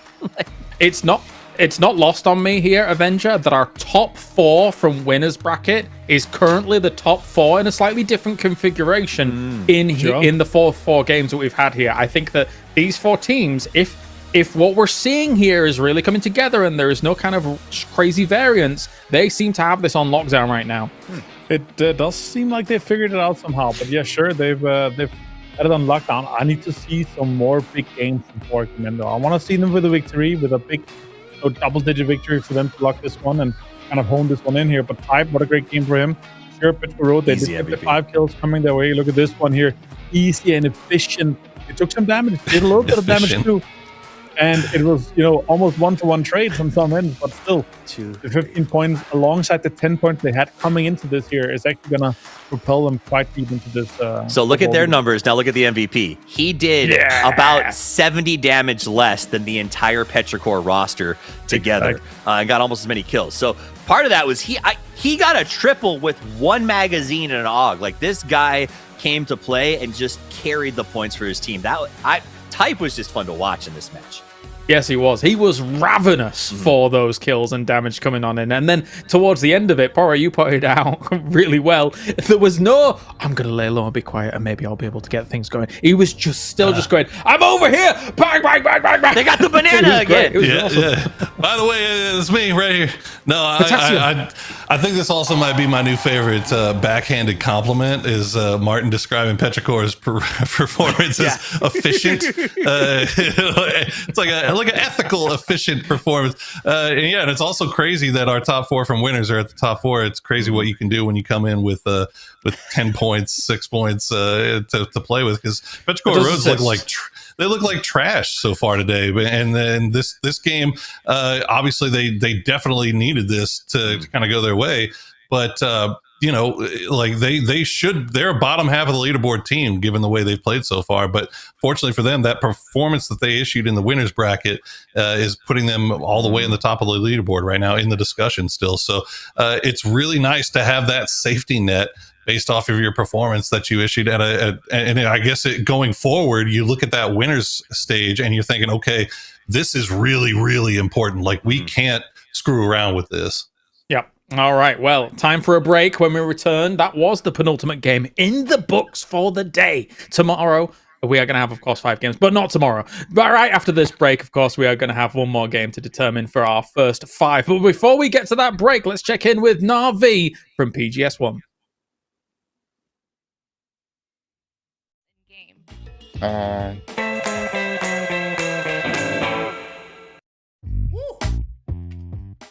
Hi, Spyro. Well, tell me, who is the GOAT of PUBG? I don't know. You don't know? Who's the most underrated player then? Boostic. Boostic? If you can team up with another team, who do you want to team up with? Falcons. Falcons. Okay, well, which player is the most satisfying to kill in-game? Nixie. Nixie, okay. What Korean food do you like the best? Bulgogi. Bulgogi. Who's the funniest person on your team? Hakatori. Hakatori. Okay, thank you. Good luck today. Bye. We all chase that one more game. With Lenovo Legion, it's always within reach.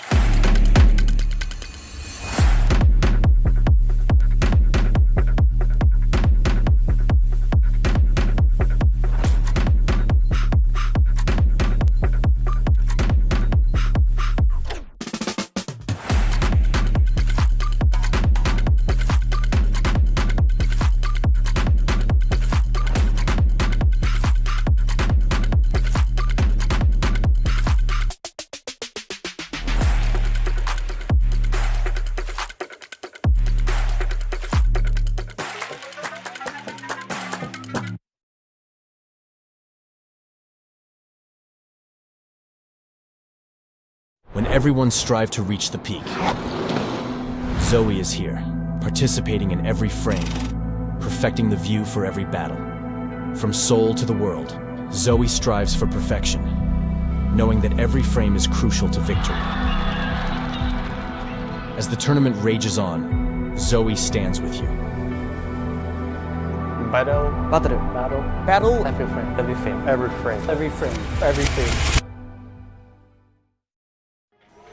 Arctis Nova 7 Gen 2.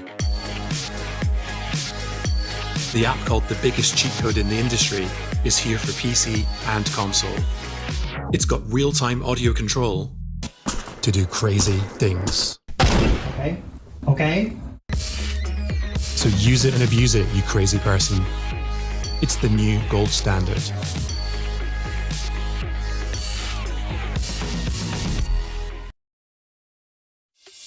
We got next, we ready to flex, we're ready to rock, give it all you got, we got next.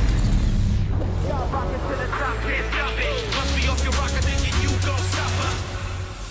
We got next.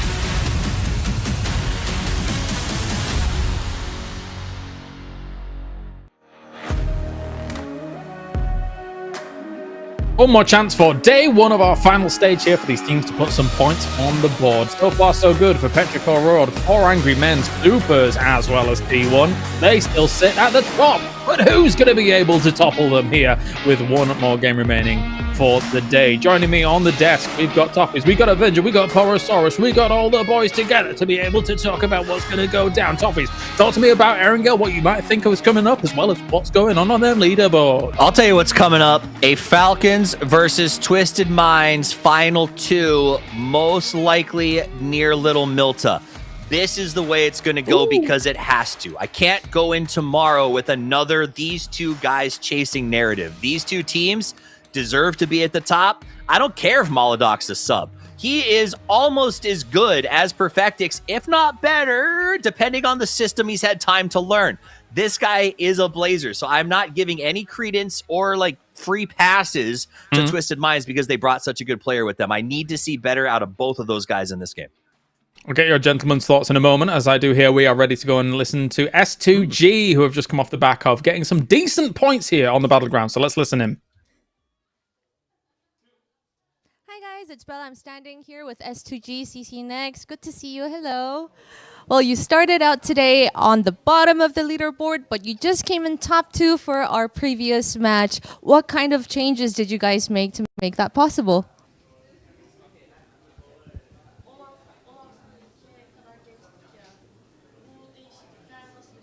İlk 2 maçı kötü oynadık. Fark ettik ama mentalimizi hiç bozmadık. Hemen bir koçumuzun yanına gittik. Resetlendik. Şu an oyuna dahil olduğumuzu hissediyoruz. Son maçımız inşallah başarılı olacağız tekrardan. 첫 번째 매치 그리고 두 번째 매치로 좀 안 좋게 점수를 받아도 나중에 코치랑 얘기하면서 그걸 고치고 그렇게 게임 했습니다. Well, he said that he didn't let the first game, second game, and the third match get to his head, and they talked with the coaching staff to work their better work their game. All right, well, that was great. Thank you, CC Next, and best of luck to you. Thank you. Thank you. All right, thank you, Bella, and thank you, CCNX, for everything coming down here. Lovely to get some thoughts from the boys down on the battlegrounds. Of course, though, it looks like Erangel is ready. Toffees, Poro, we're going to leave you behind and check in with you at the very end of the day to round things out, because the guys are dropping out of the plane as we have us. He's descending onto the battleground. I thought they'd cut away faster. I don't know. Yeah, he's meandering off as well. The plane's on, let's go. All right, me and Avenger are going to be talking about everything that's going on in this game as we go back to Erangel. And we already have our teams trying to scramble on. Falcons down on military base here, Martin. Yeah, you gotta love to see it, right? Especially with this plane path starting off to the south side and starting off to military. We do have a similar circle. The southwest is not as southwest as the other one was, James, though. But it's a better start for things. And T1 coming in like they have been here. Now Supers, and there's a little bit of a honking going on. The arena, it's DN Supers. And yeah, I don't think there's no guns available, so it makes no point chasing this one out. I just go and crash into him, just for fun, and then drive away. That's what punch I him would out. do. And then both cars flip, and then it's like, oh no, it's a disaster. But anyway, well, guns have been found for cold. Finding Neurons here. Nicely done. This is just north of the river, heading towards North George. So for JD Gaming, they find themselves a nice little pickup against E-Arena, who, for E-Arena, been a really rough day. For JDG, not so much so. I mean, 28 points on the day so far. Good for these guys. China looking great up towards the top. But so, for the most part, is Vietnam. 5th, 6th, and 8th as well here. I will say, I'm very impressed that anyone's Legend's been able to shrug off a little bit of that ring rust almost, Avenger, and find themselves 31, because we know that this team could, in theory, have the chops to be able to challenge for the top spots as long as they get everything aligned. Yeah, but look how close it is still, James. From 2nd place down to 12th. There's only 13 points difference, right? And it makes it ever so close here. After this game, we're halfway through our finals, James. And for me, and in this case here, I'm just looking for that big send from some teams, that kind of big foundation that we want to be stepping up on. And if it wasn't for the 10-point advantage that Petroglyph Road had, they would be currently in 10th place. So it's super close, and you need to take advantage of having these advantage points going into this one here. 4M feels like it's the only team that really have gotten away with things. And on top of that, it's not based off any lucky circles or anything else. It's based off them having fantastic games through and through. Definitely is. And for Petroglyph Road, of course, previously winning the last game, there is a world where they can start challenging the #1 spot against 4AM once again. As these teams, in terms of their lineage, in terms of where they've been a lot in PCL and things like that, a very storied rivalry between the top teams in China. And I think for a team like Petroglyph Road, Mr. Ike's going to be watching on with bated breath to see if they can topple 4AM at the top and take that #1 spot. Yeah, for sure. I was hoping that your organization and your team that you've gathered and put together is going to do well. And yeah, that's definitely going to be the case for him. A little bit sad for me. I think he's such a fantastic player that it's sad to see him and not come in and commit that. But if your passion is lost or he's being busy, with other things, that's how it is. That's how it is being a top tier owner in a Chinese esports organization. Yep, a lot of money to be made. That's for sure when it comes to the Chinese region. As what a lovely star that's been created there. That's what maybe they're looking to go for, a big old wide rotate here as S2G, a little bit of a glimpse into what they actually want to do, maybe target a little later on, as they're currently looting all the way up on the Stalber split, and that for a circle like this, it's a very long trek that they're going to have to make. Now, what I do like, though, is the fact that if you compare this to the original Erangel that they were on, right? We said, okay, they're probably not going to go for a hot drop scenario. Again, it would have been quite a stretch to go to Lipovka anyway from this, going up against Cerberus. But what are they doing differently compared to that? Well, they've got the luxury, in inverted commas, of being able to move much earlier. So it's not going to be emergency pickups by the looks of things here this time for S2G. It's going to be boots on the ground, get those cars going, try and go for that big wide wrap. Yeah, and the big wide wrap. I'll tell you what the star is, James. It's them summoning a western shift. So they're going to be going all the way over the North George Bridge and coming over to that western side and hoping to set up shop there for that area. So yeah, we'll see what happens. But it's already very congested towards the middle. It's split out, sure. There's a lot of 1-1-1 way splits or 2-2 splits. A lot of teams have already committed a lot of time to try to get into some of these higher spots. But then again, it doesn't matter too much in that first and second circle, because it's not until third and fourth pops that you really know where you're going to have to commit your time to. And meanwhile, we have Falcons. They're not flying, they're sailing this time around. A rarity. I don't see them too often on the ferry, but here we are. As Chewie starts things off in Gatka Fields alongside and takes down Zest to get things rolling. Perpetual Road, that's another feather in their cap. As they, oh no, a little bit of a spin out, or was that intended? I'm not sure, but anyway, regardless, Ming Ming and 04 decide to remove any threats. There's come along, a little bit of a threat though from Stan. 04 down here from the nade. Well executed by him. That's an insta flush here. Now Ferris, meanwhile, takes shots at Furia. Navi is in a bit of a kerfuffle with these guys, and Boostic's been knocked and flushed immediately here by BL. Now Spiro is doing a big pull-up here. There's a knock on both sides. There's nades coming in too. That's actually a decent nade here, but BL jumped into the car and immediately took off here. And I think there's a disengagement here. BL and DraftKings, last two players, shots in. Really good shots here from Spiro. Takes down DraftKings. Yeah, fantastic stuff. And for Fury, this is a disaster. They barely had any points coming on into this game at all, and now they're getting eliminated in first place for this game if they're not careful. Being 16th, the first team to go down, unless BL can just hook tail and run away, and that is exactly what he will be doing. A catastrophic situation for them. Fury was expecting more, I think, from this day. And Navi so far, middle of the pack right now. Good amount of points coming in from there. There's some sleeping going on. In the side of Shrimsy, he is, you know, chilling because at this point here, Kickstart's also swimming, by the way. He's like, guys, this is too boring. We're just going to swim across. I jumped off and tried to get some information to see if there's anyone holding them. They would be suspecting that someone's going to be in fair pier. No one's there, though. Is that the camera, or has the camera frozen? No, that's the actual camera. Okay, well, you know, we're having fun here. No, he just said something. He just said something. Exactly. He doesn't have the headset in. Yeah, I don't know. It is the camera. You're right. You're right. It would be way more fun. I think this is intentional. This is actually top tier memery going on from our production end, that just freezing the camera on Shrimsy here. But yeah, they're going to be going off for this rotation here. It did, to me though, this. I don't know how this is worth it compared to either driving on the eastern side on the other bridge here just to scout it out, because they waited for so long. But look at Schiller taking tons of shots on Lyrics, and Baron taking down Nerds too, James. This is the arena falling apart.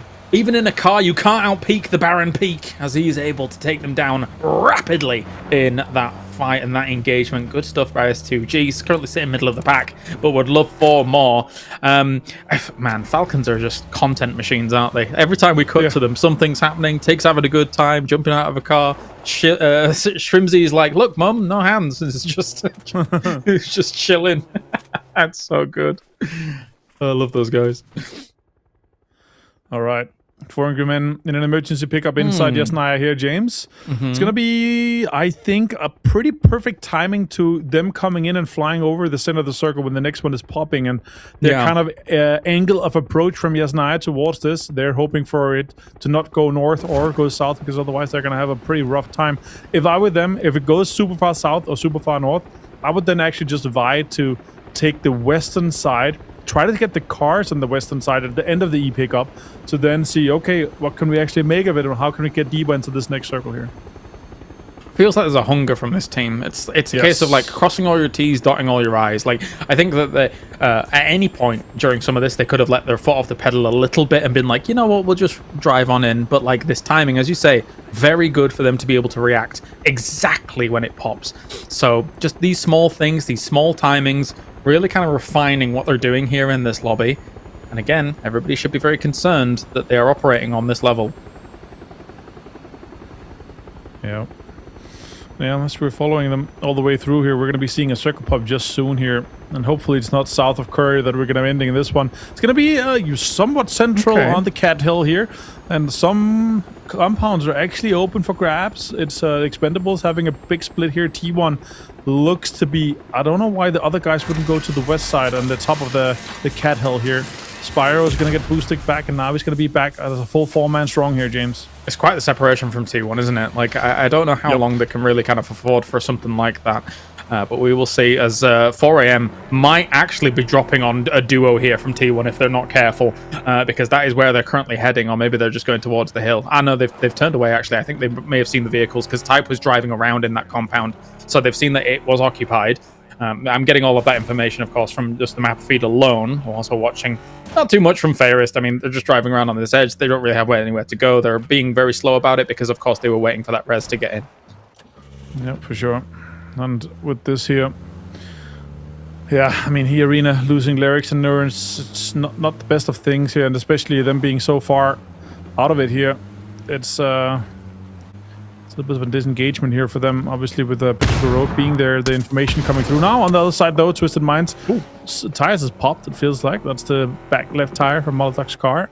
They're disengaging here from the DN Supers fight. And Twisted Minds going back to this compound. It's not the best of compounds, but it kind of has an angle of approach onto this next hill where DN Supers is already set up. So I think it's just a matter of them hoping for a western shift, and then they can kind of take it from there. Moving on in on the north side of Quarry, Falcons.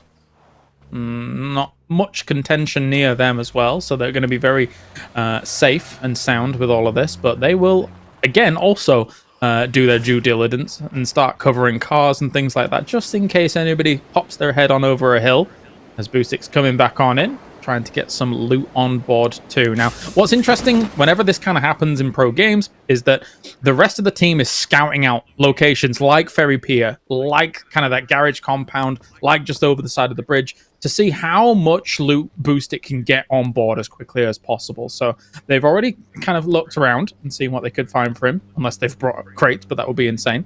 Anything they may have knocked from 3 kills that they got.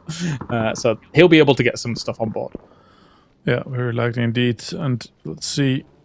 Now with Navi and them kind of being this delayed here, if this is going to have an impact, because the next circle does pop soon. And this could mean that if they don't have the cars ready, if they don't have kind of the information already gathered, sure, Hagator is already there. He's seeing some information that we're full sense, and all the compounds are probably taken already. So it's going to be more of a play of open terrain and kind of areas and kind of play the edge all the way in like they usually do. But with this, them being this late, them not having super amount of loot here, and obviously Boostik coming in late, they're not going to have more than 2 or 3 cars. So it's going to be a different angle of approach here. More e-pickups are popped here at this point. So it's a preemptive one here, and on board with S2G, you see it. 2 kills for Baron so far early on.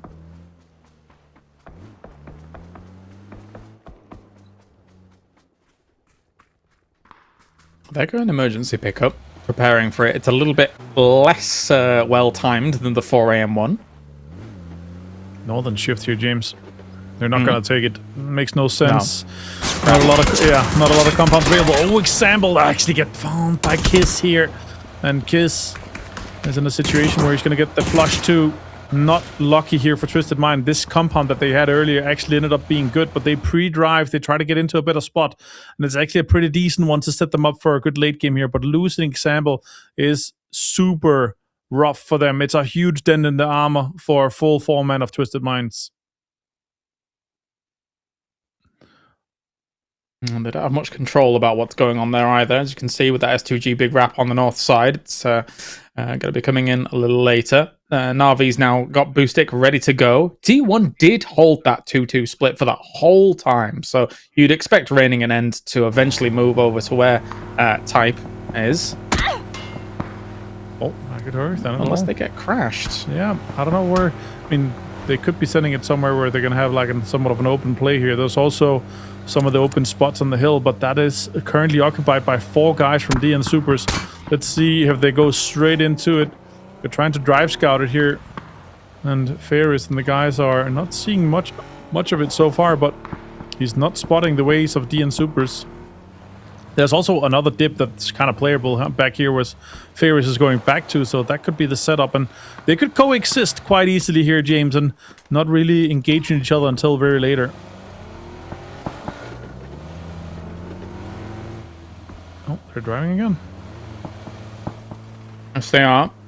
Not really knowing exactly where they want to go, or I guess at least testing the waters and seeing if they can secure something themselves without anybody peeking on over.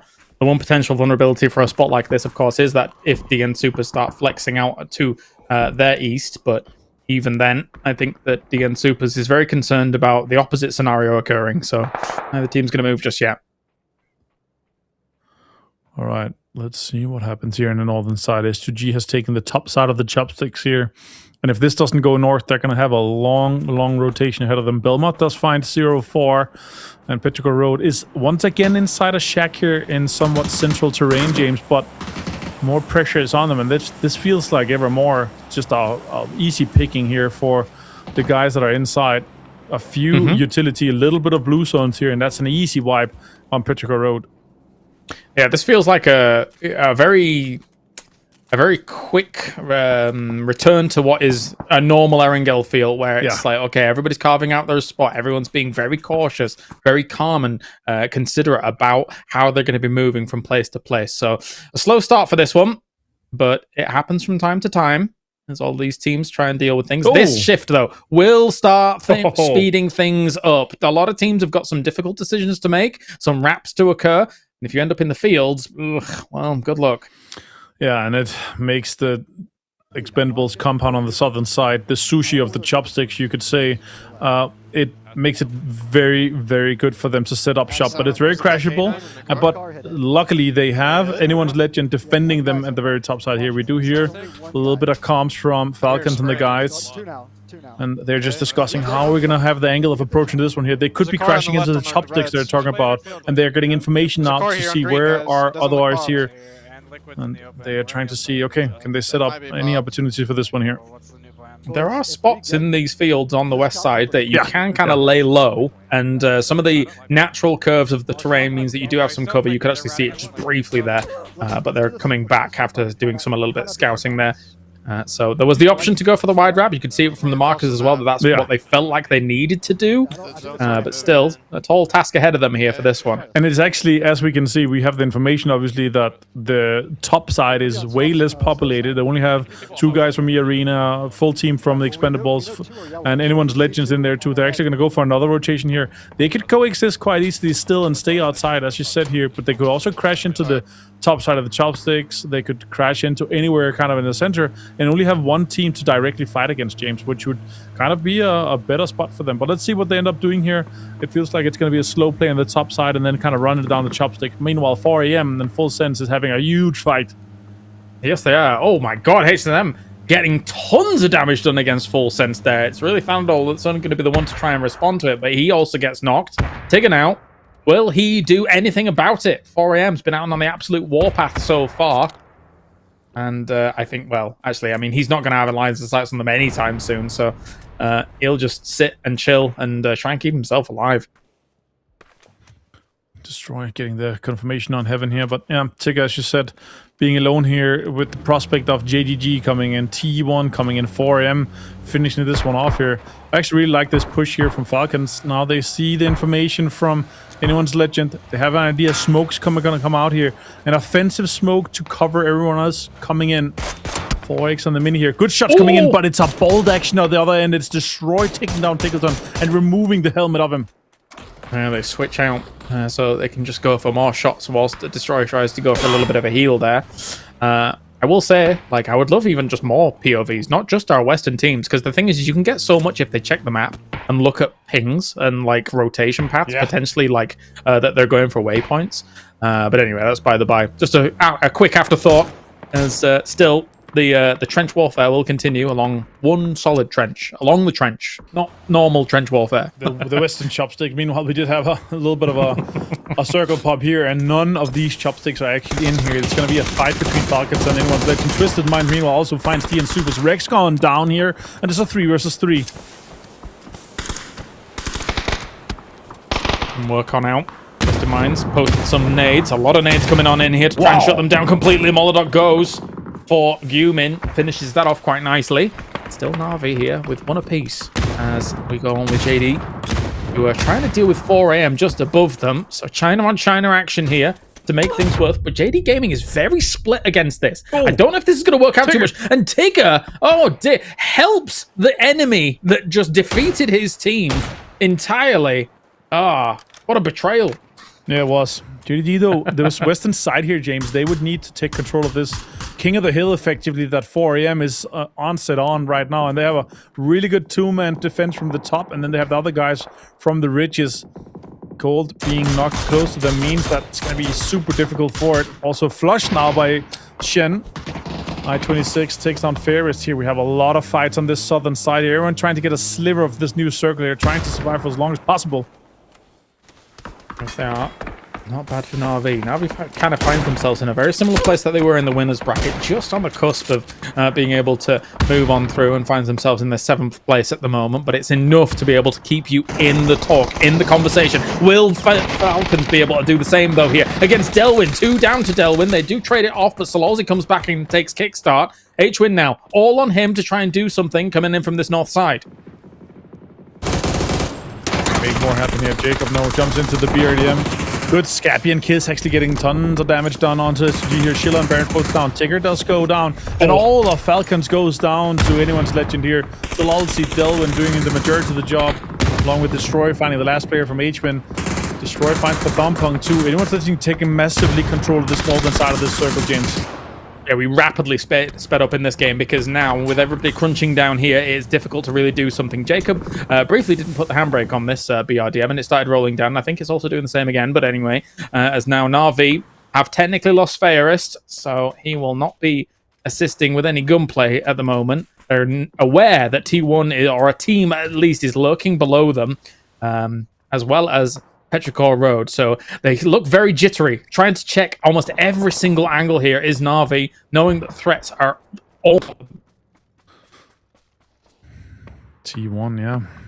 They're so close. If this next circle doesn't go hard southeast, we're going to have a 3, maybe even 4-way fight with Maiden Thailand joining that third party. Gil Calmo as well, Furia. Afterlife Hagatori has been found. And Nance finds Shen. That's a great nade. It doesn't connect. It's just in the wrong spot. Yeah. But this also opens the door for anyone's legend for the information that's in here. Heather finds Spiro, and Navi's completely destroyed here with Heather finding Multi 2. That was so quick.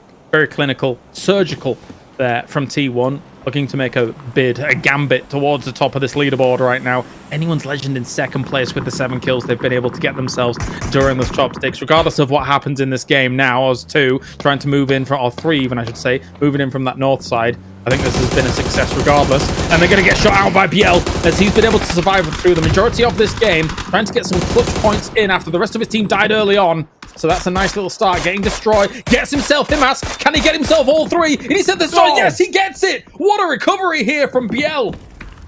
And now he has 4 expendable players that's just going to be looking straight at him. JDG actually goes down here. It's Mem, Spaceman is turning up once again. 4am has had such a fantastic set of games today. This could be the one that they could take home here. But if someone has something to say about it, it's going to be Made in Thailand. They have a BDM. They have 5 kills and they have 4 guys alive taking shots against Lou right now. Twisted Minds might be losing another player. They might. Maybe smokes go down again here. Made in Thailand. Stolen. Bit of a shame. And let's see now. There's Kiss. Kiss got it, yeah, okay. Oh, yeah, he got it. Stole Batulins. Okay, that's how it is. All found him. But still 6 kills for Made in Thailand here, James. That's huge. Expendables also full 4-man strong at the northern side. But 4am have lost 1 player. And that 1 player could point something in the direction of it being, if they go against a 4 versus 4 or a 4v3, it could be super rough for them here with 4am holding the southwest side, Made in Thailand on that northeast side, Expendables on the northwest side, and a full 4-man from T1 has also looked really good today. Not a lot of placement points have come their way, but they have been fragging out. That's put them in second place currently. I mean, we need a 4am shutdown. That's what we need from the rest of the lobby at this point. Because the fact that they are technically 3 alive, still had 8 kills, got themselves a lot of placements as well, coming off the back of this. And Spaceman's still alive, being the kill leader from this day. He needs to be shut down. BL, can you get another one? No. Okay, so that's him dead. The safety of the BRDM. That's him dead. It's not going to be able to heal quickly enough here, but that's another placement point going the direction of 4am. Yeah, great salvage point from Fury here, but only 14 points total today here. They're 8 points behind Twisted Minds. And surprised to say here, Twisted Minds has probably had one of the worst days in a grand finals at an international lobby here, with them being 13th after 5 games. Where does the circle go if 4am get this? If 4am get this? A fair center circle, James. Please give it to me. Everyone's edge. Where are we going? Beautiful. Ooh. Only Winter and a little bit of Tanwu is inside. Kiss got a sliver too. Everyone's going to have to fight for terrain here, James. I love this ending. This is absolutely beautiful. But eventually, I feel like TE is going to have to try to clear for him. Or maybe even T1. There's a house in there that they have available to them. And that provides a lot of cover. There's a whisper on the wind for Mr. Winder that nobody really wants to go up against him at the moment. And right now, he does have himself a building to work with. So no kills on the board. It's been a quiet. It's just been a little bit of a breeze today for Winder, I think, Avenger, because it seems like the rest of his team's been putting the work in. But he's definitely earned the respect of a lot of these guys on the field. Yeah, Toffa would say he's been winding down all day, and that's really been the case. But if you have someone like Tickleton saying that he doesn't want to go up against in a one-on-one as Winder, then that's something that you've got going for you, that's for sure. But let's see how much they can make out of this one here. Currently, our winner chicken dinner percentage is only 11 to 12% for 4am. Now shots coming out here for the BDM, but I don't give much credit to this one just yet. It's just based on positioning, based on how deep you are and how close you are to the circle. I'll say this though, I do not really see 4AM winning unless we see a full kind of 4-way 4v4 between Myth, TE, and T1, obviously. Yeah, it really depends on which team feels like they have to move in which direction, right? Like with the Expendables, now positioning their cars up against the ridgeline on that northwest side, this could be a vulnerability for someone like Winder on top of that house once they start peeking over. But likewise, T1 feels like they have to actually hit this building. Going as 4-man here, pushing Winder off the high ground. That's brilliant stuff to be able to negate that angle. A little bit of a car swap through here. 4AM looking for the reinforcement team, actually being able to pull up, but no pre-nades there. No opportunity to be able to greet this straight away. Granate onto Type, 14 damage only, stun grenade, then he follows that through. He has a 3-vest, but it's gonna be enough. Type is going back through the smoke here, trying to get healed off. He actually sees one player, good Molotov. He sees one player on the outside. He's on fire. That means he can't do the ADS. He can't shoot down the drain here. He finds one. Oh my god. Finds two. Spaceman is just an absolute terror right now. What an absolute animal. Being able to shut down 2 means that this is a big save here. Winder tries to take it down, and he's on the slither of health at the moment. 4AM. Oh my god, Spaceman does it again. Spaceman does it again and again and again. Heather, last player here for T1 standing now. Made in Thailand's coming in for the third party. Scabby's finding EN for the flush. Winder's kill taken away from him. And he's still on 0. Meanwhile, HMM on 3 and Shin on 3. Spaceman on 4. Heather comes in, finds Baron. That's a good impact for him, but he's on fire. It feels like he's going to be taken down shortly here. This should be a TE win. If they're able to come along to this fight to the very end, whilst everybody's just absolutely mullering each other, what are 4AM or Myth supposed to do? TE is moving in for the surround, Avenger. Jacob sitting inside the BRDM. Surely TE is going to come in and start shooting it. Doris finds Jetsameme. Kiss finds Heather. T1 is down in 4th place. Still a good game for them. But now it's down to the top 3. The podium is still active here. Spaceman's been found. That's a huge knock to find from Hwangif. Very important to take down what is arguably the MVP of the day. And now just to put in the nail in the coffin against the 4AM boys who are locked in here. On the other side of this, Jacob is lurking around alongside Myth to be able to shut down 4AM. So we asked who was going to shut them down. Ooh, burning. Okay, maybe they... Oh my god, are they getting a res off? This is insane. That's crazy, and the smoke cover there too. But Jacob could be throwing that nade straight onto them. It's just behind Winder. I don't know how he survived that one. Crazy. He shouldn't have been. But that is next level. I think it went into the bathroom. Yeah, went into the bathroom probably. Yeah, it did. Too deep in there. Or maybe it was under him and he had a cover from that one. Glorious now taking some shots at the BRDM here. Understood. He wants to get that out of it. Yeah, it's a huge impact for this one here. Yeah, the fact that, yes, of course, Myth is only 3 versus the T4. Still, the BRDM may as well be an extra player here if you're able to exploit it to its fullest. But the Expendables are flexing out wide to try and constrict the position of Made in Thailand. Scappy, though, finishing off Winder. That is 4AM done, but they've done a lot today. Them having had a 2nd place, 4th place, and a 6th, but also with the kills they've had all the way through here. And huge. Scabby now. It's a 4 versus 3. Surely it looks like our 2024 PGC winners. Time for take a victory here. Unless looking good. Some kiss magic, my friend. Unless. That's one kiss of them. Magic! The kiss of death.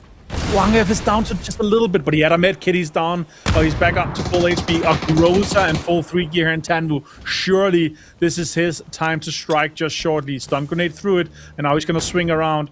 He has cover. Jacob sees him too. A little bit of a wiggle back and forth here, though. Let me get done here with this. The cover, very important. Gets flashed. Oh, I thought Kiss was going to make it. But that would have been a mad dash push if he was going to go for it. But he's going to try and go around that left-hand side. Right now, they don't know exactly where he is, but reinforcing angles might be decent for him. The Expendables are all back up, but Scappy once again gets Clories. I don't think they're going to be able to recover him this time, despite that nade into this now knock.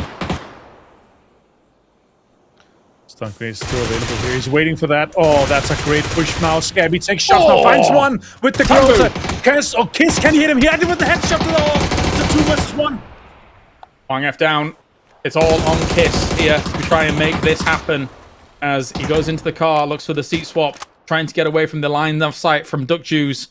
As you can see forwards, both of them are trying to move into a position where they can actually push, but the blue is pushing as well. He's got to move. They've got to try and do something about it. Don't choose, goes for the peak on the right-hand side. Goes for the drop shot. He takes it. Does it take her? He gets it. Oh my god, no! Take Expendables. I thought Kiss had that for a second. Wang F saves it for the Expendables. Avenger. I just lost my mind.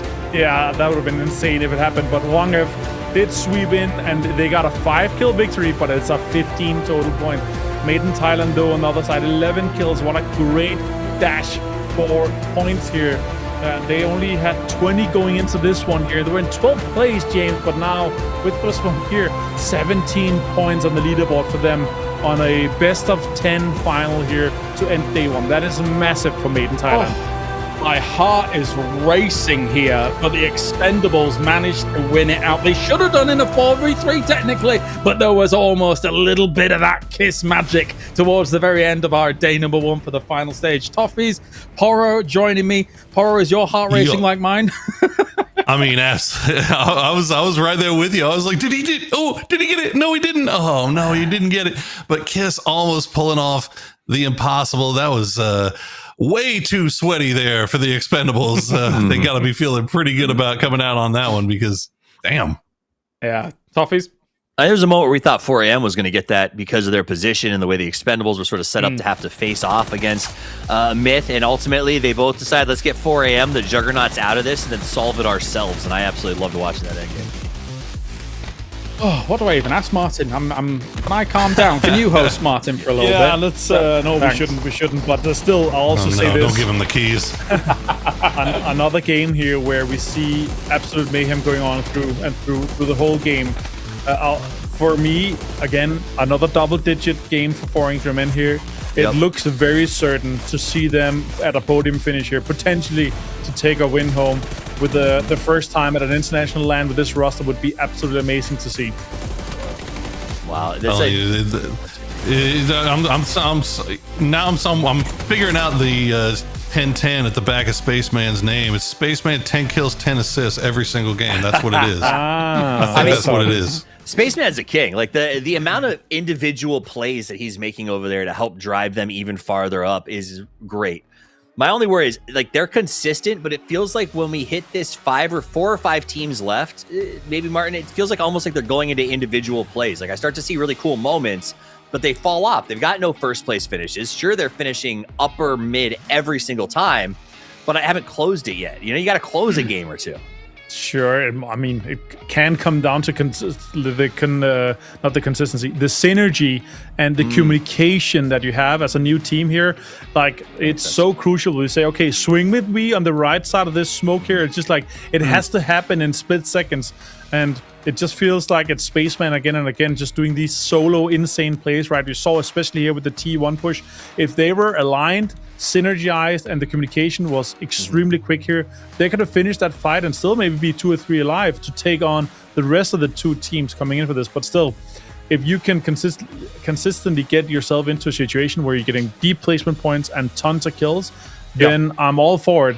I don't mind another win where we don't have any chicken dinners for the winners. Interesting to theorize as well, like when we get to the overall leaderboard, where teams would be without the advance points, and I think that 4AM is probably still number 1 without the advance points that they actually got from the previous stage. But I think so, yeah. Of course, the Expendables will be able to bump on up here, Poro. It's good to see a world champion that was kind of like near and dear to our hearts be able to get what is like really strong wins at the back of the tail end of like these last 2 days. You know, it feels like this has always been the story with the Expendables, though, right? Like, they are a very, like, explosive team, but when they don't explode, they just kind of fall by the wayside. So it's feast or famine. And today we get, or at least in this last game, you get to see what it's like when everything's clicking. But that last game was so interesting because that BRDM from Myth, I feel like loomed so large over how that entire end game ended up playing out. Like 4AM, they might have been in a better position to win had Myth not had that BRDM to where Expendables or T1 were too scared to push them, and instead forcing T1 to make that crash onto the compound, which nobody wants to do, right? Like, they just kind of hope for the best. But there you go, 4AM first place and T1 hopping up into second. Nice. I think you're totally right about the BRDM play because it's a lurking spectre on a battleground where it's not just like the impact it has, like running people over or causing like damage or whatever it may be. It's like, okay, we just can't go there. Okay, or we can't like encroach on the territory that exists there. But yeah, it did look like the 4 AM was in number one despite the advanced points here so far, and with another 10 kills, another 1,000 damage on the board, plenty of nades to boot. Avenger, they're ominous. Yeah, I mean, now after this these 5 games here, we can also conclude that sure, you have 10-point advantage, but you're still in quite the deficit to the leaders, and you're not even podium, so it didn't have the impact that we were kind of hoping to see here. Good to see Scabby here with the 4 kills and 749 damage. Kiss, though, with 7 knockouts is next level. He did have an impact. We were hoping to see some more kiss of death from him, but again, guys, we also have to remind ourselves from 2nd place down to 10th is only 15 points. Like, everything is still wide open to get that podium finish. Oh, Scappy. Scappy. Is he going to take the man of the match? Oh, it goes to this first. I forgot. We get baited once again. Damn. Well, impressive stuff by the Expendables, no doubt. Actually, it's kind of a polar opposite of what they're normally a win for them, where it's like, oh yeah, we got 20 million kills as well as the win, right? But then don't do anything else. It's a bit of a quiet one for this. But again, with these hills and the way they work here, Toffees, I think a lot of teams had already kind of eliminated each other before they even got down to the late game. I think just playing smart PUBG, and I think that speaks to their overall performance, and I'll come back to that in a sec. Congratulations to Kiss. He walks away with the MVP on that game and plays very, very well. So they almost pulled it off. It was cool to watch and deserves an award for doing so. But back to the Expendables for just a second. I think what Martin brought up a second ago about the 10 points don't matter, Petrichor really dropped that ball. Expendables is in that top 3 or 4 with no free points whatsoever, but I do think it matters in some ways, right? You brought up those middle packs, they're 5-6 points apart. 4 AM, I think they're holding first because they got those 8 points, because of the fact that they haven't been able to get into that 2nd, 3rd finish. Having a little bit of a buffer for those placement points sort of makes up for some struggles.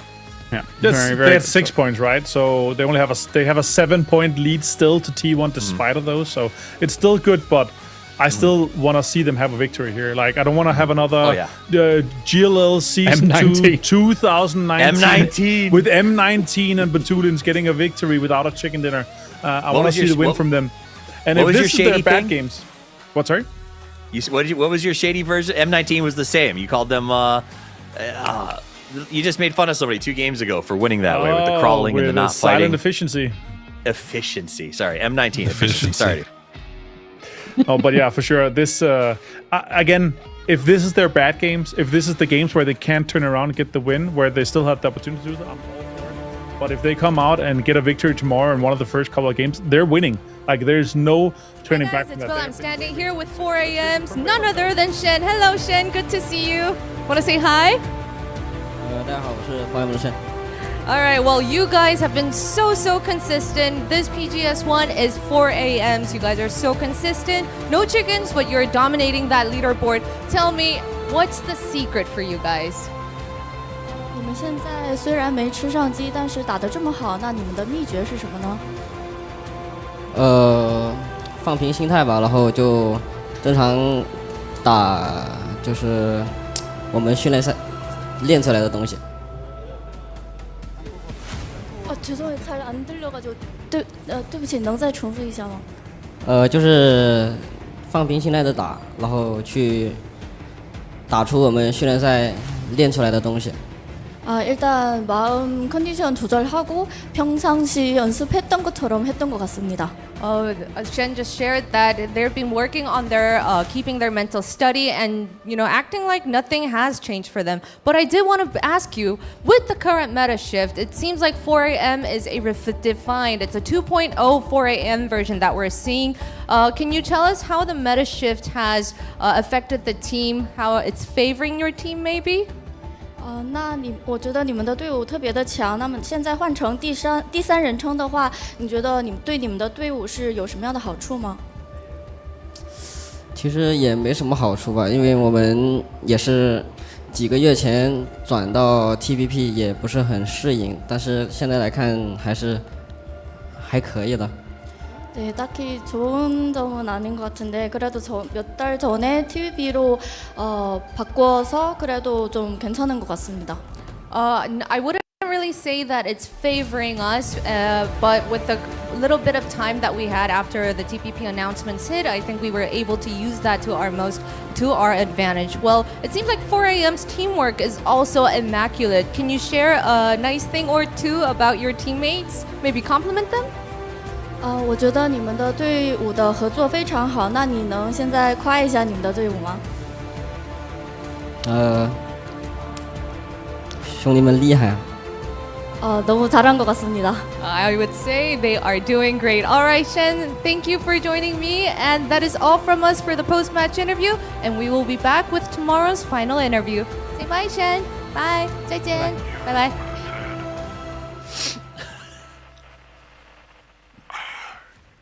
Nothing comes to mind for Shen other than they are good on the battlefield. They are good on the grounds. Nothing else. They're not handsome. They're not funny. Nothing. Just they don't have great taste in music. No, nothing. It was like the equivalent of "Nah, I'm good. I don't want to talk about them." That was awesome. One thing's for sure, though, the Tasmanian devil of PUBG is able to put in a lot of work for Shen. Good to see him and hear from them as they are currently leading in a extremely strong position here, Martin. I think one thing to talk about before we finish off is, like, I asked you guys at the start of the day for your predictions. Is anybody going to shift or is anybody going to bet against where 4AM currently is? They're looking phenomenal. I'm feeling pretty confident. Yeah, weird. Yeah, I also said 4 Angry Men, right? That's we all said 4 Angry Men, right? That's all our prediction, right? Yeah, that's how it is. You got to pick first, Poro. You got to pick I did. first. I did. Seniority comes in a beneficiary I will say, here. To pivot off of those predictions to things that are shocking to me, the fact that the Falcons and Twisted Minds are sitting at 12th and 13th is crazy. The fact that Furia had such a good end of the day and they struggled so hard at the start today. And then Supers, who was so consistent coming into this, are sitting on 32, which I guess isn't terrible. But when you talk about the leaders and how far ahead they are, not great. They had 2 points in 2 games in the last 2 ones. So, like, that's just what it comes down to, right? I think it's all wide open coming into tomorrow still, regardless. I mean, technically, teams could easily still catch up with 4AM. It just depends on whether or not 4AM buckles and under the weight of being in first place. But so far, over the last 3 days, it really hasn't looked like they are going to be strained by anything. If there's any teams, Poro, from today that you think have extra chops being able to go into tomorrow, if they've given you kind of glimmers of hope a little bit more than they did prior to today, is there any teams that you would pick there?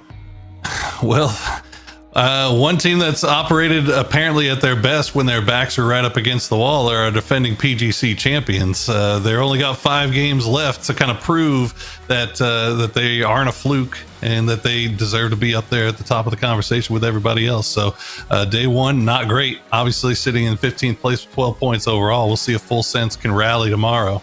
It's looking grim, though. I mean, it is looking grim.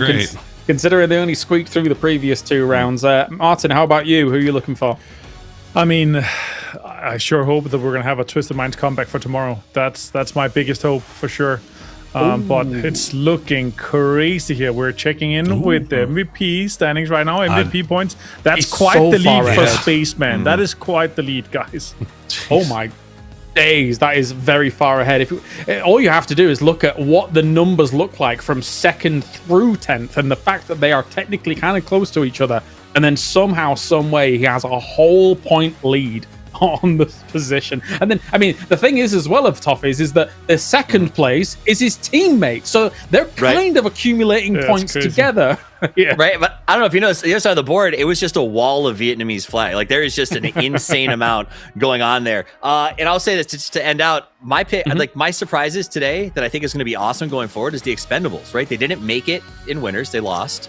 Then yesterday, they were honestly dumped until the final game when they got a 19-point finish, right? I think it was 19 kills was the same. 19 kill win, yeah. Exactly, 19 kill win. So the only reason that they're here is literally 1 game. And yet, in Expendables fashion, that 1 good game started the rock downhill. And that's what they do, right? That's Expendables. So that game has launched them into 2nd, I think they're in 3rd or 4th right now without any bonus points. Like, if they keep this up tomorrow, Expendables is looking hot. Yeah, very much so happy to see that, as they're always very, very lovable. All right, gentlemen, thank you very much for joining me here for day number 1 of final stage. Tomorrow we are back same time, same place. Currently, it's looking very like 4 AM is going to be able to have a stranglehold on that number 1 spot. But the question is, will anybody topple them towards the very end tomorrow? We'll see you then for more PUBG action.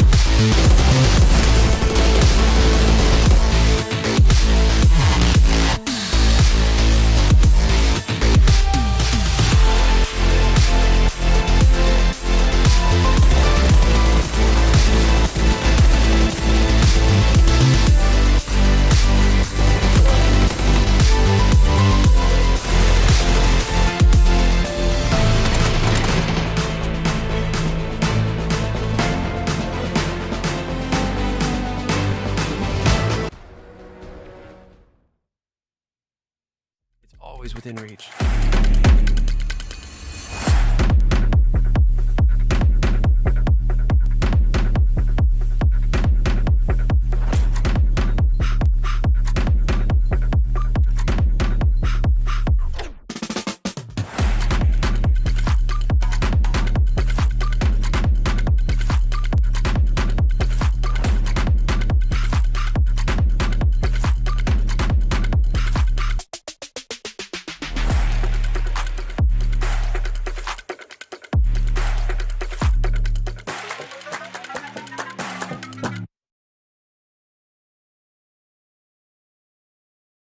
Twisted. You're a big Twisted fan. Wow.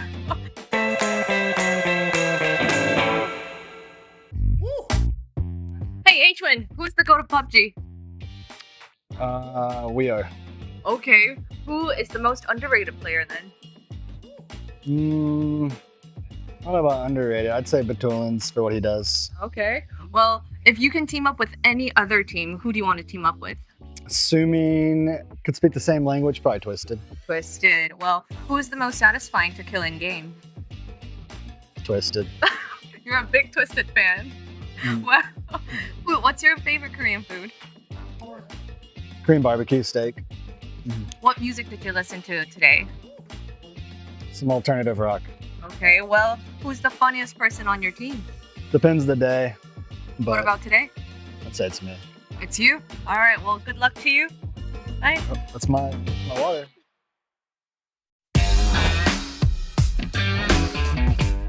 Ну, мы собираемся показать достойную игру на этом турнире, но, во-первых, мы преследуем цель понять, как играть ТПП правильно на следующие более глобальные турниры. Да, мы всех ждем на трансляцию, мы пытаемся показать лучшую игру, которая у нас была в этом году, как минимум. И, в принципе, спасибо, что болеете за нас, приходите посмотреть. Мы вас любим. We all chase that one more game. With Lenovo Legion, it's always within reach.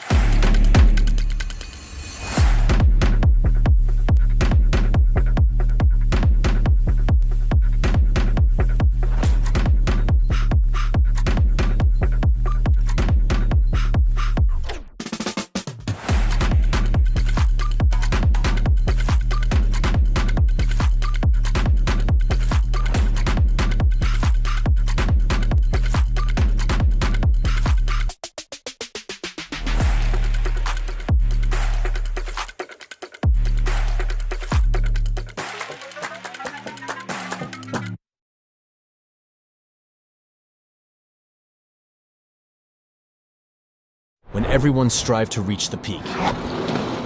Zoe is here, participating in every frame, perfecting the view for every battle. From Seoul to the world, Zoe strives for perfection, knowing that every frame is crucial to victory. As the tournament rages on, Zoe stands with you. Battle, every frame. Fueled by the same passion as esports athletes, Zowie continuously develops tailored products, empowering gamers to bring their best out. Today, we are launching the all-new XL2566X Plus, which uses the newly developed Fast TN panel and upgraded Diac 2 technology. New Fast TN panels with Diac technology provide clearer and sharper images, helping you focus and avoid the distraction of unwanted after images caused by rapid motion. This new TN panel differs from the previous generation in its faster electrical conductivity. The increased liquid crystal responsiveness reduces overshoots. Moreover, it enhances color performance for more vibrant colors and better enemy identification. The latest Diac 2 technology provides players with clearer visuals in dynamic aiming and spray control, while also being more friendly on the eyes. Players can download and apply various FPS game color settings developed by Zowie through our software, XL Setting to Share. Also, you can import settings from pro players to see what they see. Furthermore, you can utilize the new Auto Game Mode feature, which automatically applies different color settings based on a player's usage scenarios. This monitor has inherited the XLX monitor stand design. It has incorporated industrial-grade bearings into the height adjustment mechanism, allowing easier and smoother adjustment to the exact desired height. The new monitor series continue to evolve, refining details